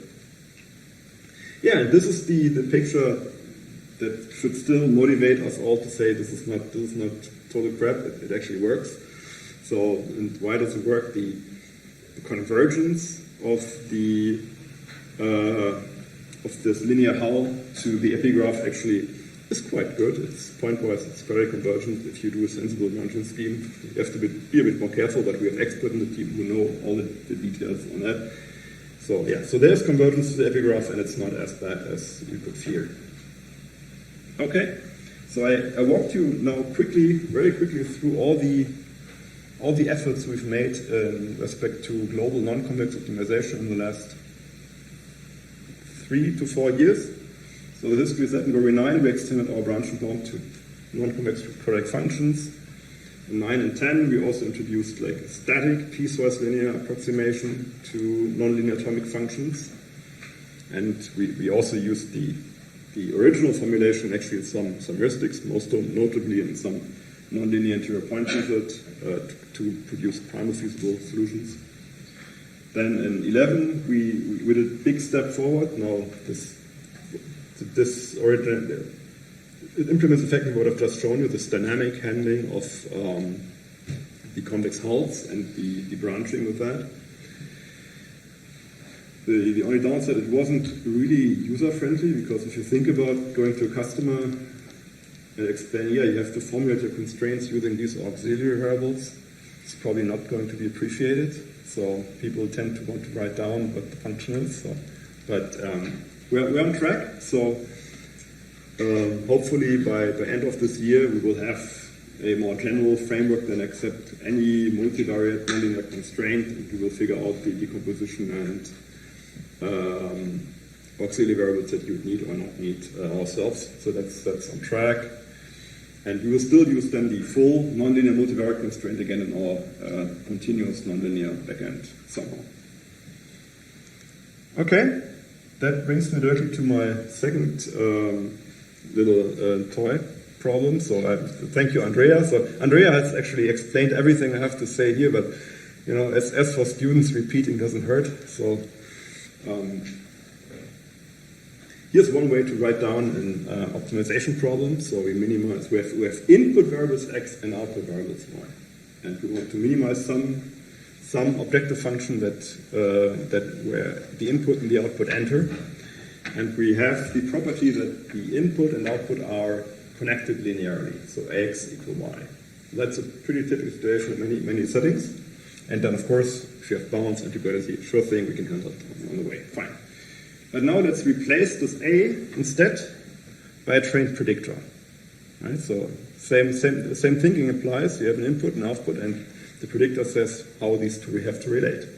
And wouldn't it be great if you could just put this information into your global optimization problem? Well, that's what Andrea explained. This is the package actually he mentioned earlier this morning. So it's GORI machine learning. It is a Python package. There are others, right? There's Omelette, and there are two more that I don't recall at this point. But this is our that specifically works best for GORI, I would say. So it's a Python package to formulate a trained predictor directly into a GORI model. And depending on the predictor, I mean, there are so many nonlinear functions that people like to play with. We had the ReLO function, the law this morning, but I think the second most interesting for us currently is logistic function as activators. So that is also something we support in that package. So if you have network based on logistic functions, then you can put it in and we will figure out a useful formulation in terms of a constraint for optimization model. Right, so and how And here's one thing that we noticed while working on Groby 11. So that's why also I showed you the history. So in Groby 10, we had these logistic regression models solved by a static piecewise linear approximation. And up front, we computed just a couple of segments, and that was it. And with 11, we switched to this dynamic thing, and we also had a nonlinear interpoint method to produce our solutions, and made a big difference. So both in terms of the solution quality you get from the dynamic handling of the relaxation, and in terms of the solution time, it was quite amazing. And well, for softmax and the adversarial ML model that Andrea alluded to was also quite motivating for us. So I invite you also, if you have a fun problem where you could, well, I would like to put in this trend predictor as a constraint, just try it. It's fun stuff. Right, and of course, this is just the next step then. So the way Groby machine learning currently works, it takes the regressor and now spells out all the intermediates down to the atomic function level, as I did in the example. That's not optimal for us because it takes away our abilities to prune nodes, like Andrea showed. So if we then in Groby 12 get the whole network as one thing, as one constraint, we have a much higher chance to get some meaningful pre-processing, because pre-solve is essential for most problems we learned. Yeah, so this is something we're looking forward to. And hopefully we get also better solutions are generated from the interpoint methods in our product. We'll see. All right. So maybe to wrap up, non-convex global optimization is fun. I hope I could convey that message. If there's anything, that's what I wanted for you to take away.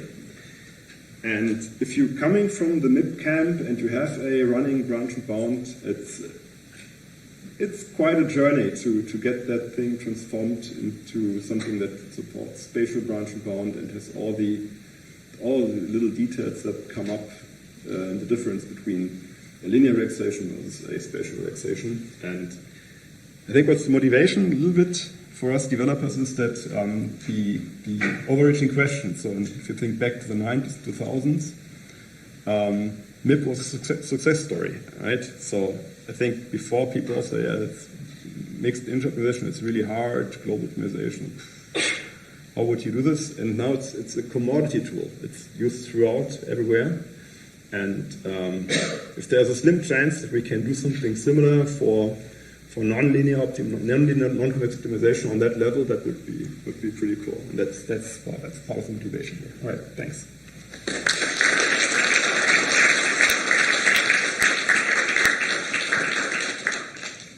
Thanks, Robert. So, any questions from the audience? Yes? So, going back to the slide where you mentioned having these atomics in your presentation, so just to try to understand what you mean by that, that seems like an approach similar to something like, like disciplined convex programming, where you have these atoms about which you know more than, let's say, a generic nonlinear function, right? So, are these atomics in this context basically the ones that you have already created the convex envelopes for and are like storing it, so you don't need to compute? Well, we need to compute. Well, you need sort of you need the technique to compute it. Like so, these two examples, like atomic functions that have a pole, need a different implementation of spatial relaxation as a trigonometric function. Right, so you need to write code specifically for, say, sine, cosine family kind of functions or power kind of functions. That's what I meant. It's not like there's a generic thing that gives you, for any nonlinear univariate function, that would give you the best possible convex relaxation. That's of course also a very interesting optimization problem in itself, but that's pretty tough to solve, especially if you support only a handful of problems.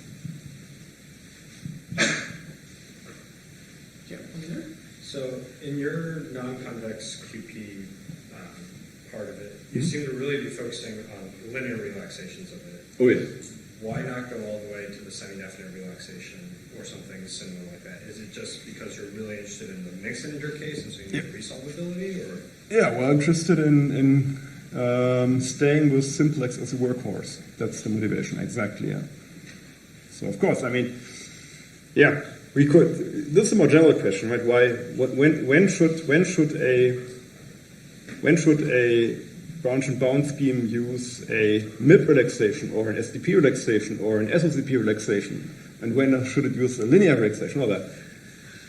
Big, interesting topic. I think because the cuts that you're generating could be summarized by a single SDP relaxation. Right. But then you have to solve SDPs every single node. It's really expensive. One last question. Yeah. I'm wondering how you could deal with the optimization of the enrollment with the regular activation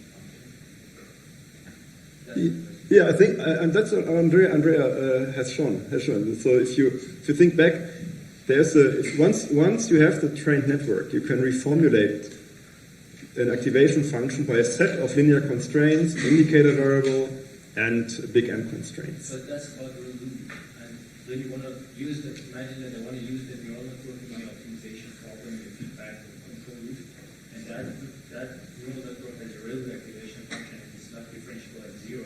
How you want to solve that optimization problem?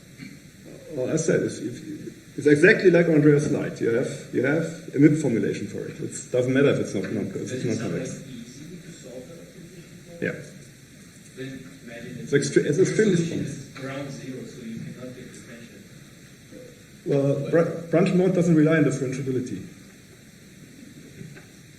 I mean, if you want to solve it with a first-order method, you cannot.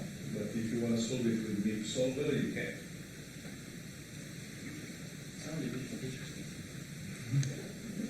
Okay. Other questions? Yeah. Okay, one last.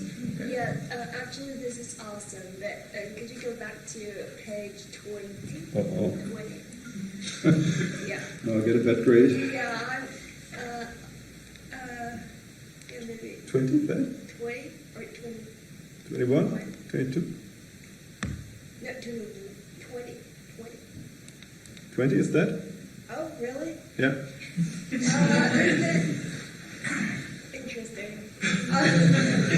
Anyway, about the cut.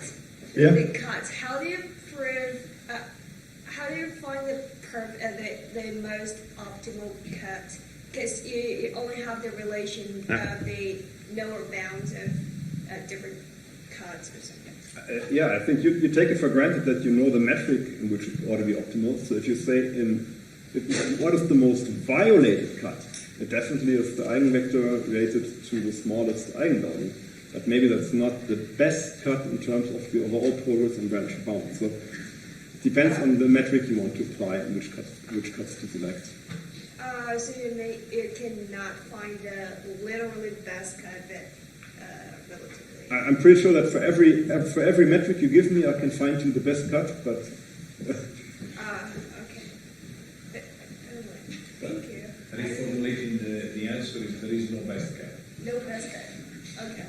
So since I see we have only the relationship between the lower bounds and the main value of them. So like there's inequalities. Maybe. I don't know which page it is. I saw it. Yeah, we can follow up in the break. We can follow up offline maybe here. Okay, too. thank you. So please join me in thanking Robert.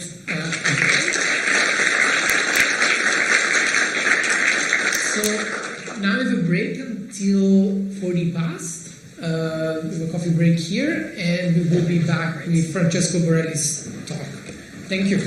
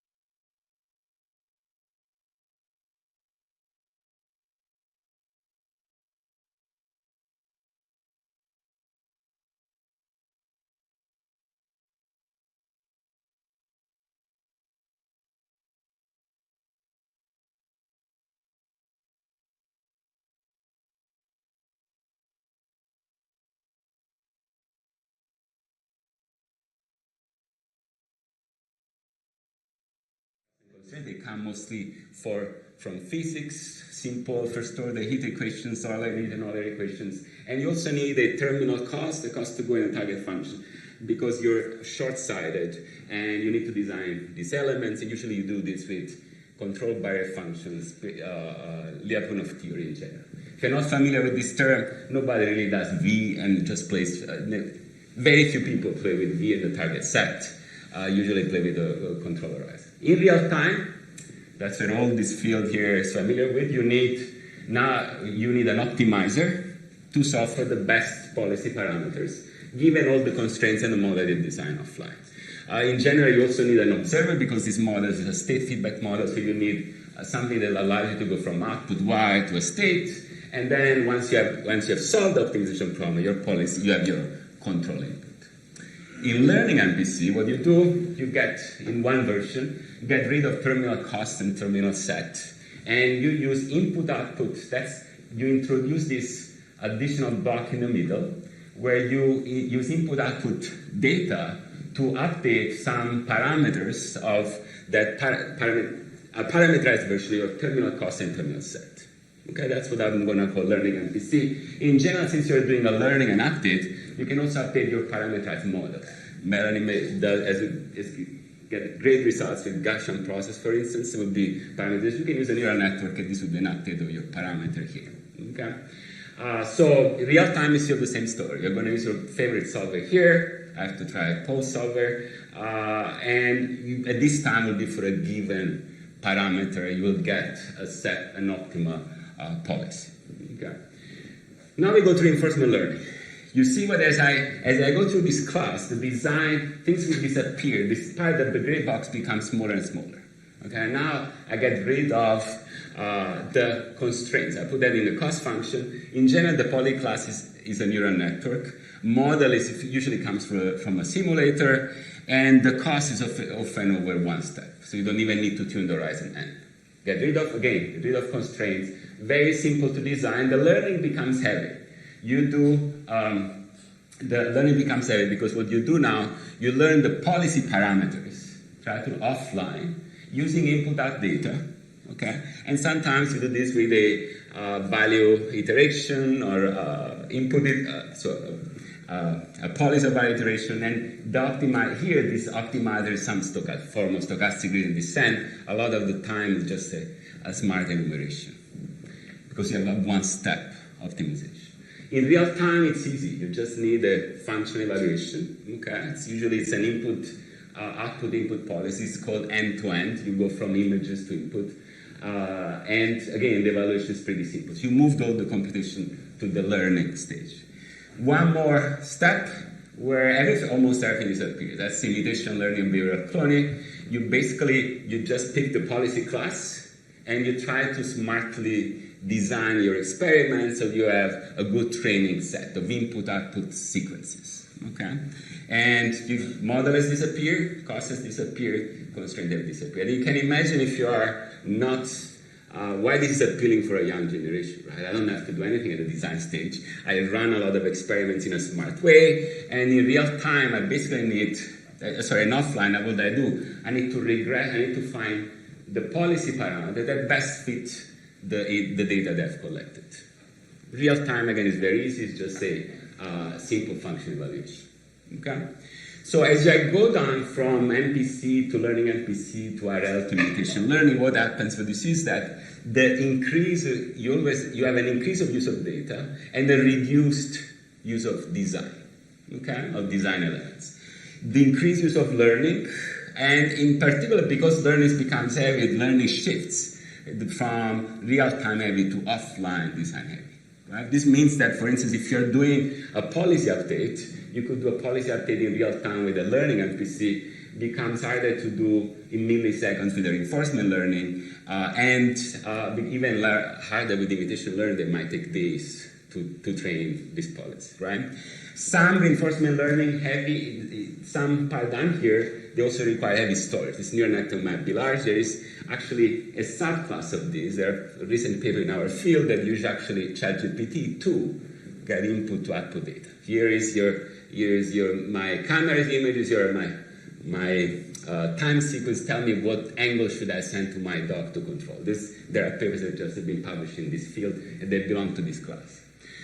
So where are we using these techniques and how we are combining them? I'm going to focus only on cars. I've been looking at cars for many years. And these are the cars we play with in my lab.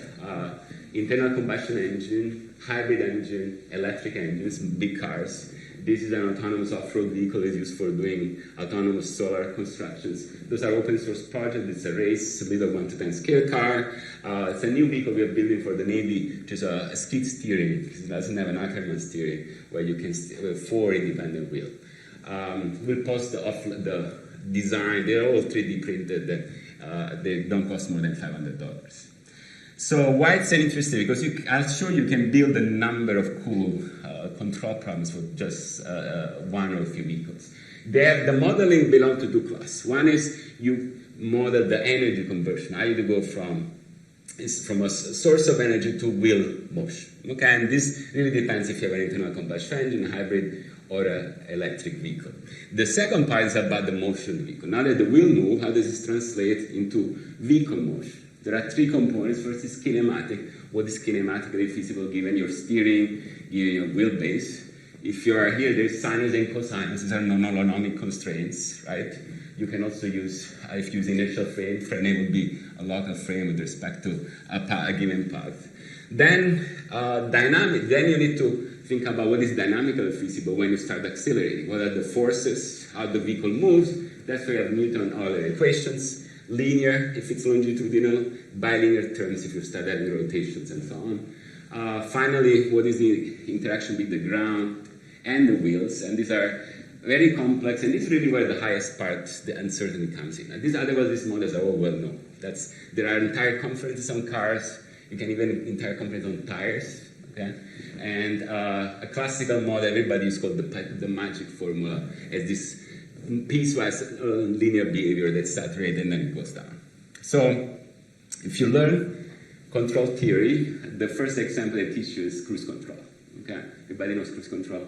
It's probably, they also give it for free in a car. Very few people use it. It sends your speed and try to control it to a reference speed, a given speed that you can change on your steering wheel usually, by changing some actuators. If you have an internal combustion engine, you change your throttle because this changes the intake of airflow, which changes the power, which changes the torque to the wheels. Okay? In an electric vehicle, will be different. What is cruise control in 2024? Cars are smart, they talk to each other, they can make micro platoon, they talk to infrastructure, and they decide what is the best reference for themselves so that the platoon moves smoothly through the intersection. This is a sequence of traffic lights so that you maximize throughput, you want to get home faster, and minimize energy efficiency. Right? So if you think about it here, everything is well known. Models of powertrains are well known. You have hard constraints. You don't want to bump into other cars. Really, the learning part of here is this use of data for learning traffic patterns and traffic light patterns. Okay, so becoming red or green and so on. Okay, this is really what learning means in this simple scenario. And without reading all the points here, what we do with MPC at many, many levels. Okay, so at the higher level, there is speed reference planning. You have statistics of traffic lights. That's a mixed integer quadratic program, which you solve with some heuristics. Then the platoon talks to each other. It controls the speed of the platoon. With hard constraints, you don't bump it to others. Then you have to control your own acceleration. And then that acceleration is to be converted into powertrain. And there you have another optimization where you have to decide do I switch electric versus internal combustion engine, right? This is not made. People ask me if I made this with some AI. This is a recorded video with a drone, and these are students in the cars. It's South Los Angeles. The 3 cars are talking to each other, talking to this traffic light. It's all what I told you is happening. They will see that when the traffic light turns green, they move at the same time, but versus there is a big gap with the human-driven car, probably is looking at the phone. The interesting, probably you might appreciate that there are at least 3 levels of optimization, and QP is running in real time, and this is totally feasible. Learning here, using classical MPC, where you update cost functions, it just works and it's simple. Okay? Let me make the problem a bit more complex. I just want to control now steering and acceleration, lateral motion, and I want to go at high speed. Before it was low speed and longitudinal. I want to go at, and the simplest problem in this class is basically learning to race by yourself. There's no other driver around you. So I want to control steering acceleration, but I don't know what is the minimum time path, and I don't know how to stay along that minimum time. So it's path planning as well as path following. So what is unknown here is really, as I told you before, the tire forces. Okay? And so what do? We use learning MPC. We collected the data experiments, and we update the unknown tire forces as well as the feasible set and the cost to go. Okay? What I've seen, remember the picture before? I put everything in blue because now the learning is not at the design stage. This happens in real time as I collect the data. And the tools I've used are super simple. I love simple tools. From a modeling point of view, we do local linear regression. Local means local in space, in a given part of the racetrack. Okay? From a target set, you accumulate data, take the convex hull of everything. Okay? And put that as a terminal set to reach the end of your horizon. As a terminal cost, it's a barycentric approximation. Take all your data, and take the tightest piecewise linear convex lower bound. Okay, it's very easy to build. Think about it. In fact, you don't have to build it. You just need to write it as an auxiliary variable in your optimization problem.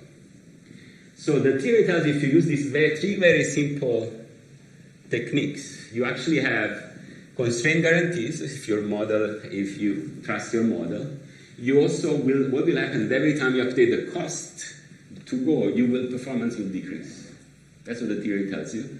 And in practice, this is what happens. It is pretty beautiful because in practice, the forces are unknown. There's all powertrain dynamics that you have not modeled. You see the lap time on the x-axis, on the y-axis, and the lap. At each lap, you update the cost and safe set. And constraints are guaranteed, meaning the people driving this car don't go outside. And this car is it's very unsafe to run at high speed on these vehicles. Okay. Performance improves. You go to 100 to 40, okay, it's more a 2x factor. And it's data efficient, meaning I'm not generating data from a simulator. I'm taking my Newton's law and I'm testing on a car. Nothing else, okay? I don't have any web scraping of any videos going on here. This is when it's learned, lap 20. When you hit the wheels quickly, it means that you're at the peak of the tire forces, right? If you love with car, you see that it's reaching the apex. This is called the apex of a curve, and he has found this path. We could look at this for hours. The vehicle has found this path after running 10 laps. I didn't tell the vehicle what was the fastest line to follow. Okay. One more step. I'll make it more difficult. I want in this racing, I had differential GPS. There was a base station. I know exactly the state of the vehicle. I want to race only with camera images. Now I go to the little car because that feels unsafe to me.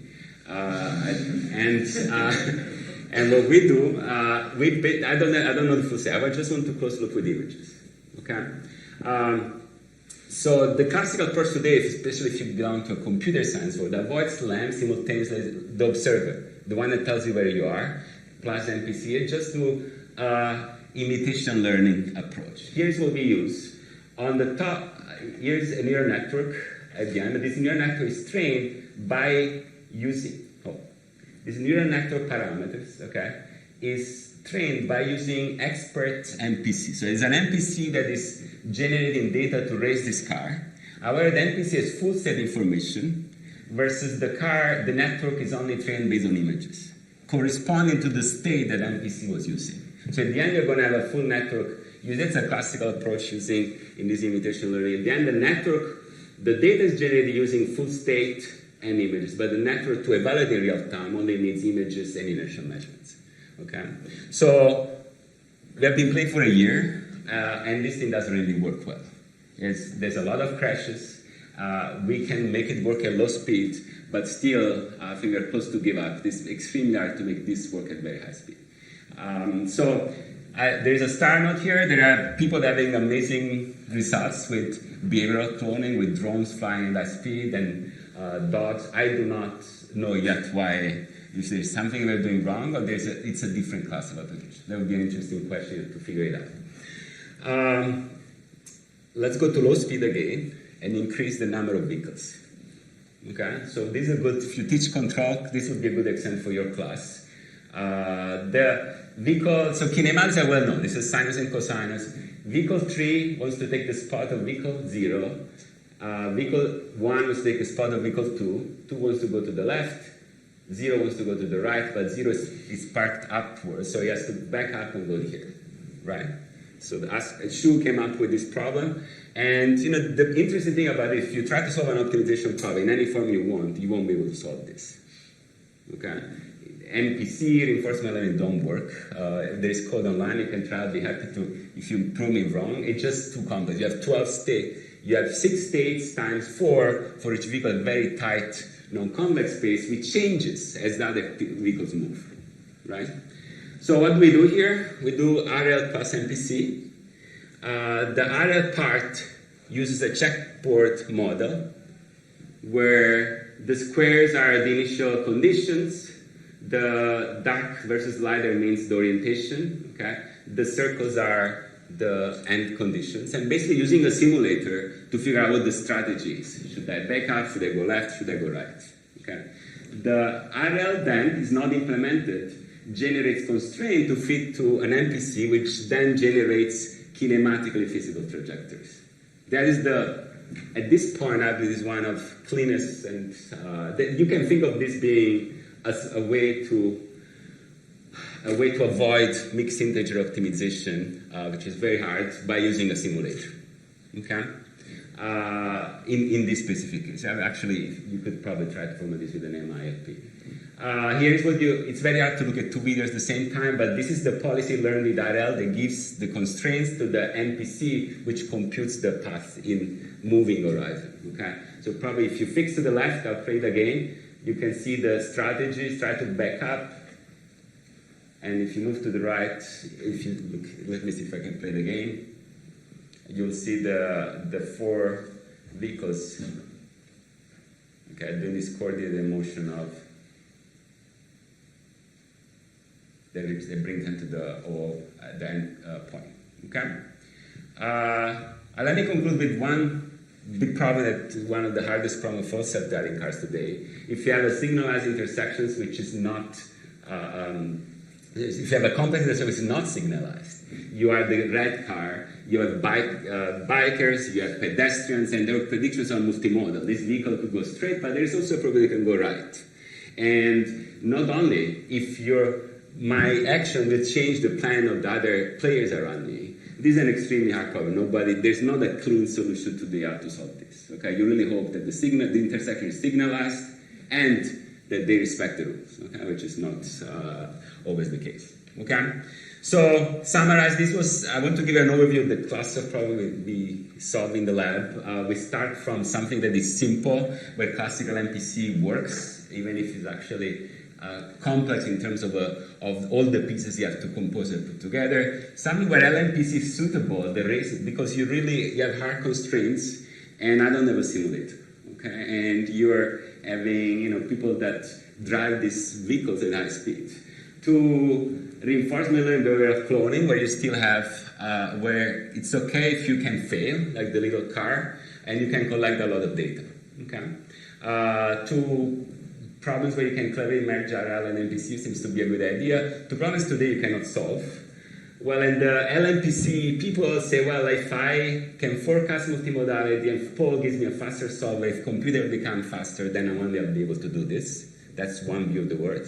The other view of the world is if I collect enough data and the past is like the future is like the past, then you will be able to solve this. And it looks like this is where we are landing. There's really nothing almost in the middle. I'll switch now to questions here. If it feels like it's a disconnect between the two parts, there is. It was done on purpose. The second part is on powertrain. I'm going to. So far, it was about controlling steering and acceleration. I'll tell you about the work I've been doing on trying to learn the energy part of it. Okay, and which brings me really to the title of the talk. No questions? Okay. So here's what I've been thinking of for the past 5 years. It's how hierarchical control is pieced together when you make a mission for electric or capacity constrained vehicle. What you see to the left-hand side is the schema for controlling a fleet of electric buses. At the bottom level, you have the drivers that do daily tasks. They drive, their trips, their stops, and they also have to decide when to charge, for how long to charge, and where to charge this bus. These are battery electric vehicles. Okay? And the top level, you have a monthly planning of these buses, of the work that has to be done by each bus. A block is a piece of work that has to be done every day. That's their notation they use. And usually this is done in a centralized way by looking at the demand of the community, by maintenance and so on. And then you have these two layers in the middle where you change your block for a day for each bus, depending on weekly first and then daily later, depending on many factors, including driver availability, charge availability, bus breaks, and so on. If you think about this, while talking to... Yes? So it's not necessarily transit, right? Public transit, or it is not public transit? In this case, this example is public transit. Public transit, that's okay. So, 4 years ago, I was talking to Alessandro Pinto at JPL, and he has a new... He's in charge of trying to make safe missions in exploring planets, and this is the plan that they have for vehicles of Mars. Okay, it's striking similarity in terms of division of time. At the lower level, you have these rovers. They go and execute tasks. They move from A to B. They drill. They move to another place. They take pictures. And the higher level, you have this strategic planning. 30, 60. These are sols are Martian days. I think a bit longer than daily days. Earth days. Sorry. And then you have this supra-tactical, that's their language. Supra-tactical, it's a week, and tactical is a day or 3 days, right? So, very interesting. That's when we decided to come together and think about there was something interesting to study here with Bartolomeo. So, the goal is really to think about as fleet that are electrified. This is transit. This is our off-road drones. These are sail drones used by the Navy. They're all battery electric vehicles. You really need coordination of high-level, energy-aware task planning. Can I do this task? Do I have enough energy to come back and charge? With low-level predictive control that does the planning. That's really the underlying motivation of our research, right? And what I'm going to present is pretty simple. We modeled the problem with just 2 layers. At the high level, there is a task assignment on a graph. The states are the nodes where your vehicles are located, as well as the state of charge. And later I'm going to call that capacity. I'll tell you why.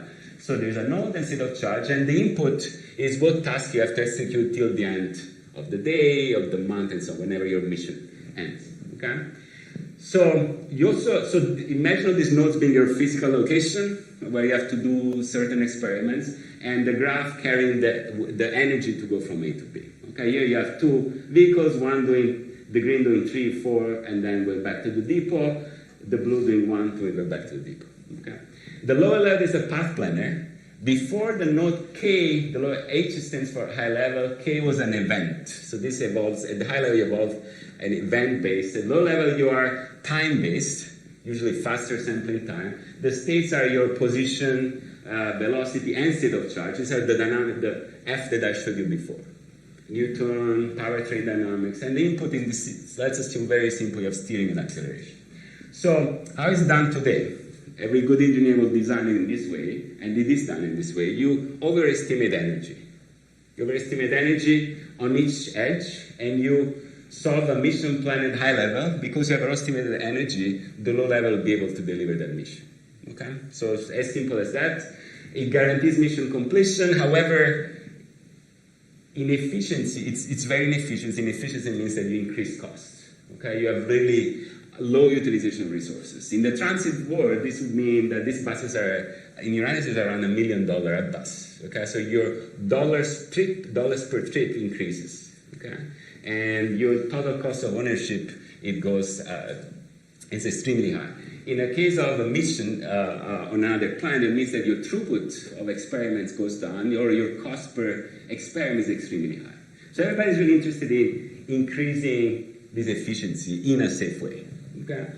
Our simple idea is to say, let's explore the iterative nature of this hierarchical system. Use data to update both the high level and the low level control policy. At the high level, you assign the tasks. At the low level, you execute the task.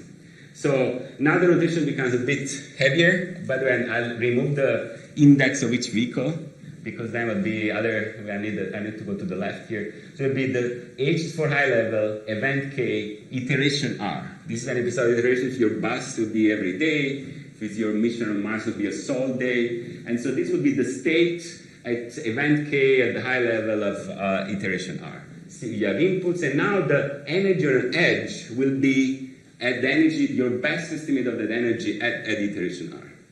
Okay? Similar for the low level, you're executing a path planner, but most probably you have already seen this I to J motion, okay, node I to node J. So the R will be the state at that iteration at that time step. Okay? So the policy now are at the high level, your task assignment. Remember, you are your task sequence of tasks depends on your best estimate of energy at time R, at iteration R. At low level, the agents use historical data to update their motion planner. Okay?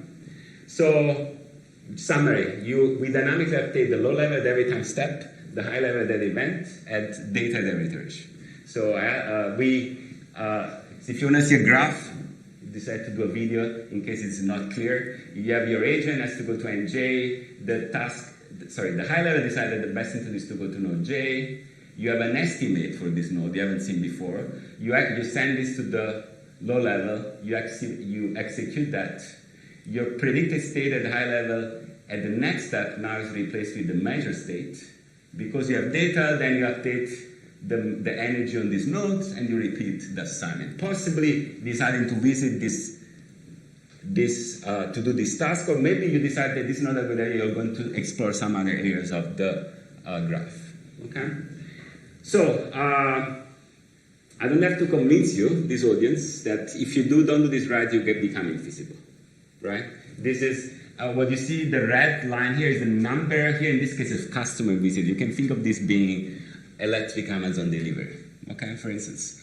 You increase your performance, you can deliver more packages to your customers, but at some point you become invisible. You won't be able to finish your job, yet they have to call, and it's called a return to station. They have to pick up somebody to tow the electric vehicle back, okay? So we have been really trying to think about how we ensure feasibility and how we minimize computation for this class of problems. So this was the idea. I'll tell you all the details. Instead, I'll tell you one detail, how we design, which is really the key detail, how we design the low-level controller. And the low-level controller, because of my training, my bias, is an LMPC. It has two classes of states, the capacity states and C, and the motion states T. Okay? So capacity could be state of charge, could be time, could be the volume you have in the back of your Amazon bag, right? These are all integrators dynamics. Your key are all the motion part of it, latent long and velocity and orientation, for instance, okay? The assumption that we need is that the motion, the key, does not depend on capacity, which is a decent assumption, and capacity constraints are actually monotonic. The capacity, the next step is the one previous plus some positive function, okay? So again, if you think about the battery depletion, that's the opposite. You can model, instead of the battery going from 100 to 0, from 0, the opposite, how much from 0 to 100. So here's the idea. It's a learning MPC style. You're going from node I to node J. You have collected a lot of points at the low level. These are your latent long, okay? And the blue, and these are the gray dots. The blue dots are your latest iteration. That's R minus 1. I solve for each point. Now you compute the cost to go. You do this using Bellman principle. You sum the cost in closed loop because you have recorded the data until you reach the NJ. You've completed your task. So this is going to be your Q at iteration R.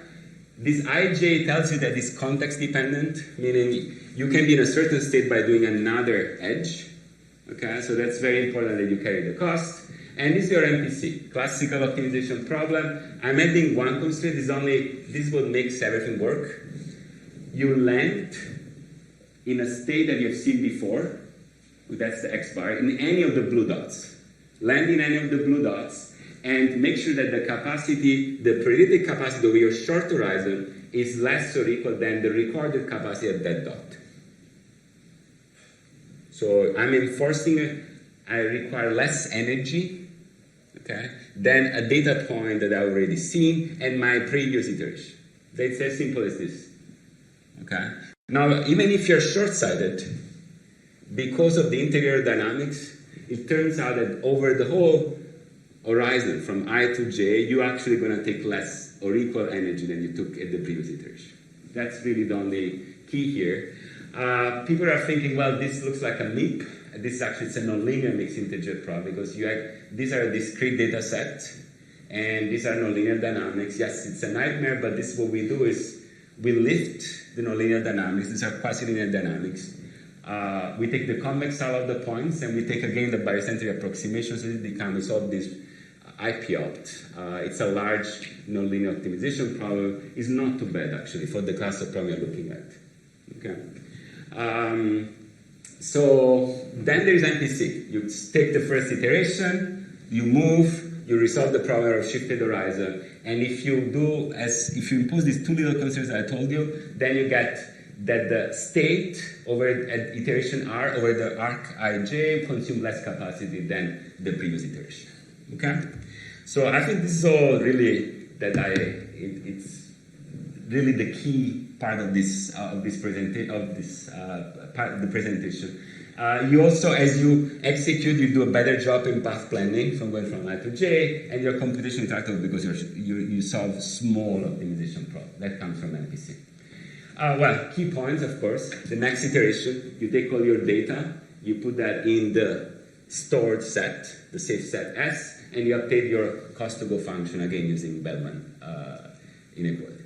At high level, I just have one slide, that's why I'm here. Hopefully, Bartolomeo will give me some smart idea on how to do that.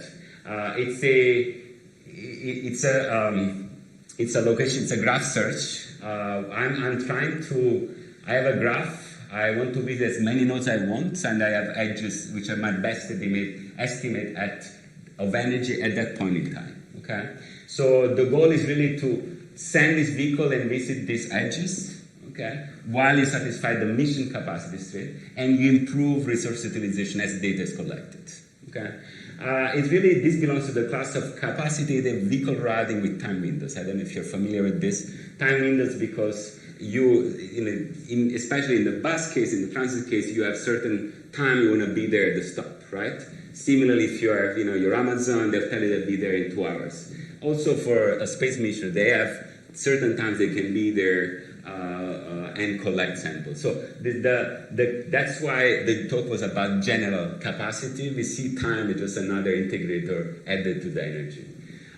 We could do LNPC for graph search. We have coded it up. It works okay. But again, we don't know how to do this efficiently. Okay.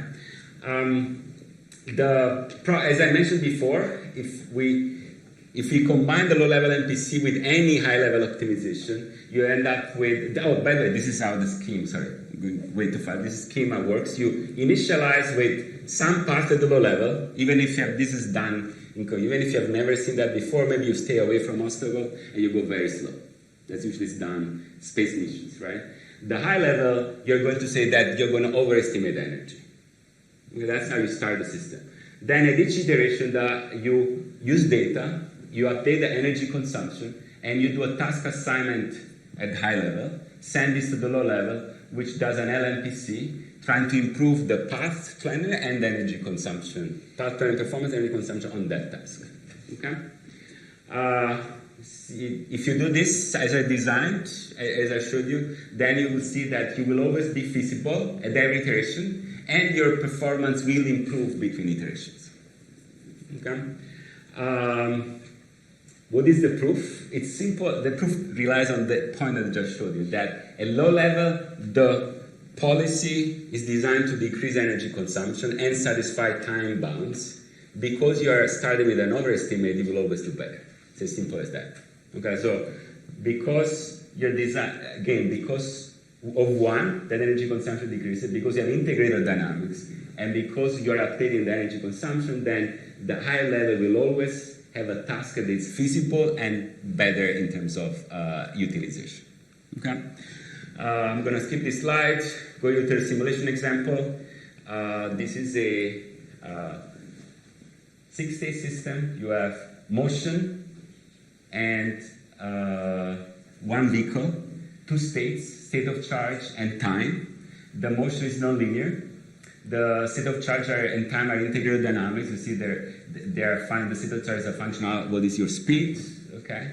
And you start with iteration 0 saying that 1 is your depot. You can visit 6 and 7, and you have some estimates on overestimates on all the energy on the graph, okay?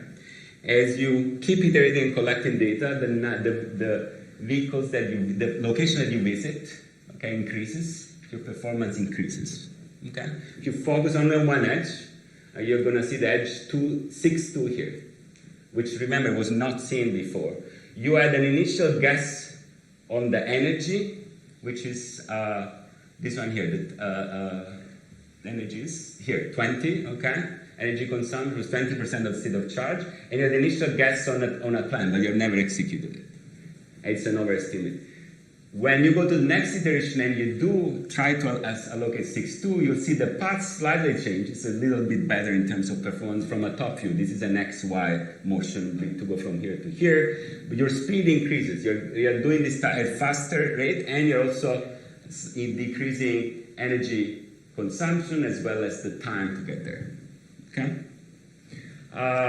This is all what I want to show you. I've been interested in this class of problem because I think because it will be important to solve now as we electrify our fleet. I'm on industrial leave, and for the past 5 years we have been building at Whitesense this platform that does this. It's very complicated, but it's just not simple. We take data from vehicles. These are usually you can connect with vehicles through a data hub. And these vehicles are either cars, vans, passenger vehicles, delivery vehicles, or transit. We take data from weather, traffic, elevation maps, so we can contextualize this data. And that's what this model on the left-hand side does. On the right-hand side, you have the model library. These are all the models of powertrain and motion that I've showed you in the third slide. In the middle, there is this learning engine, and there is a learning model database where you learn per vehicle, per powertrain, what is its behavior as being based on historical data. Then you do contextualized predictions. Today, given this weather, the driver is going to turn on their conditioning. Given this traffic, this is going to be the state of charge. Okay, depletion. And here is where you get your optimization. The yellow is the high-level mission plan. That's what I talked about today, right? I'm on industrial leave. I've been working with people at Whitesense for now 5 years, but full time for the past year and a half. And really, the output is which electric vehicle should do which job, when should it charge, where should it charge, and for how long it should charge.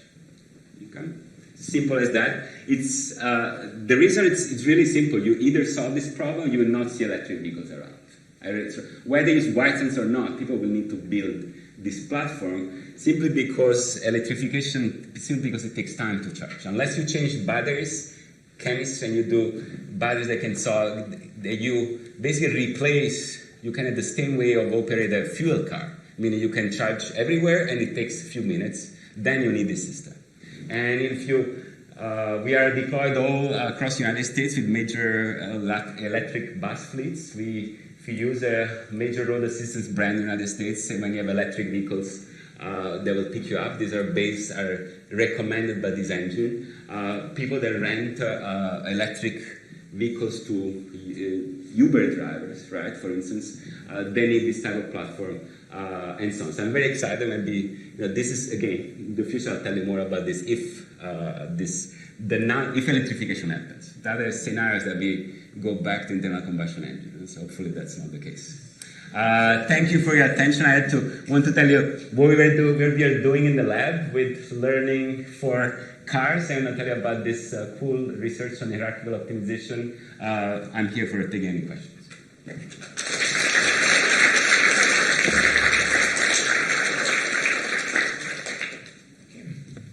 Thanks, Francesco. So, any questions? Yeah. So I think the application is really cool. I'm actually a little bit doubtful about the transit, because the transit component is so tight, the scheduling of a bus having to do a trip after the trip and so on and so forth, that if you do it dynamically, like saying to the bus driver, you know what, your initial schedule is going to be changed because you don't have enough charge for doing this, so you should do this, this and that. I feel that this is going to be very difficult to implement in practice. All the other applications that you've shown, I think there is much more dynamical chances of talking to the drivers and making things much more optimized.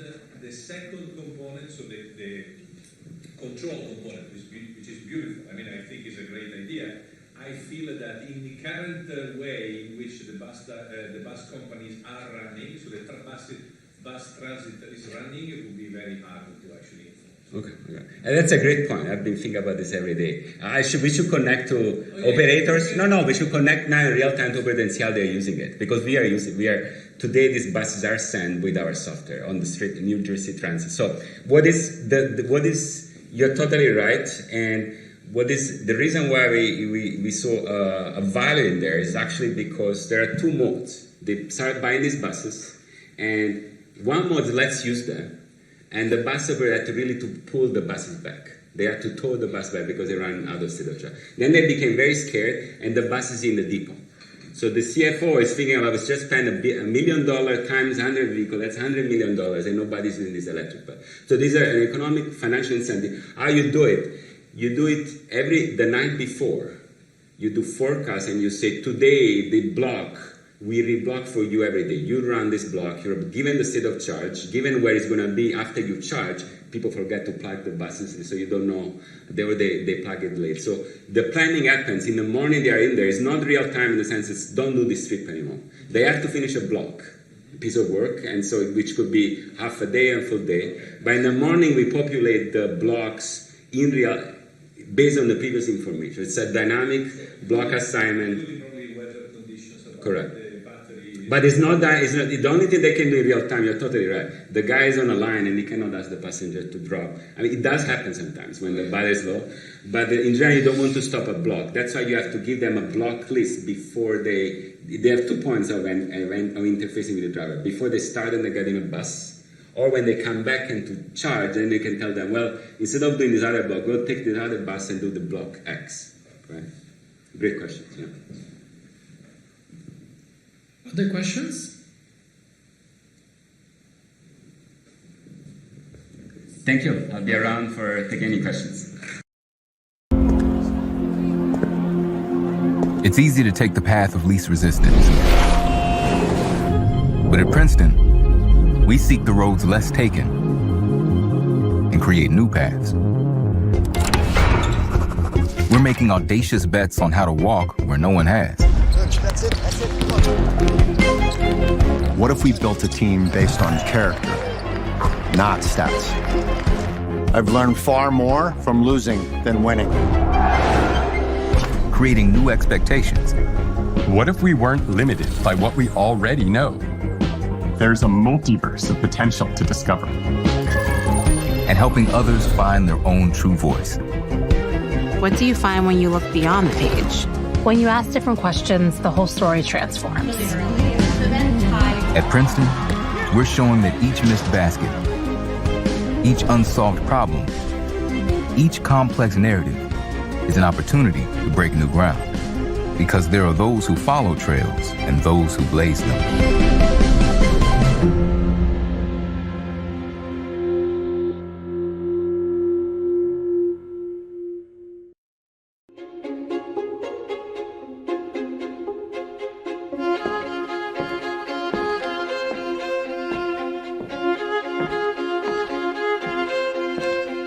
I grew up in a series of coal and steel towns in western Pennsylvania. My family has worked in extractive industry for generations, and I look at the art and material cultures that have arisen from these under-researched spaces. These range from coal towns in southern West Virginia to banana towns in Colombia. These are often sites of enormous environmental catastrophes. I don't know if you can see it in here. He studies both the histories of these company towns and other forms of art that are produced by people living in these communities, trying to speak back to the experiences and particularly to the harms that those communities often endure. Toni Morrison's novels here, she comes from Lorain, Ohio. Bob Dylan comes from Hibbing, Minnesota, the iron mining capital of the United States. And these are kind of thought of as historical curiosities, but maybe they're more central to the projects that they're doing than we think.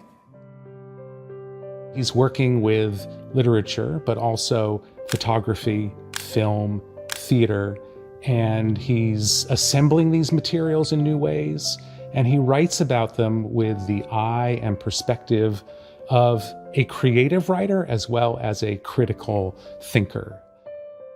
Company towns have had kind of an enormous impacts on the culture of the United States and on the world as a whole. They impact the way that we comprehend governance and who has a voice in what governance looks like, who has a voice in what the environment looks like. It's rare to publish as a graduate student. It's even more rare to edit volumes as a graduate student. And that says a tremendous amount about not just Jason's ability, but the standing that he has within the field that he's helping to define.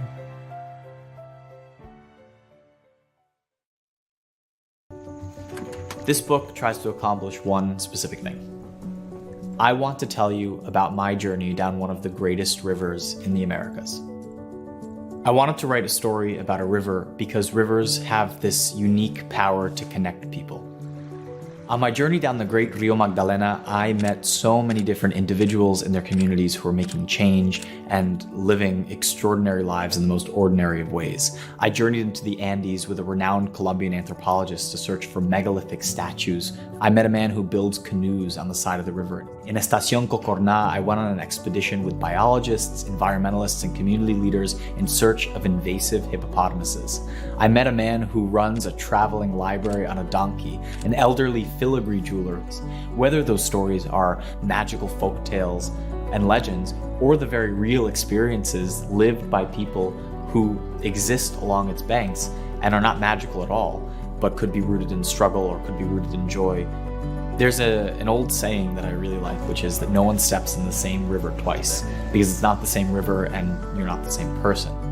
My name's Jordan Salama. I'm a writer, journalist, and producer, and my book, Every Day the River Changes, is the story of my journey down Colombia's greatest waterway. 3, 2, 1. This is possible. It may not seem so, and yet we find a way. Driven by one simple question: what if? At Princeton, we're making audacious bets on what